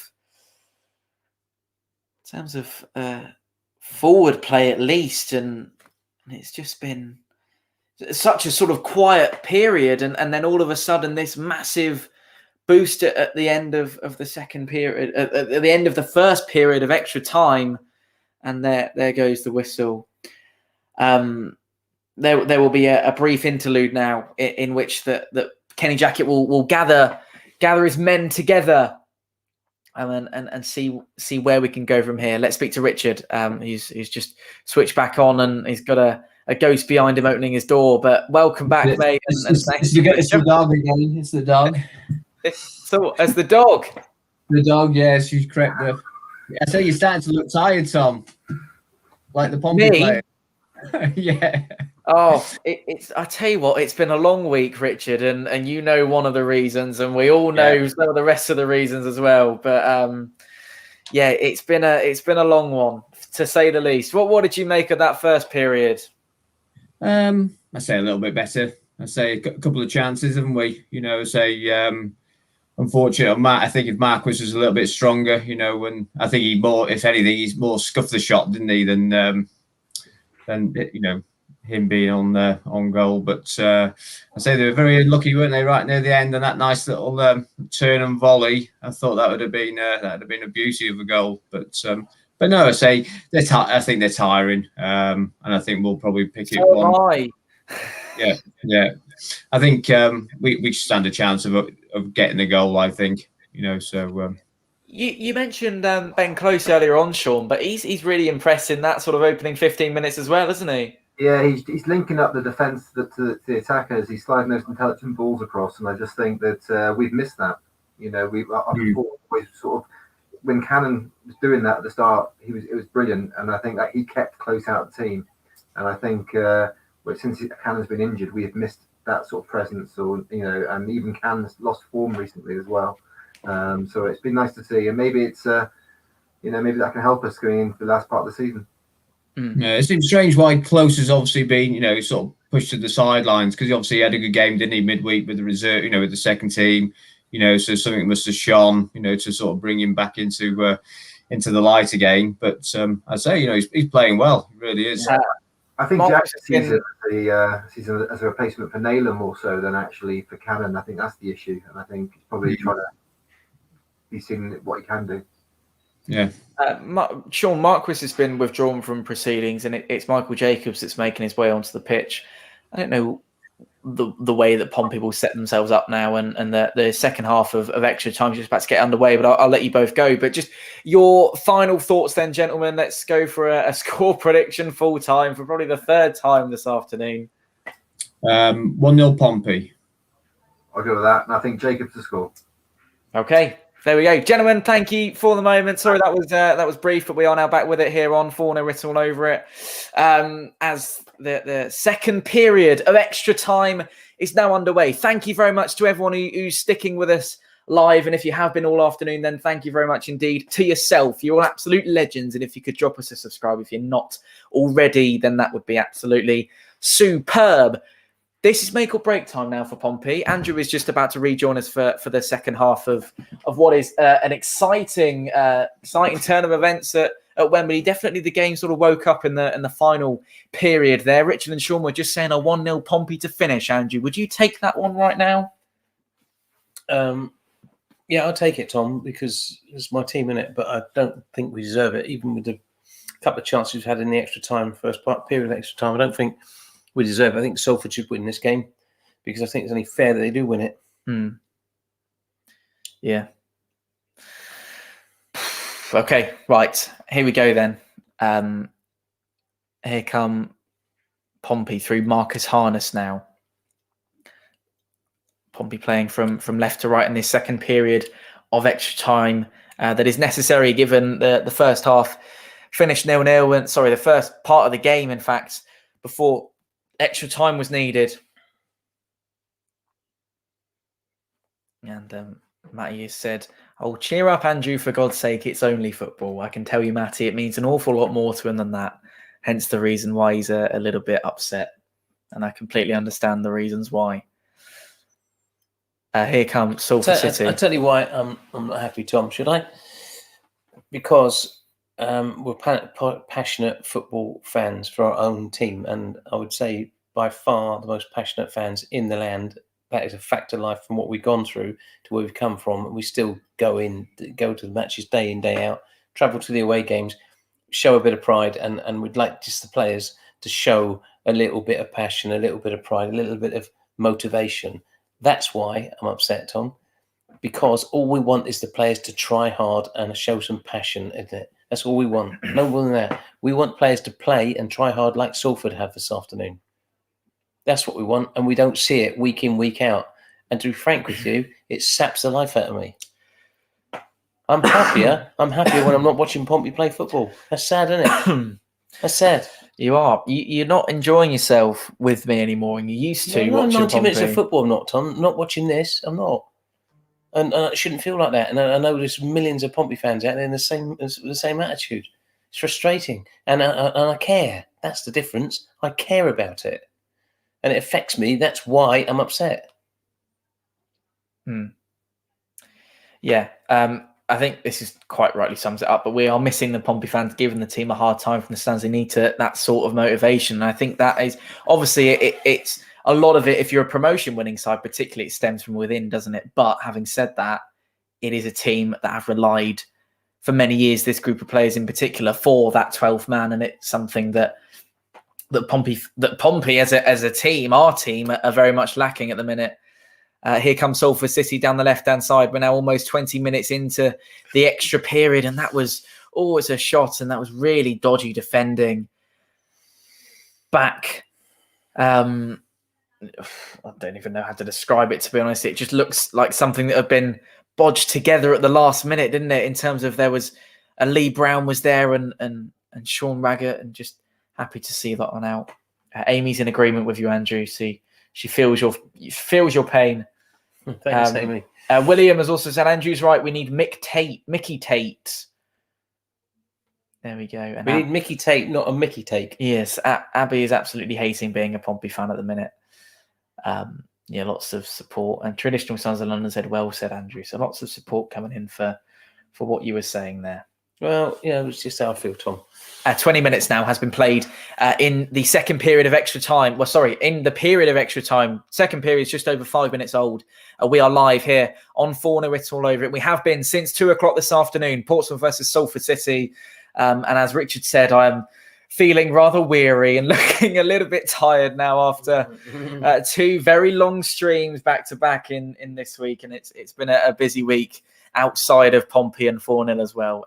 Tom Naylor working his way forward, and Marcus Harness could be up there on his own now if he can just get the right touch on the ball. And Curtis, as he been brought down there, referee probably won't be interested in that one. It was Tom Clark was very eager to get Curtis back up on his feet there, brush that one under the carpet. If Harness's first touch had been slightly better on that one, Andrew, could be discussing a different story, couldn't we? But it looks pretty close from Pompey now, and this will be the corner to be taken after that opportunity. And it comes, and it's a deep one from Michael Jacobs, delivered all the way to Jack Watmore. Ball is loose in the box. Naylor hits it, and it's loose again. And finally, that one will be fired away from Salford City. Another big opportunity. Wasn't dealt with, and it was Naylor's shot that was blocked there. 21 minutes now on the clock at Wembley as the sun begins to set rather quickly, and Curtis has been well muscled out, actually. No, he hasn't. He's jumped on the back of the guy. No, well sort of defended, wasn't it, from a Salford City perspective. Big miss there from Tom Naylor. We'll just watch it again, but had a bit of time to bring that one down, and it was almost wasn't expecting him to fall to him, and it was that shot that was blocked. It was almost a handball there, perhaps. That was why the arms went up in the air from the Pompey captain. Good evening to everyone who's just clicking on to join us. We're getting into sort of crunch time now, and it looks like penalties might be impending. If you're new to the channel, drop us a subscribe. We're 21.5 minutes through extra time. Portsmouth versus Salford City live from Wembley Stadium on this wonderful Saturday afternoon. Well, we're not actually from Wembley Stadium, are we? Well, you ruined it there. Oh, we are. I'm sorry. Yeah, we're actually at Wembley Stadium, aren't we, Tom? In the press box. Anyway, we're in our own press box. Tom Naylor now. Football's not coming home. Football is coming from our home at the moment. Michael Jacobs recently made his way onto the pitch, and that is not to be unexpected from Sean Raggett. But funnily enough, he's given one away after a bit of a lousy touch on the ball, which is something that's happened so much. Sean's made the point. Do you think that the team have been practicing penalties in the last week or so, Andrew? What do you expect? Probably not. I doubt it. Yeah. Why would they do that? Yeah, that would sort of be a bit too obvious, wouldn't it? For Kenny couldn't think that's. Oh, I wish we. Kenny's probably thinking. I wish we'd practice a few pens. I think they probably didn't. Oh, hang on a minute. Here comes Ronan Curtis. This could be the opportunity for Pompey. He's selfish with it once again, Curtis, and opportunity disappears, but still alive with Brown. He's got a ball terrible goes back in. ball on him, Brown. Sorry, it wasn't Brown. It was James Bolton, actually. And Bolton, this is yeah. there's Lee Brown now, Brown that side. left-hand side. Back to Ben Close. Oh, and it's a strike, and it's ahead of a Salford City player. And always away. Oh, you idiot. That is terrible. Brown has brought his shirt and just pulled him straight back. Oh, what an idiot. Why has he done that on the 25 yards from his own goal? Going to go in the book for that, Lee Brown, after It's stupid, isn't it? A Pompey turning the screw, Look Andrew. at this, Tom. Watch this. Yeah, he's pulling back. Look at him. What are you doing that for? Yeah, it's a shocker. And then he fouls him. Hello to Griffman. He says, come on, Pompey. Welcome to the stream. Thanks for joining us. Lovely to see you with us. I live 2 miles from Tranmere Road. Was a big Wirral Pompey fan, sorry. So this game for me is a double whammy, play up Pompey and up the Rovers. Thank you very much for that. Sam has said, big fight for final playoff place with Paul Cook's Ipswich heating up. If we have any fight in us, unfortunately, mate, we don't. Simple as that, isn't it? Anyway, we're into minute 114 now. Oh, they're making a substitution. And another substitution will be on its way for Pompey. It will be Lee Lowland who's coming on. Sorry, for Salford City, Lee Lowland's coming on. We have been live all afternoon. Great of you to join us here on Fournilwrittenalloverit. It's a pleasure to have you in our company. Not been a pleasure to bring you this one, I'll be honest with you. It's not been the spectacle that we probably weren't expecting it to be, but I believe it'll be Tom Clark who's going off injured. He's got a hamstring, I think, Tom, or he's just got tired, perhaps. I think he's tired. Yeah, I think he's got cramp. Yeah, absolutely. And our stream is temporarily paused, but it's back now, which is good. Kenny's got that cramp in his tactics. Yeah, absolutely. Bit of a cramp in general, to be honest, and the football club are experiencing a bit of a cramp right now, aren't they? What have you made of what we've seen this afternoon in a nutshell, Andrew? I've been enjoying watching Salford City play football. Frankly. Yeah, they've done an awful lot of that, haven't they? They played some good football. Salford, they've passed the ball around well. They've moved it in space well. They've made us look like the League Two team, and they're the Championship side. Basically, that's what it looks like. Yeah, it's been an opportunity. It's been an example, of of boys versus men, hasn't it? Very I much think so. a lesson in football again, isn't it? Yeah, it has been So far. Yeah, absolutely. 25 minutes has been played of extra time. Minute 115 now. And it's again, it's great of you to join us live on Fournilwrittenalloverit. Marcus Harness now is looking for the ball. Here's Michael Jacobs, who finds Ben Close. He'll go wide again to Ryan Williams. The keeper came out for it, and he's still not back on his line. And Ben Close can't quite work in the ball that he wanted to. 2 Pompey players jump for it. Shot from Tom Naylor, and it's in the back of the net, but it won't count. Whistle has gone. The whistle has gone. Yeah, that's the whistle without the W. Yes, absolutely. I'm not sure. That's like saying anchor without the W. Yeah. There's a couple of people that we could say. I'm not quite sure what was wrong with this from the referee. Perhaps there was a offside shout, maybe, from the ball forward. I don't see too much wrong with that. I'm not quite sure what went wrong there, to be honest. It's handball by the goalkeeper. Well, yeah, it was weird, wasn't it? Very strange. Anyway, here comes the free kick that's been given nonetheless. I'm not quite sure why that was given. I'm sure someone could probably tell us in the comments. It was rather strange, if anything. I thought it was probably shouts for a Pompey penalty in there. At 27 minutes now into extra time here at Wembley, and it still remains 0-0. And this one's getting quite tiring to be reporting on, as Salford City have a free kick inside Pompey territory late on in extra time. Wondering where this one's going to go, Andrew? In the back of the net. Oh, anyway. Anything on there or not? No, nothing as of yet to tell you about. But we are still live for you. Have been since 2 o'clock this afternoon. Here goes the ball in from Salford City. It's on a bad delivery, and Tom Naylors will be the first head to meet it. It's back out to Ben Close, and Michael Jacobs trying to nab the ball back off Salford City, but they've done well to work this one back into the box. There's Michael Jacobs once again, and Lee Brown will find Ben Close out on that left-hand side, who's playing rather out of position there, and Curtis and Ryan Williams will combine to chase it, and Curtis has managed to get the ball to his feet, and he goes down, referee blows up, looks for the advantage initially, and will then blow up for a free kick. It's still 0-0 at Wembley Stadium this afternoon, 28 minutes now into what has been... I'd like to say something like these teams can't be separated, Tom, but they can. Yeah. Salford have been much better. They have been way better. Much the better team. It's a yellow card that's been brandished by the referee for Ibu Toure, who's had a decent afternoon in a Salford City shirt. Here comes the subsequent free kick, and it's flashed across the box once again. That one caught our attention. Looked like an opportunity there. But here is Vaclav Haladke will be taking the goal kick. And we all calm down a little bit. It was just watching that one back, and it was a ball that was flashed across, and Ryan Williams holds his head in his hands asking the question, why has no one latched onto that one, Andrew? Fair point. There's a training ground special that, Tom. Training ground special, and there was no one there to meet it, was there, unfortunately? And this one looks like it might be about to go to penalties, which is what we haven't been looking forward to, and we haven't been wanting at all. Anyway, 29 minutes now has been played. Welcome to all of you that join us live across the world on Fournilwrittenalloverit. If you haven't yet left us a subscribe, please make sure you do so. Drop the stream a like as well. That'd be great to see. Pushing over 150, which is excellent. I haven't plugged the light target tonight, but there goes the light. The light's gone. Yeah, that's all right. Light's just, it's not, is it? It needs to come back on because we want the light. Need the lighting, mate. Otherwise, they can't see us. Half an hour now.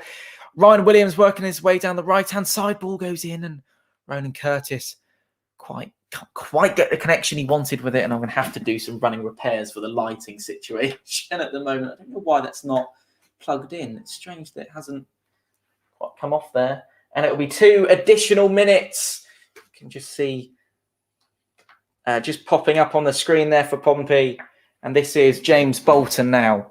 Back to Jack Watmore on the edge of the box. Sean Raggett looking to get things going once again. He's heading down the left-hand side. It's number 20 against number 20, and Raggett has got the furthest forward he has done all afternoon. And Ronan Curtis didn't quite see where that one went, and this is Ryan Williams now. Ball goes in, and the keeper will come and claim with relative ease, and I can't understand why this isn't charging. It's incredibly strange. Talk for a second, Andrew. Tell us your thoughts. It's going to go to pens, I think, Tom, and it depends on how good It depends on how good their penalty takers are. Who's going to take them for us? Ronan, Williams, Brown, Close. Don't let Sean freaking Raggett take one, Curtis. for goodness sake. Raggett ain't going to take one, is he? Do not let Sean Raggett take a penalty. That would be an Why not need absolute to? disaster. And that one was a close one again. Oh my God, what is going on with this lighting in here? It's almost falling apart as much as Pompey's season. What's this? This ain't far away. Not far away. There's a strike from the edge of the box. It wasn't far at all. And that one was very dangerous. And I can confirm, penalties it is. The full-time whistle has gone after extra time. And we have now got penalties. And whatever is added on at the end of this one to look forward to for Pompey. I cannot quite believe that, because it's been a long old afternoon. And it's going to penalties. And now Pompey actually have an opportunity, Andrew, because it's pretty much in the luck of the gods now, isn't it? What do you reckon? Yes, Tom. I think we've got an opportunity to steal this from Salford's grasp, mate. Steal it. That's what we've got the opportunity to steal it. And do you think we will? I don't really care, mate. You think Pompey will win on penalties? Call it? I think if we do, it's an absolute travesty for them, frankly. We've been better in the last 15 minutes, but Tom, we're playing a league. Less facts on the table. We haven't scored in 120 minutes against a League Two side. Yeah, it's not good, is it? On a pitch like Wembley. Let's blame the pitch or something, shall we? How poor is it from your point of view? It's absolutely woeful. It's shocking. We should have gone in there and beat this lot 4-0 and got away smiling, shouldn't we? Look at it.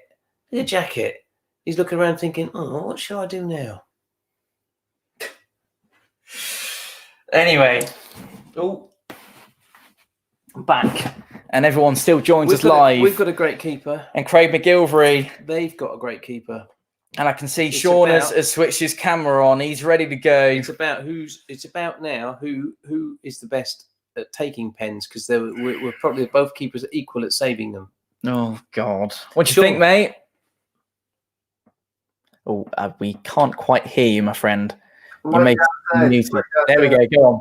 Opportunity to steal it. It's yeah, we don't deserve it, but almost as jammy as those jammy Dodgers that we've got on the go, Sean. Yeah, well, I've eaten my fair share of those tonight. It's absolutely. Who takes your penalty, Sean? Who, if you were Kenny Jackett?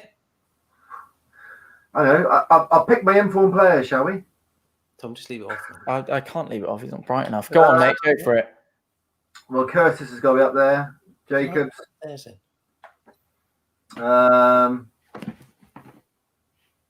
Curtis and Jacobs come to mind. Harness. Williams. Maybe Close. Yeah. I'd love to see Ben Close fire one home. Ben Close, Williams, Harness, Curtis. And Jacobs. And Marcus. Let's bring Aaron into the conversation. Aaron, who do you think will be your penalty takers, my friend? Naylor, Jacobs, Close, Harness and Curtis. Fair comment. Jacobs, I didn't give him a second thought. What about McGilvery? Shouldn't he just won the toss. We just won the toss, so we're shooting towards the Portsmouth flags.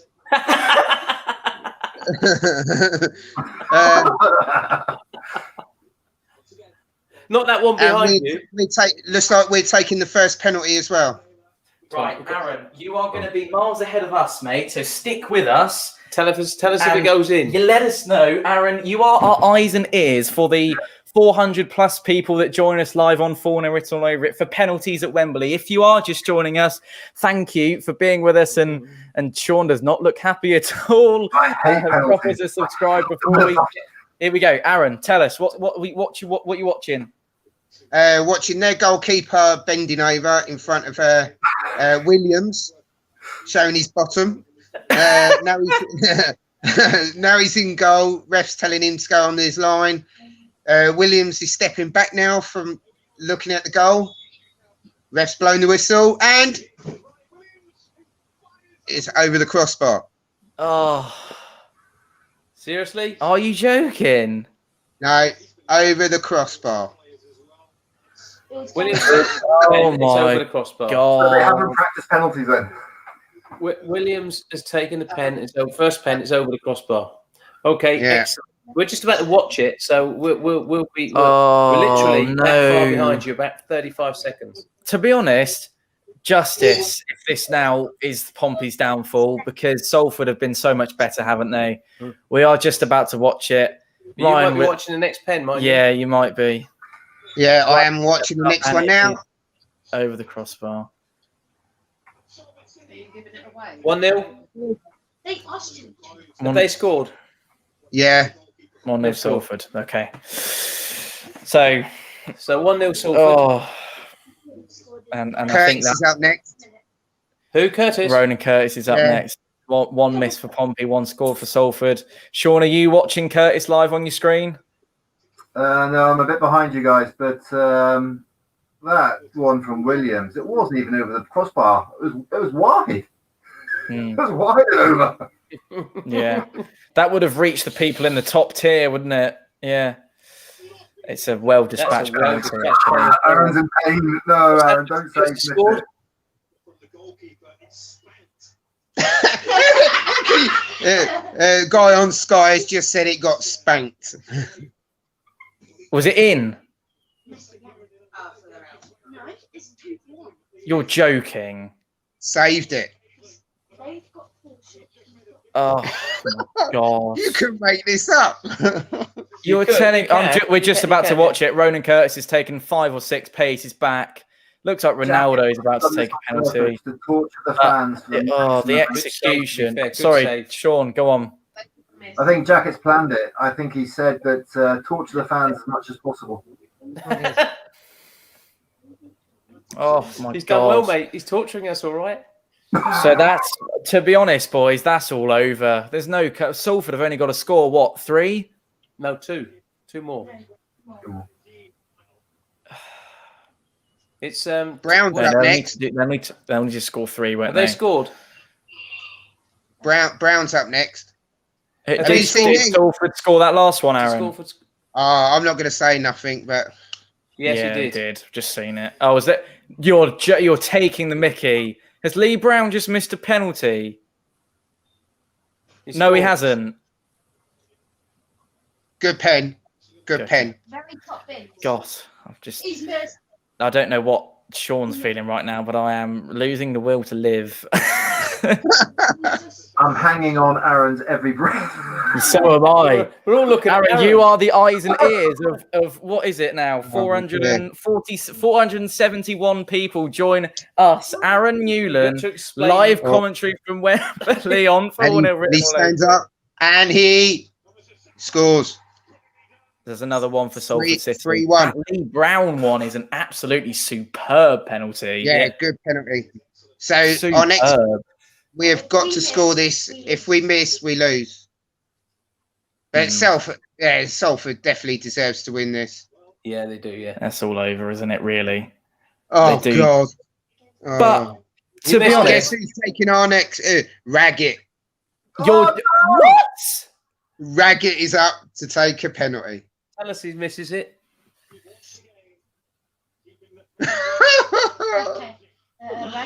Oh my God! Now he's ready. Whistle. He only scores. Oh dear. Oh, no, Sean Raggett scored a penalty at Wembley, everyone. Score it here first. Right, we need McGilvery to save this, or them to kick it over. All the owners of Salford are all down on the touchline. I bet they are. A Gary converted, Neville's got his phone out. Come, McGilvery. converted all three so far. Come on, McGilvery. Come on, McGilvery. Come on. What? I can't believe Sean. They've scored. They've scored that one as well. So That's it. They've won. Is that it? All over. Yeah, that is it. Final whistle. All over. Salford City have won the EFL trophy 2019-20 season. That is it. Well deserved. Congratulations to them as well. They deserve it, to be fair. Well deserved. Just your final word before we get all of our guests in. They deserve it, Tom. They looked like the better side on the day. We were woeful as usual. I'm not going to condemn it any further than that. They played a lot better football, League Two football, a good advert for League Two football there. And good luck to them for the rest of the season. I think they've done what they played well, played the football I'd like to watch every week. Yeah. And therefore, what do you say? What do you say apart from this is what we have lowered ourselves to? It's how far we've got down, isn't it? Wembley final. Don't pull your shirt on. Pull your shirt on and play for this city and this football club. Not a chance. Mr. Jackett, explain that. That's strong words from Andrew there, and I'm sure that will resonate with Pompey fans. I don't know if that resonates with you, Sean. Yeah, it shows the lack of progress we've made over the last 3 years. We've sort of stagnated, and actually we've gone back. And like Andrew says, I think that style of football Salford are playing any day of the week. Yeah, and that just shows, doesn't it, the discrepancy right now between Portsmouth and everyone around them. Everyone in League Two, mate.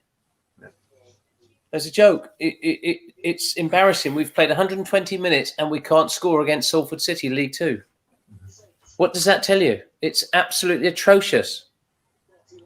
Our best performance was the second half of extra time.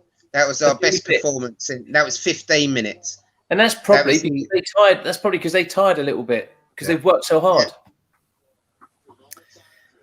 Ladies and gents, boys and girls, let us know how you feel about that one in the comments. If you're a Pompey fan, if you're a Salford City fan, what is your reaction to that? Gentlemen, stay right there. We're going to get absolutely everyone in. We're going to go for it. Here we go. Get us down onto the live display. We all know what's happened. And we've even got a guest on Brendan and Mike's stream as well. So, a guest in the background. I'll have a Guinness like him, Mrs. My fifth tin. Lovely. Let's go to Richard first. Richard, your immediate reaction. Salford City win 4-2 on penalties against Pompey at Wembley. All credit to Salford, I can say.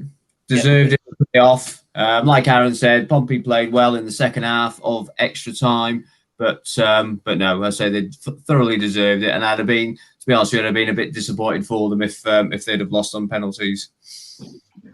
Absolutely. Mike's just left us for the moment. But Brendan, can you see it on the TV? Can you see now their manager talking to their players in a huddle in the middle of the pitch? A couple of minutes ago for the majority of everyone joining us. But yeah, it just speaks volumes, doesn't it? And I would have thought, Brendan, Mike, Kenny's post-match review of that will be nothing but what we expect, would you have thought? Yeah, well, to Kenny's favourite word, similarly, that will come out about 20 times, I think, and he'll repeat himself 4 times, I think. No, it was the exact same dross as he says every week for the last 4 years. We'll work on it. Today's the day to bloody work on it. You should have done it. Yeah, but we were good between the boxes.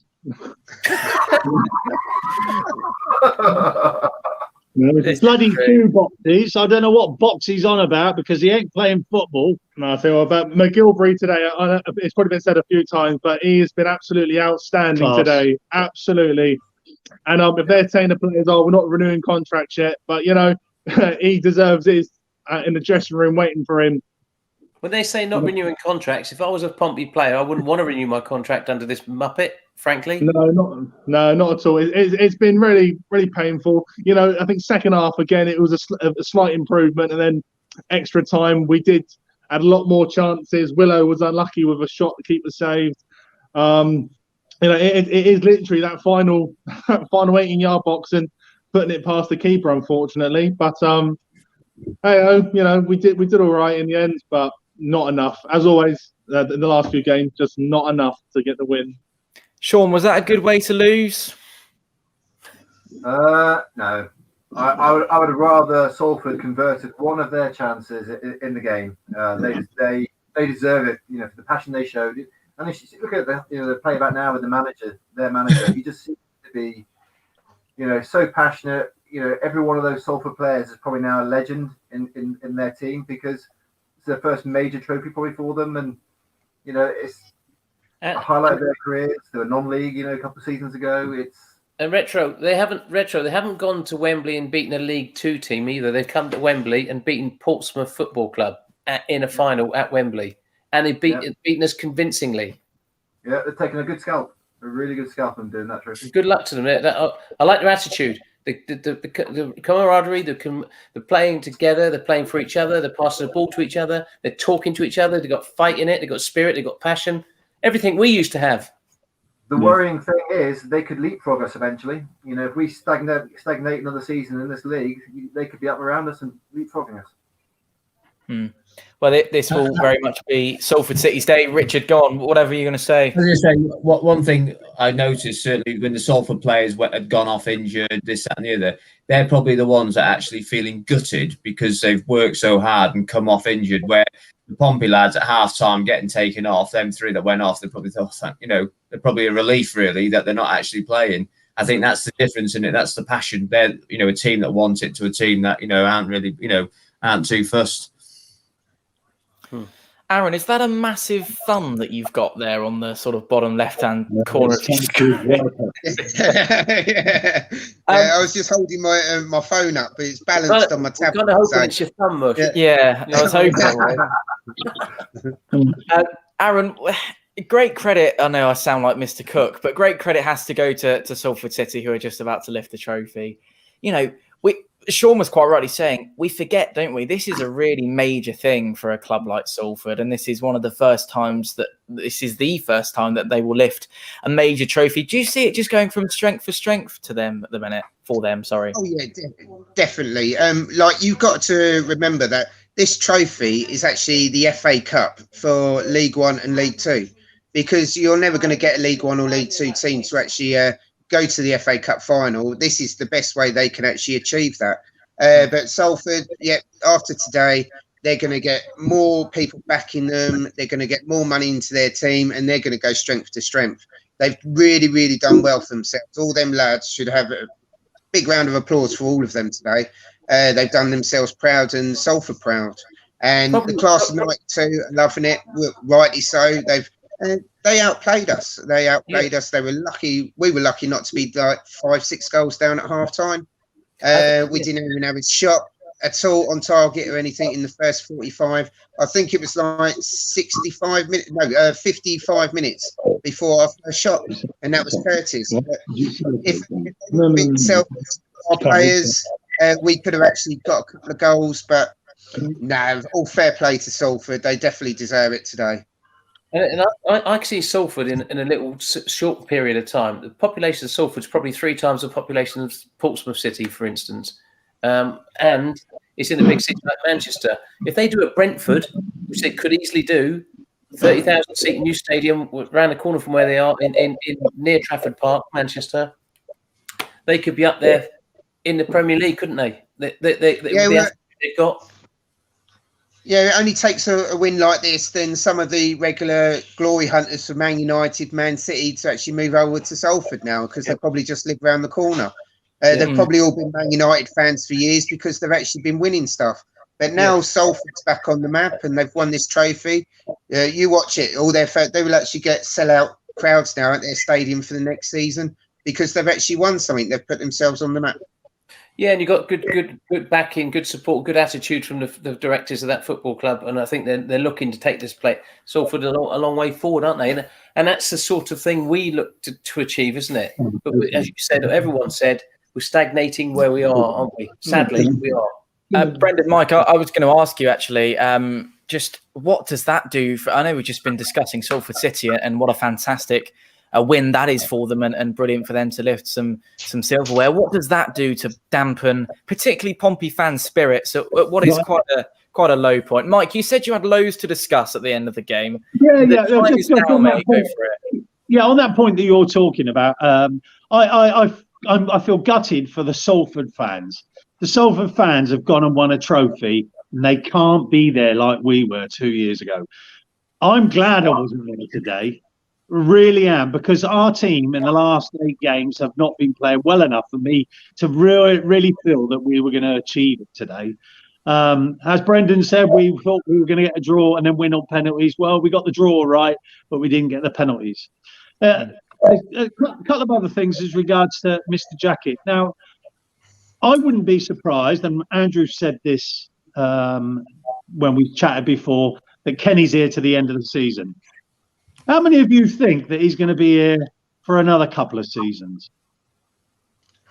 Yeah, I wonder why, Tom. I wonder why you think he's going to be here for a couple of more seasons. Yeah, there's probably. I'll ask Sean the question. Do you feel like Kenny? I think he is. Do you feel like he might be here for slightly longer than we're expecting? It depends on how he's been viewed by, his stability. He's going to keep them around the playoff position for a couple of seasons. They've got young players coming through, so he bides time while they age a bit, and the model is that we bring younger players in and we sell them on. So we're a developing club, make profit. So he's all of that. It's just, he's not, for me, he's not competitive enough, but I can see from an owner's point of view, his stability. Yeah, but is he going to keep the fan base though, Sean? Because if the fans don't want him and they don't turn up, they vote with their feet and don't go to the ground, is it going to be worth their salt to keep him in position and achieve what they want is a youth academy, but not have a ground with supporters in it? Well, I mean, they can't have it both ways, surely, not with Pompey. No, and I think as well, because seeing that, a lot of our revenue is the fan base, it is the stadium, the money coming into the door, otherwise we make a loss. I think for the first time, that's what it has to be. We haven't got owners who are going to splash the cash and keep the money or keep it afloat. They're very much focused on revenue streams. So I do think that would be the crux if he was to get extended or a new contract. Then I think the fans rejecting that might make them think the end halfway through. Because I think they've already made their decision by him still being here now after what we've been through since Christmas. Because any other manager that has had that sort of results and started falling away from the playoffs would have been replaced. I think I would agree with you, but I do wonder whether they're just waiting for everything just to go through. This is almost like being a nothing season. I know it has been we played, but I think from their point of view that it's just stability to the end of his contract, and they will reevaluate in the summer. I think you're right, Sean. Can I just say that I think you're both right in lots of ways, but if you look at it from a financial point of view, which I'm sure they're looking at it like that, because we're losing 700 grand a month for this season, so they've lost £8 million this season in cash. They've obviously had to put that in. It's had to come from somewhere. We had 3 million from previous year's profits, so there's about 5 million losses this year. Jackett's on 500 grand a year allegedly. So to ask him to leave now before the end of the season, they would have to pay him probably 100, 150 grand and say, off you go, on top of his salary. They're not. I don't think they're prepared to do that. They're prepared to stay in League One for another season, because the minute we go up next season, it's a £35 million cost on top of our cost now, which they'd have to find if we got promoted. So I don't think they want to, if I'm honest. I think they want us in League One again next season. And the reason for that is it keeps the cost down to where the cost base should be. We fill the stadium back up next season with 20,000 fans with a new manager. Jackett's there. I'm going to renew our season tickets, as I would, because we've got 3 of them, but I won't go to the games. And I've made that obvious to Tom and everybody that I won't be going. I'll keep my season ticket because I want my seat. To the viewers, Fournilwrittenalloverit will still continue, by the way. Just in case anyone was concerned. But the point, it'll be good morning, Tom. Good morning, Tom. But it's something we'll have to work with. Looking from a financial point of view, they could look at losing another 40 million quid if we get promoted this season now. That's the truth of it. So they're probably thinking, actually, COVID's not over yet. We're not sure whether they'll fill the stadiums next season, although we're all thinking it's probably going to happen. Therefore, they might not have the seat revenue in next season either. I think it's typically a financial decision from the director, because the decision was made by the board of directors to keep him, wasn't it? Yeah, it's got to be. There's only 2 directors in the UK. One of them's a senior director like Catlin, and the other one's a finance director. And the other 4 are sitting in the US saying, we're honourable people. We've looked at Mr. Eisner, and we've looked at his history, and we've looked at Disney. And if you go back and look at that and look at why he's no longer at Disney, main reasons that the board voted him out was because he stuck with too many people for too long and it stagnated, and they got fed up with it. And Just to cut across, you're just going to welcome Alex along to the stream. We've now full house on Fournilwrittenalloverit.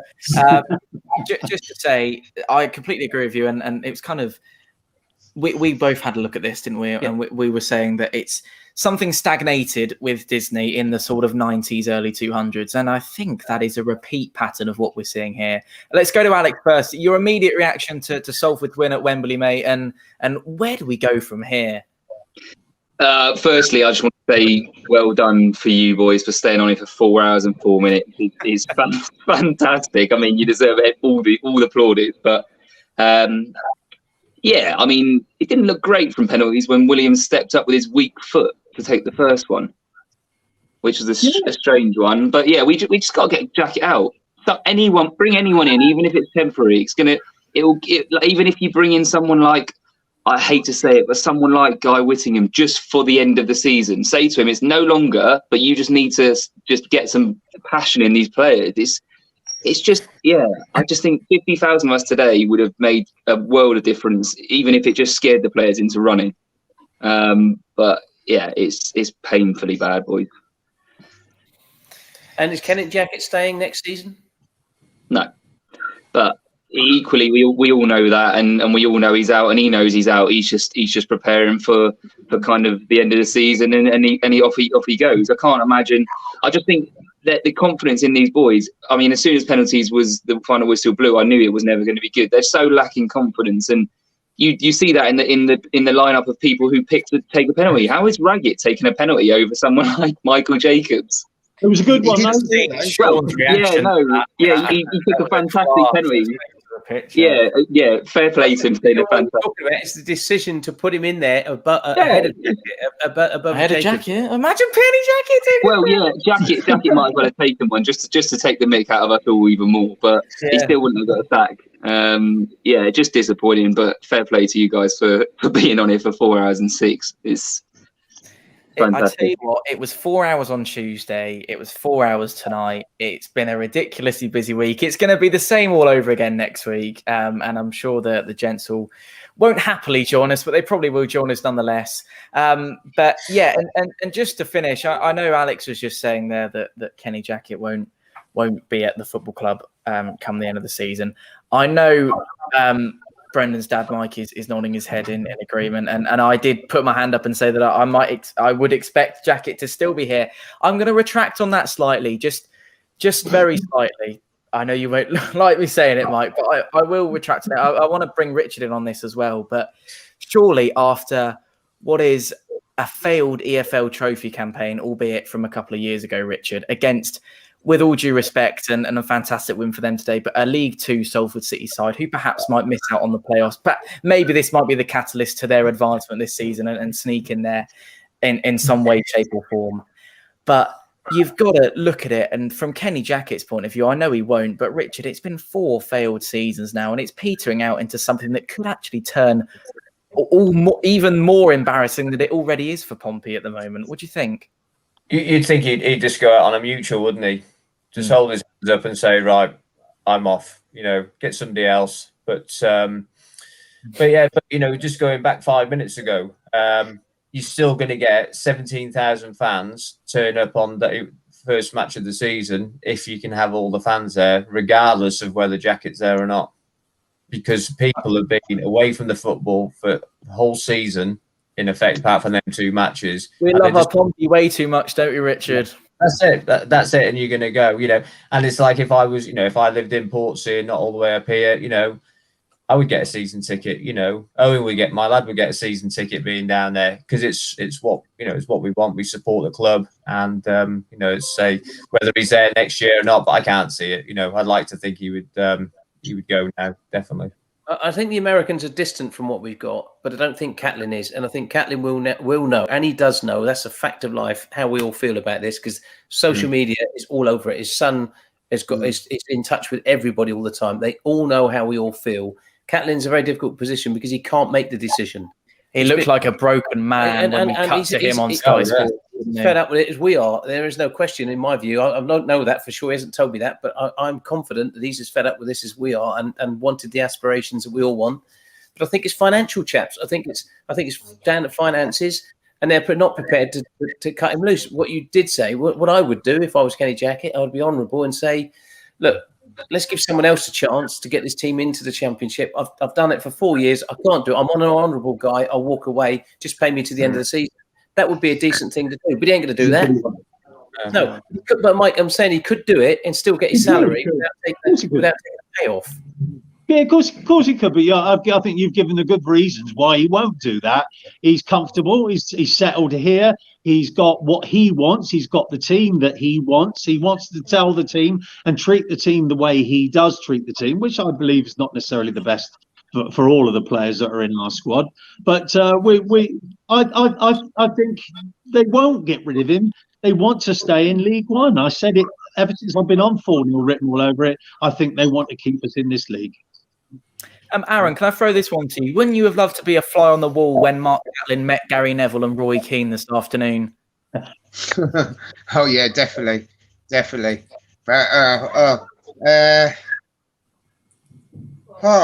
yeah. Well, I would love to be a wall, but I think Mark Catlin's lining up Roy Keane to take over for next season. That's why Roy Keane was there today. Yeah, because Roy Keane's probably turned around and goes, look, there's no way in the world I'll be standing there doing that. I'll be in all of my players' faces telling them exactly what to do. So I reckon he'll be there next season. As ludicrous as it sounds, it's a world away from Kenny Jackett's tactics, isn't it, Sean? Oh, yeah. Totally. It'll be a rocket that they've not had before. Absolutely. If Paul Cook's a lunatic, he's there. I think Roy Keane's up there somewhere, I think. Yeah, Kenny Jackett's below your scale there, Brendan. He's off your screen. He's on the floor. Yeah. Speaking of Paul Cook, obviously Ipswich have now leapfrogged us 2 points clear into the playoffs with Paul Cook, as we all knew would happen, but it's happened about 2 games in. So Tuesday night we could be 10th or 11th. And I fully believe that Peterborough will smash us to bits. Does anybody know? Does anybody know whether we could still get relegated or not? We can't. I think automatically we can't. Well, we're safe then. Yeah, we're safe. That's right. We are staying up. We are staying. Sean, sorry, you were going to add something there. I was just going to say that Salford, if they win their 2 games in hand, they're in the playoffs. They could be playing against us next season. Yeah. Quite possibly as well. Actually, 52 points and 33 would put us in the relegation zone. With I think it's pretty. So it's 20 points, 19 points or so. I would have thought we'll be probably have to win 5 of the next 10 to stay in this league, something like that. I don't think that's going to happen. Just to win 1. Yeah, it's winning a game. It's going to happen. Well, we can't see us winning a game, but boys, this is now what? If you bring I know EFL trophies not sort of league, but that's now what, 4 losses on the spin? When was the last time that happened at Pompey? Don't know. My mates started blaming me. Dark times like this. Pompey losses. When Andy Orker was involved. They've not won. Yeah, exactly. I think if we get to next season, with Mike's point, if Jackett's in a new contract to begin the next season, I personally think there'll be outrage outside Fratton Park before the game. Before the first game. He will not be in a new contract. Unless we somehow go up this year, he will get a deal, but he will not get a contract if we stay in this league. I would bet everything I have on that. But yeah, I agree. I would think he'll get a contract at another club. Well, we did say this on Tuesday, didn't we, Sean? That it'd be very difficult for Kenny Jackett to get a job anywhere else in football now, wouldn't it? I think so. Get Paul Town next to you next, won't he? Oh, the borough of Broadstone. Yeah, Broadstone FC. That'll be his next destination, boys. That's the anyway. Gentlemen, I think that's probably where we'll wrap it up for now. Thank you very much to all of you for joining us. Look forward to Tuesday night, boys. Can I just say, we'll go around the circle, starting off with Sean. Pompey's league position on the first weekend of May. May? End of the season. End of the season. Last game of the season. After we played Accrington Stanley, where will we be in League One? About 15th. 15th. Aaron? 10th. 10th. Alex, what are you thinking, son? 9th. 9th. Brendan? Yeah, 10th. Mike? Unlucky 13. 13th. Richard? Round Same as Mike, 13th. Have we got money on this? Just so we've got this recorded. We've got back at Dodgers, first game of the season. The thing is, though, boys, we can take that as an average. What's that? 10th, 11th from what we were saying? 11th or 12th, yeah. Do you know, at this rate, I think I'd be happy just to stay in this league and not get relegated. Yeah. Seriously. Yeah. That's why I asked whether we could do. Listen to us talking the way we're talking, so unpassionately and so. Remember where we were at Christmas, to anyone? To our team. Shocking, isn't it? How we feel. But you just on Christmas Day, Pompey were top of League One. You have got to remember that you've got to think every time we've been top of the league with Jacket, has anyone ever thought we're going to stay top of the league? Exactly. No. So that's the deal, isn't it? It was false, wasn't it? We were winning games, but we shouldn't have been. Yeah, and the season we did that also at Christmas when we beat Bristol Rovers around that Christmas time. We were doing the same thing and we were in false position. So, Richard, any closing words to everyone that still joins us and to the boys that we've spent the afternoon with? I say, looking forward to Tuesday. And that's it. That'll come around very quickly, won't it? Tuesday. But the thing is, we're all smiling. That's the thing, isn't it? You're looking forward to Tuesday. I think you've been drinking some of Aaron's. I wish it was. Brendan, Mike, closing thoughts. Oh, Kenny's on the screen. Yeah, we froze him. So we're going to listen to him a minute and have a good laugh, and then we'll have a stiff drink. There we go. Alex. Looking forward to it on Tuesday, and just once again, fair play to you guys, and cheers for obviously doing this every week. Thanks, mate. It's getting increasingly difficult. We've out, but we're still here. And thank you. That comes straight back at you, mate. Thank you to all of you for joining us. Aaron, we won't say keep the faith because we've obviously lost that. Well, yeah, a while ago. Yeah. Aaron, what are your closing thoughts to the viewers, mate? Go on, give it to us. Well, let's just. Well, this was supposed to be the turning point of our season, but I think that's gone now. Let's just hope we don't get humiliated on Tuesday night. Sean? Echo the sentiment. I'd like to see Jacket play that last 11 on Tuesday night, and just go from there. If Jacket's not there on Tuesday night. Well, we will have to wait and see. That is an interesting one to close on. Perhaps we might be discussing something different. Gentlemen, thank you very much indeed for joining us. And that goes to everyone else who's joined us live on Fournilwrittenalloverit tonight. And Andrew, just to say to you as well, mate, thank you for sticking with me all afternoon. It's been, oh my word, what have I done there? I mean, that's bye, boys. Good night, chaps. Hash of that. Just final words, if you will. Thank you. And nothing more to say, Tom, I don't think. Tuesday night's going to be embarrassing. Jacket's got a smirk on his face. He looks happy. A couple of weeks left on his contract. See it out. Everyone's a winner, aren't they? Especially his chicken dinner. And we're going to have a Ruby tonight and a couple of beers to celebrate. Thank the Lord. Right, let's see what's still to come here on Fournilwrittenalloverit. Play up, Pompey. We're live on Tuesday night back here. Peterborough United versus Portsmouth this Tuesday evening. Join us from 6 o'clock, followed by Paul Cook's return to Bratton Park. Myself and Alex Griffin get things going from 1:45. That was a 3 o'clock kickoff, followed by Shrewsbury Town versus Portsmouth. Saturday, the 27th of March. Easter cracker weekend for us. Not an Easter disaster, perhaps. Good Friday, Pompey versus Rochdale from 2 o'clock here on Fournilwrittenalloverit. Then an Easter Monday trip up to Greater Manchester. Wigan Athletic versus Portsmouth. Join us from 2 o'clock for that one. And thank you once again to everyone for joining us live on Fournilwrittenalloverit all afternoon. 4 hours and 20 minutes strong. That is absolutely ridiculous. Alex said, enjoy the Ruby, keep smiling, or can't get much worse. Cheers again, mate. Absolutely. Straight back at you, my son, and thank you for jumping in. And thank you to all of you for joining us live all afternoon. All that's left for us to say is take a breath, and thank you all very much indeed for watching. We will be back next Tuesday. Hopefully you will be with us as well. I'm not going to say keep the faith, because as Andrew said, we lost that a while ago, but play up Pompey nonetheless. See you Tuesday. Bye from us.